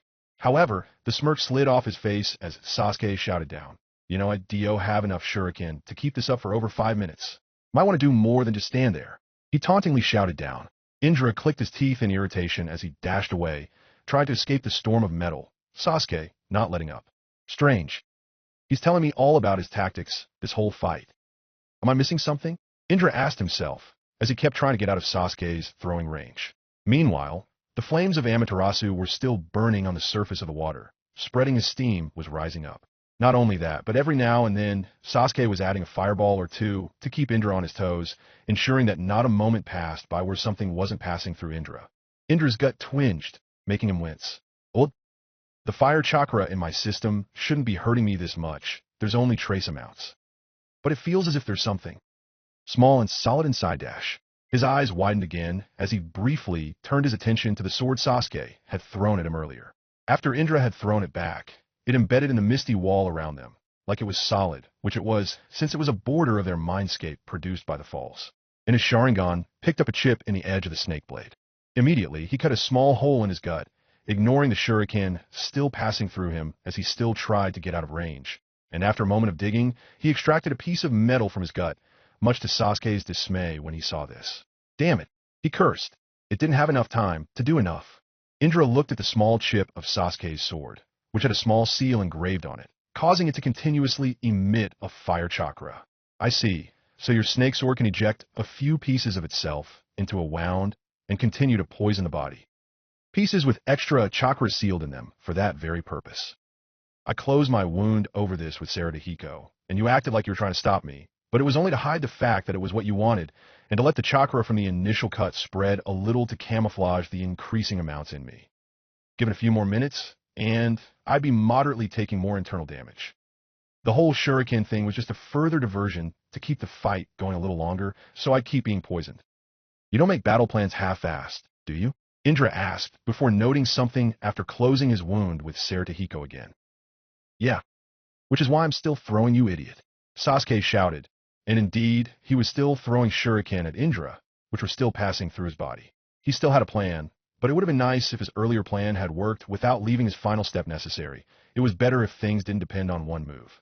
Indra frowned and kept running, continuing to try to escape, but Sasuke wasn't letting up, and his aim was ensuring Indra wouldn't get a moment to deactivate Kamui without getting shredded by lightning and fire, enhanced shuriken, and kunai. Damn it, let up, Indra shouted. 1 minute of Kamui left. The bits of metal started floating to the top of the water. Not gonna happen, Sasuke shouted, adding more fireballs to the assault. His chakra was draining, his arms cramping, but he refused to stop. 45 seconds of Kamui left. Indra snarled and activated his other Kamui to attack Sasuke, who veered away, using many complex aerial maneuvers, but never taking his eyes off Indra, his Sharingan ensuring his aim was never off, unsealing and throwing an endless amount of weapons in a manner that would make Tintin and Itachi proud, and even weaving seals as he did for some weak fireballs. Indra had stopped running and kept glaring at Sasuke, using Kamui to attack, forcing Sasuke to keep moving, but he forgot something, and that was with them both looking at each other. Indra was hit by the Sharingan Jinjutsu double once more, and was forced to fluctuate his chakra twice in rapid succession, barely managing to maintain his defensive Kamui as he did, and he doubted he'd be able to do so again. 30 seconds of Kamui left. Damn it, stop struggling already. Indra shouted in rage as he returned to fleeing, but even so, there remained not a single moment he could get solid again.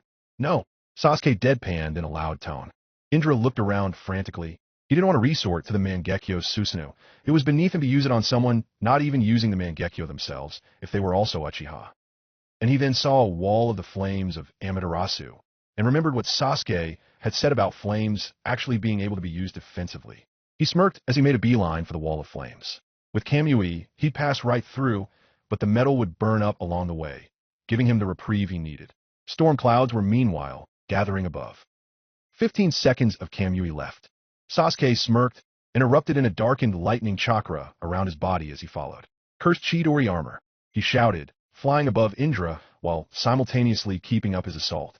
Indra passed through the flames and out, but he wasn't fast enough as metal was still passing through him. No, he was able to follow me. Indra demanded in fear as he was once again dodging, redoubling his efforts. This is it, Sasuke shouted, following suit with the redoubling of his efforts, speeding up to use up the very last amount of shuriken he had left, and Indra wasn't able to get out from under it. 1 second of Kamui left, and the water exploded with a purple chakra just as Indra's Kamui failed, indicating his resorting to using Susanoo, much to his ire.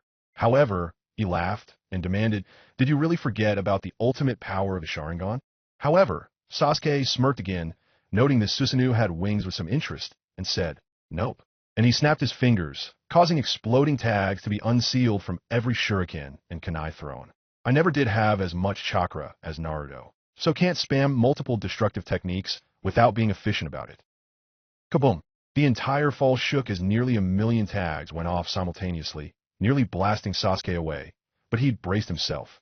The smoke and steam cleared seconds later, and Indra was revealed, his Susanoo cracked all over to a big degree, its arms crossed. Is that it? Only for a flash of lightning to flare above them. What the? He demanded, looking up as Sasuke's Kirin roared to life. During moments Indra had his eyes off Sasuke. Sasuke had been firing off fireballs into the sky to set it up, even while still throwing shuriken at Indra. How many steps ahead did he plan this? Like I said, lightning is only good for destruction. However, it just so happens you're someone I really want to destroy, so it's all good in this case. Begone with the clap of thunder. With those words, the largest dragon of lightning Sasuke had managed to gather, yet crashed down, blasting into Indra's already weakened Susanoo, and creating a blast that dwarfed the previous one. Sasuke, who'd flown up to avoid it, panted, his chakra down to almost nothing, but was completely satisfied. I did it. I won, he laughed. And that was when from the steam created by the evaporated water from the sheer heat of the Kirin, the purple hand of the giant Susanoo shot out and grabbed Sasuke, making his eyes widen. Almost actually, Indra said, a deranged smile of victory on his face. Had that been even a tenth of a second fired sooner, you would have killed me. Luckily, Kamui came back just in the nick of time. Indra's Susanoo tightened its grip, making Sasuke cry out. No way. You can use Kamui and Susanoo at the same time? He asked. Indeed. I must give you credit. You pushed me further than I ever thought you could. But it's over. And with that, the Susanoo threw Sasuke back down. Luckily, the falls had refilled the body of water beneath him by this point, but he still hit hard as he sank below the surface, many of his bones broken.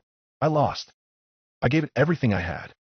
Sasuke thought as consciousness started to fade. I'm sorry, everyone, but I think I'm going to die, and I don't think even in here that will be something I can come back from. His eyes closed, and darkness started creeping into his mind. As he felt himself dying, his thoughts turned to those he cared about, and a sad smile crept over his face. Before he felt a hand on his back, stopping his sinking into the depths of the falls, and the pain started to go away from his being. What? He thought groggily, and turned his head, and below him. Was Sakura, giving him a concerned look as she was healing him. No way. Was I able to manifest her because she was in my thoughts here? Then, who else did I? As he looked around the waters, he saw many other figures: Naruto, Itachi, Kakashi, Sasuke-kun. You got this. Sakura told him, unless you want to quit already, team. But I think you're stronger than that, Naruto cheekily remarked. Sasuke, don't tell me you're going to let a dead person kick you around like this? Kakusai smiled behind his mask. Sasuke, this person is the reason for the darkness in our clan. It's up to you to restore it to what it was meant to be, Itachi said. You're the one who will break our curse. As Sasuke felt his injuries and fatigue fade, Naruto, Kakashi, and Itachi added their hands to his back. Sasuke smirked and said, yeah, you guys are right. Someone like this has no business causing problems anymore. They pushed upward, rapidly propelling him to the surface. Meanwhile, Indra's Susanoo landed and faded, letting Indra land on the waters. It's over. Wonder if I can take his body once he dies here? He mused before the water exploded, causing him to look in shock as Sasuke emerged, most of his wounds healed, and his resolve seeming stronger than ever. What? Indra demanded in shock as Sasuke landed on the water. And behind him emerged those who were called by Sasuke in his greatest time of need. These falls, they really are amazing. When I needed them most, it called forth those I hold dearest in my heart. Sasuke mused, looking around. Really? It's fitting, considering our differences. Oh, so use the fact that these falls give form to what's in your mind, then? You think you're the only one who can manifest help in here? Indra demanded with a mad laugh, looking at the four behind Sasuke. I happen to have allies and friends of my own, and like that, behind him, two figures manifested. The same people who'd been behind him all the way, even when Indra's father had chosen Shura as the successor. They tried to console Indra, and offered to help convince his father to change his mind, and they were capable fighters in their own right. However, as they formed, so did holes through their torsos. What? Indra asked before stopping as he recognized the holes. The wounds he himself inflicted to unlock his eyes to their ultimate level, so he could seek to take what was his by force. The memories were strong enough in his mind that images of what happened were being reflected on the waters they stood on, and they made Sasuke angrier than ever. You make me sick, Sasuke said as the bodies of Indra's friends collapsed. And even more figures began forming behind him, his mother, Team Taka, Akari and her teammates, and the other rookies. So willingly throwing everything away for what? Power? I have done the same. And no matter how much time passes, and no matter what changes the results, that will always be my greatest regret. He took a step towards Indra, who just glared. So, why do you have to judge me for the lengths I want to get what I was entitled to? He yelled in his rage. If you want to act so high and mighty, then tell me the difference between us. Sasuke, stop for a moment. You are right. We both made the same mistake.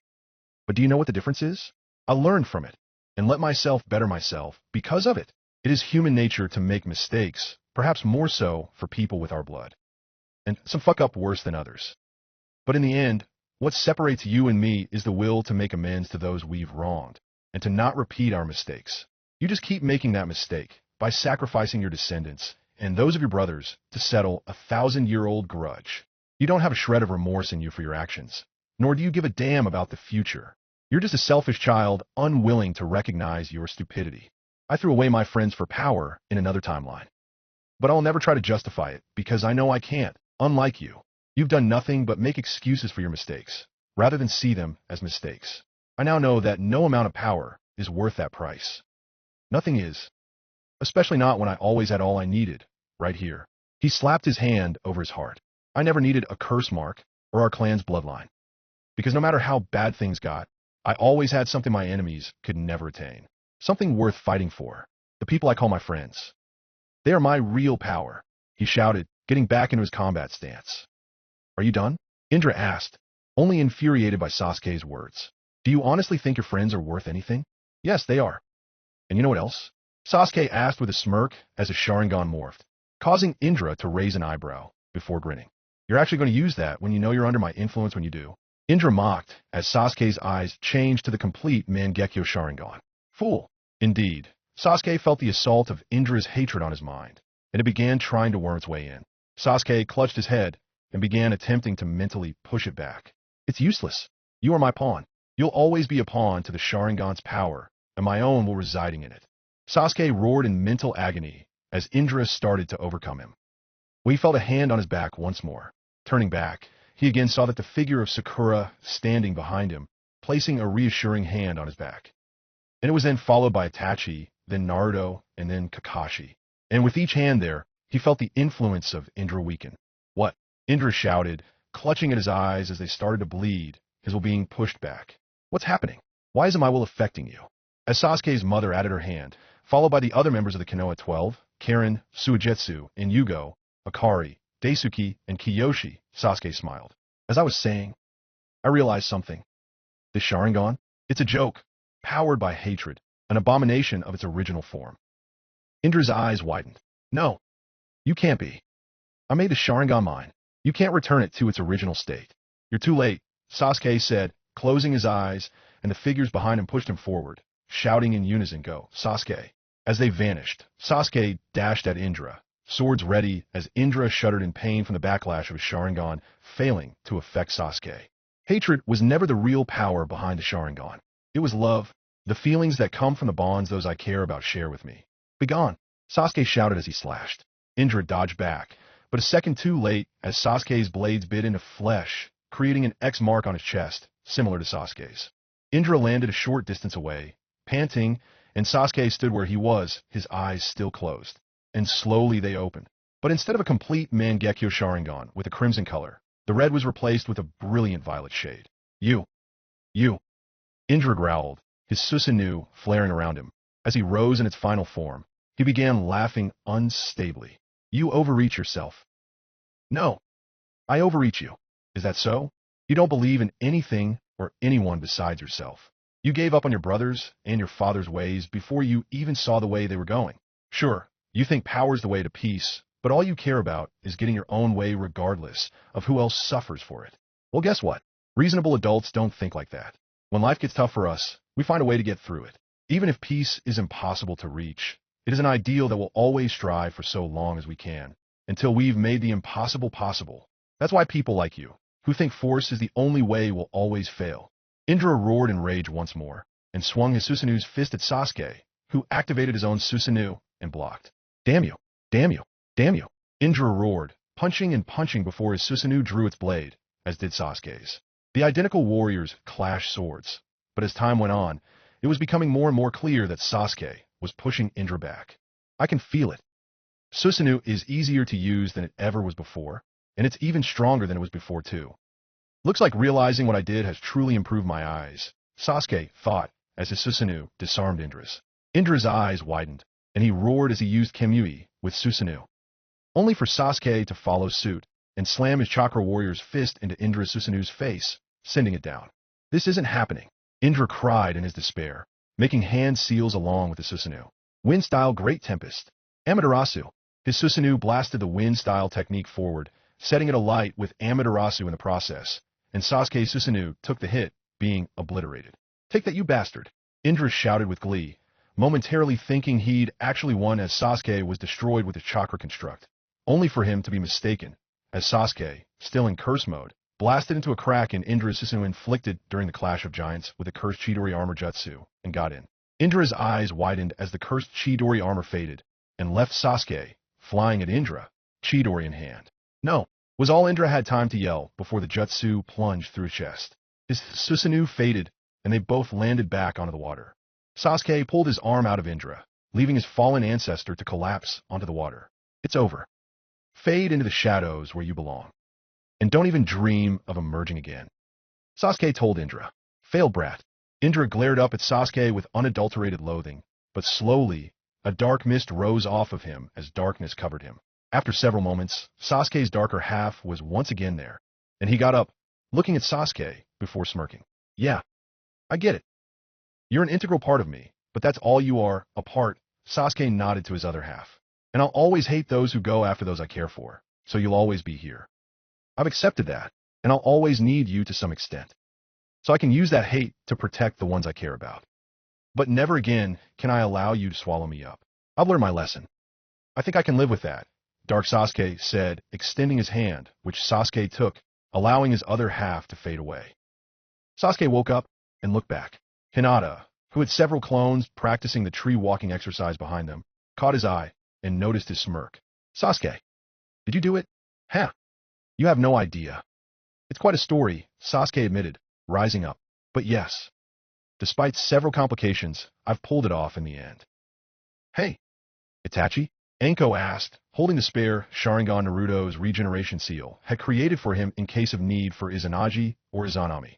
They'd finally gotten enough distance from the mountain graveyard for Itachi to decide it was safe to stop and transplant the copied eye. Since Anko was the most capable medic there, she was the one making the transplant, even if it wasn't her specialty. The Sharingan's supposed to be red, right? Correct.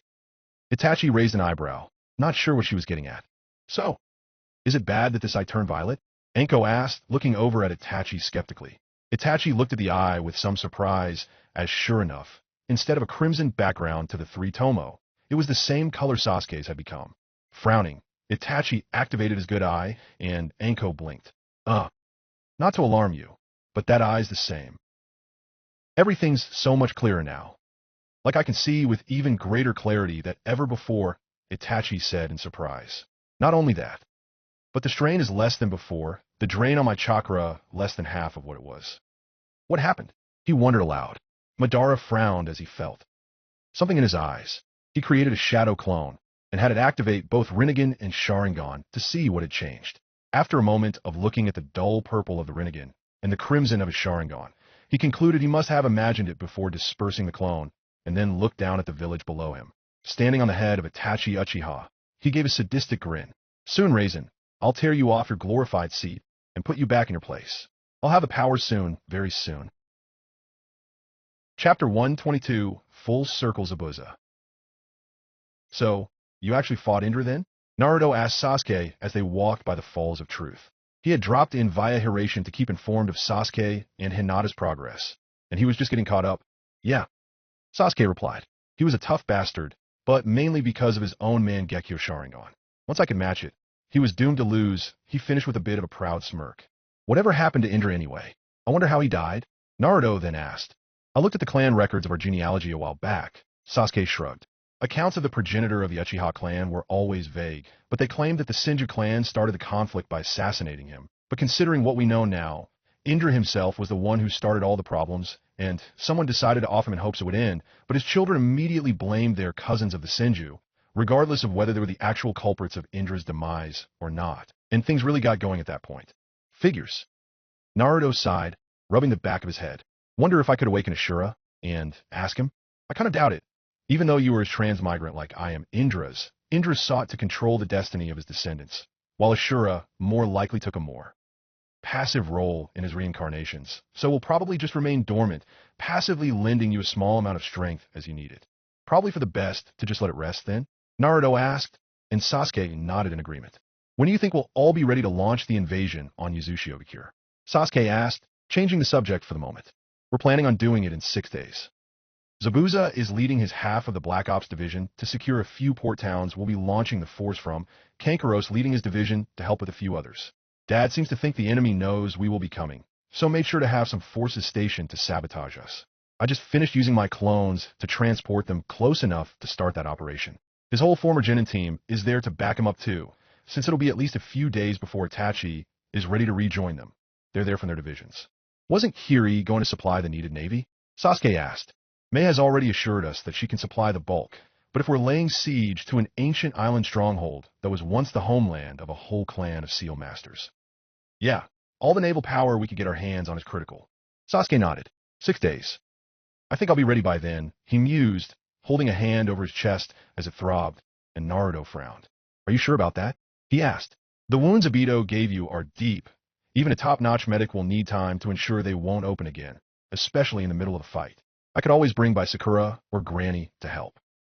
No, the medic the forces sent along with Hinata, since she's not confident she can heal at her best without her Byakugan to assist with the process, is good enough, and they're needed where they are until the day of the battle. He's confident I'll be fully recovered by then, if badly scarred. More importantly, I hope Hinata can come to an arrangement with Isabu. In a pitched naval battle, it will be important to have serious firepower comfortable in the water. Naruto nodded in agreement to that, and he turned his attention to the falls. Hinata was with B at the moment, currently going over what was needed to control the power of a tailed beast. Zabuza cautiously led his troops forward as they scoured the port town, all the civilians having been evacuated in preparation for this. Haku, Kin, and Jinimaru were not too far behind. Slowly, they dispersed.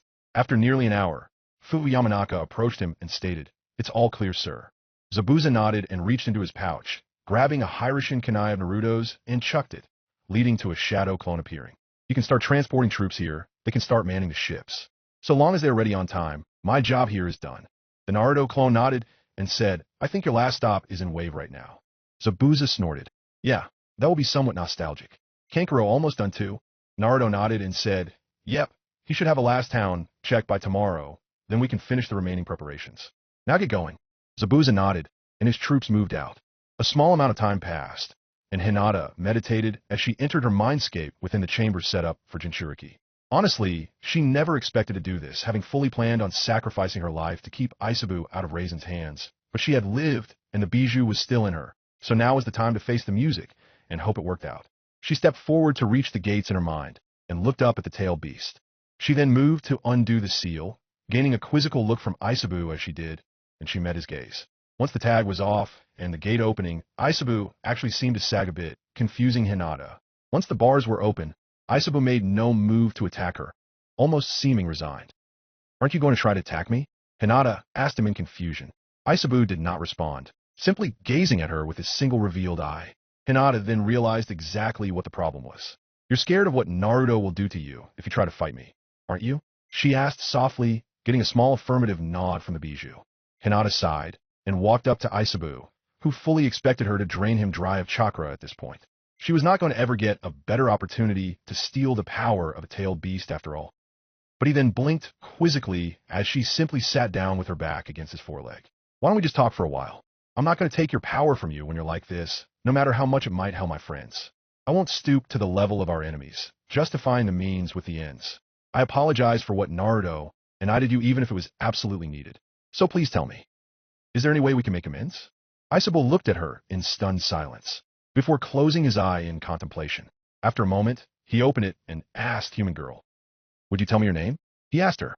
She blinked before replying, "It's Hinata. Hinata Hyuga." "I think you already know my name," the three-tailed beast replied. She nodded and said, "You're Isabu."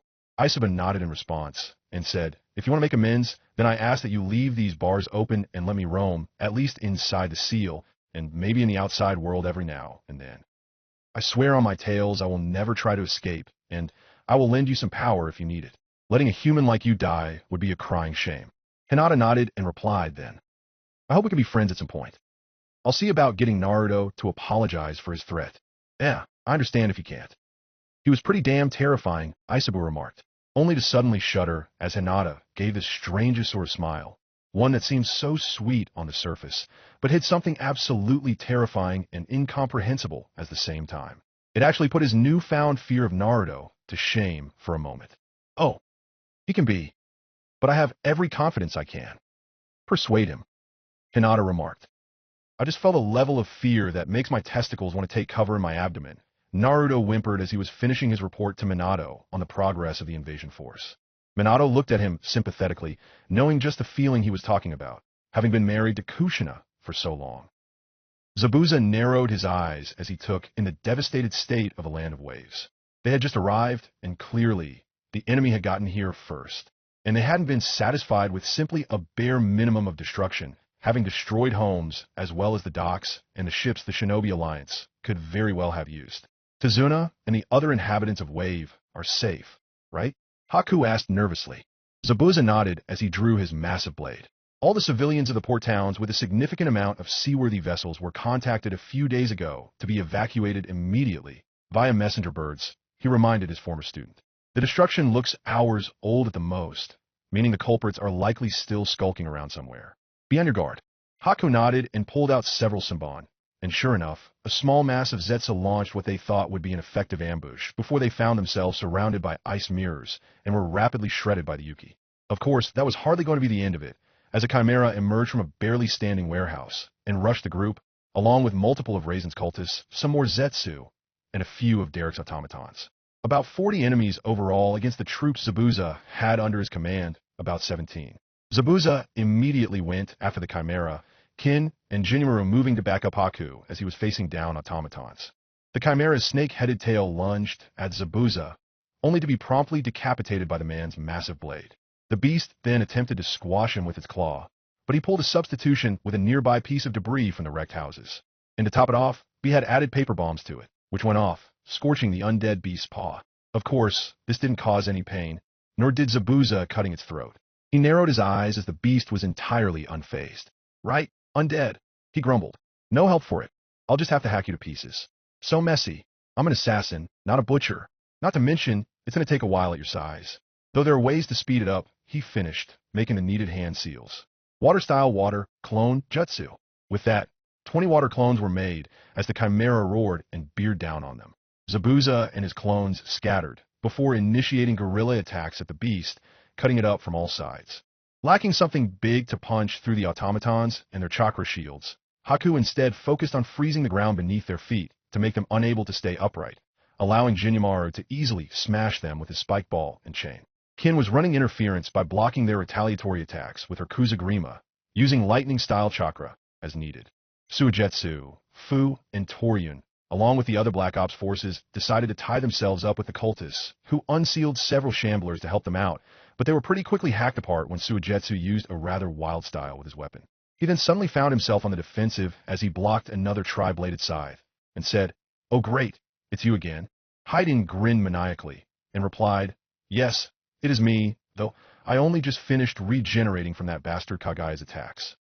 I'll have to pay that asshole back with interest." Still, luckily Kaya's had enough medical ninjutsu skill to speed it along. "And that's my old scythe you've got there. I'll be taking that back once I kill you. Do you have any idea how hard getting a hold of a custom weapon like that really is? Considering that I had some trouble with getting the short sword here attached to the other end of this cable on the scythe, I can believe it," Suigetsu replied, lashing out at Haydn with it as their weapons were locked. Haydn responded to that by quickly drawing his retractable spear and deflected the stab before attempting to retaliate. Suigetsu, however, was quick enough to jump back from the attack. "Faye, you're better at dodging than when we last met," Haydn chuckled. "Hardly. I'm actually not that bad at avoiding getting hit. I just used to not really bother with it when I had a bloodline that made me difficult to hurt. But I remember our last meeting, and I know you can hurt me, so I won't let you get in a hit." "Huh, you say that like you can stop me." Haydn cackled before opening the first two inner gates and charging Suigetsu with renewed speed. Suigetsu's eyes widened as he quickly found himself on a desperate defensive, giving ground as he struggled with all of his might not to let Haydn hit him with his wickedly sharp tools, the madman cackling like, well, a madman. Unexpectedly, Haydn threw a kick at his midsection, and Suigetsu didn't have time to block or to dodge. Remembering that any fluid with his DNA or a strong enough concentration of his chakra would be enough for Haydn to cast his curse, he grit his teeth and forced himself to let his body stay solid as the kick landed, even as his training and instinct screamed at him to go into water form, and the air left his lungs as he went flying backwards, skidding painfully on the ground. Blood filled his mouth, but knowing that choking it up and spitting it out was suicide with his opponent around, he forced himself to swallow it back down. He started to get back up as his opponent, though disappointed that his tactic did not go as planned, still was more than happy to try and cut him down while he was down. Thinking fast, and momentarily glad that he bothered to carry one, just in case, even though it wasn't really his style, Suigetsu threw down a smoke bomb, making Haydn swear as his vision was obscured, and he tried to find where his opponent had scampered off to, not realizing Suigetsu had not moved. After all, who would expect someone to stay right where they were after using something meant for quick escapes? Naruto was clearly rubbing off on many people around him with that trickster mindset of his, a thought that made Suigetsu inwardly chuckle as he dashed forward to decapitate Haydn. Unfortunately, the immortal sensed him coming at the very last second, and managed to leap back, though Suigetsu's attack still gouged out his eye, making him yell out in pain and drop his spear, clutching the wound. "Son of a motherfucking bitch," he roared. "Might am I? You have any clue how fucking long it takes to regrow those?"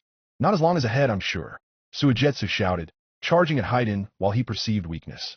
Haydn then suddenly grinned and shouted, "Trade you some blood." He then flung a handful from his eye wound right into Suigetsu's eyes, blinding the Hozuki as the smoke finished clearing.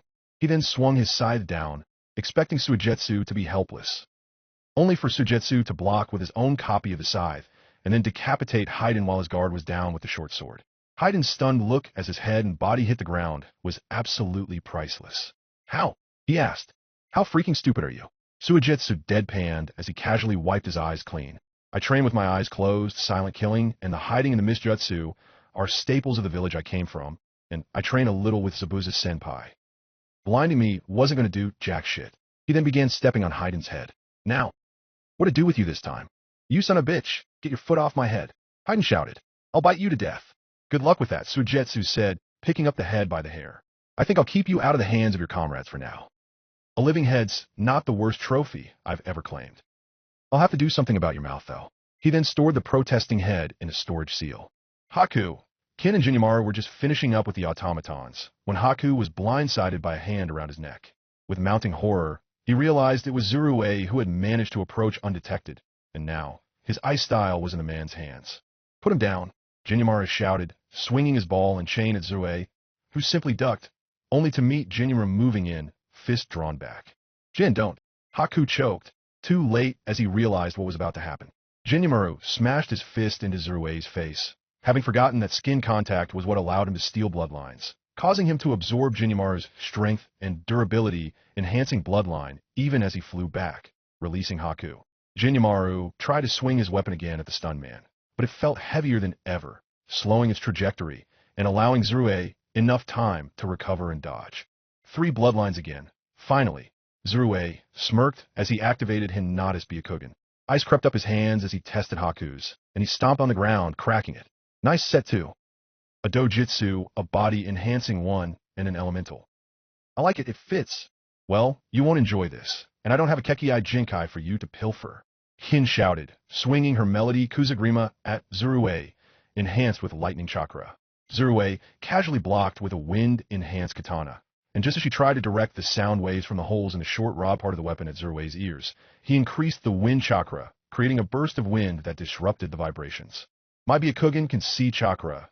Zurue chuckled as he got close to Kin and stabbed her through her abdomen, causing her to choke up blood. She collapsed as he pulled his sword out of her. I saw what you were about to try. Jinyomaru ditched his heavy weapon for now, and used his wind style to send a few jutsu after Zurue, and managed to score a few small hits before beginning to battle with him at close quarters, using a set of brass knuckles he kept, focusing on getting Zurue away from Kin as she was bleeding out. Hurriedly, Haku moved to tend to her and started to mend her with medical ninjutsu. Luckily, he missed her vital organs, though he'd hit an artery, so his main task was to stop the bleeding that should stabilize her. Zurue ducked a wild swing from Jinyomaru and kneed him in the gut, and then tried to stab him with his dual katana, only for Jinyomaru to use his last resort. Wind style, storm wave, he shouted, detonating the suicide vest of exploding tags he was wearing under his tunic, which the wind style jutsu forced the brunt of the blast away from him, though not before he seriously injured himself, having forgotten his durability was more human now.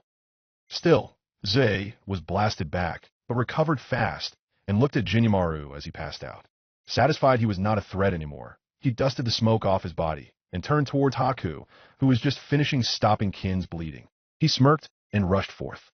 Took long enough, Zabuza grunted, sighing as the Chimera was finally in enough pieces to not be a problem. I really need to learn some really destructive ninjutsu for occasions like these. He then turned, and his heart skipped a beat as he noticed something that clearly was not something he wanted to, as he shouted, shit. He rushed forward and flung his blade, making it spin as it moved towards its target, who simply ducked as he pursued his own target. Despite knowing he wouldn't have time to defend himself with what he was about to do next, Zabuza sighed, mentally making peace, and shunshin forward right where he needed to be. Haku, who'd been entirely focused on helping his comrade, didn't notice anything until he saw a shadow and heard the sound of blades piercing flesh, blood spattering on his head, and looked up, and immediately shock and despair settled in. Zabuza was standing in front of him, back to him, and both of Zurue's lightning-enhanced swords had pierced his heart. It was like a twisted reflection of what he himself had done, the roles now completely reversed. No. Why? He asked quietly, staring at the back of the man who had been so many things to him, a mentor, a superior. But most of all, Zabuza was a father to him. Bonus.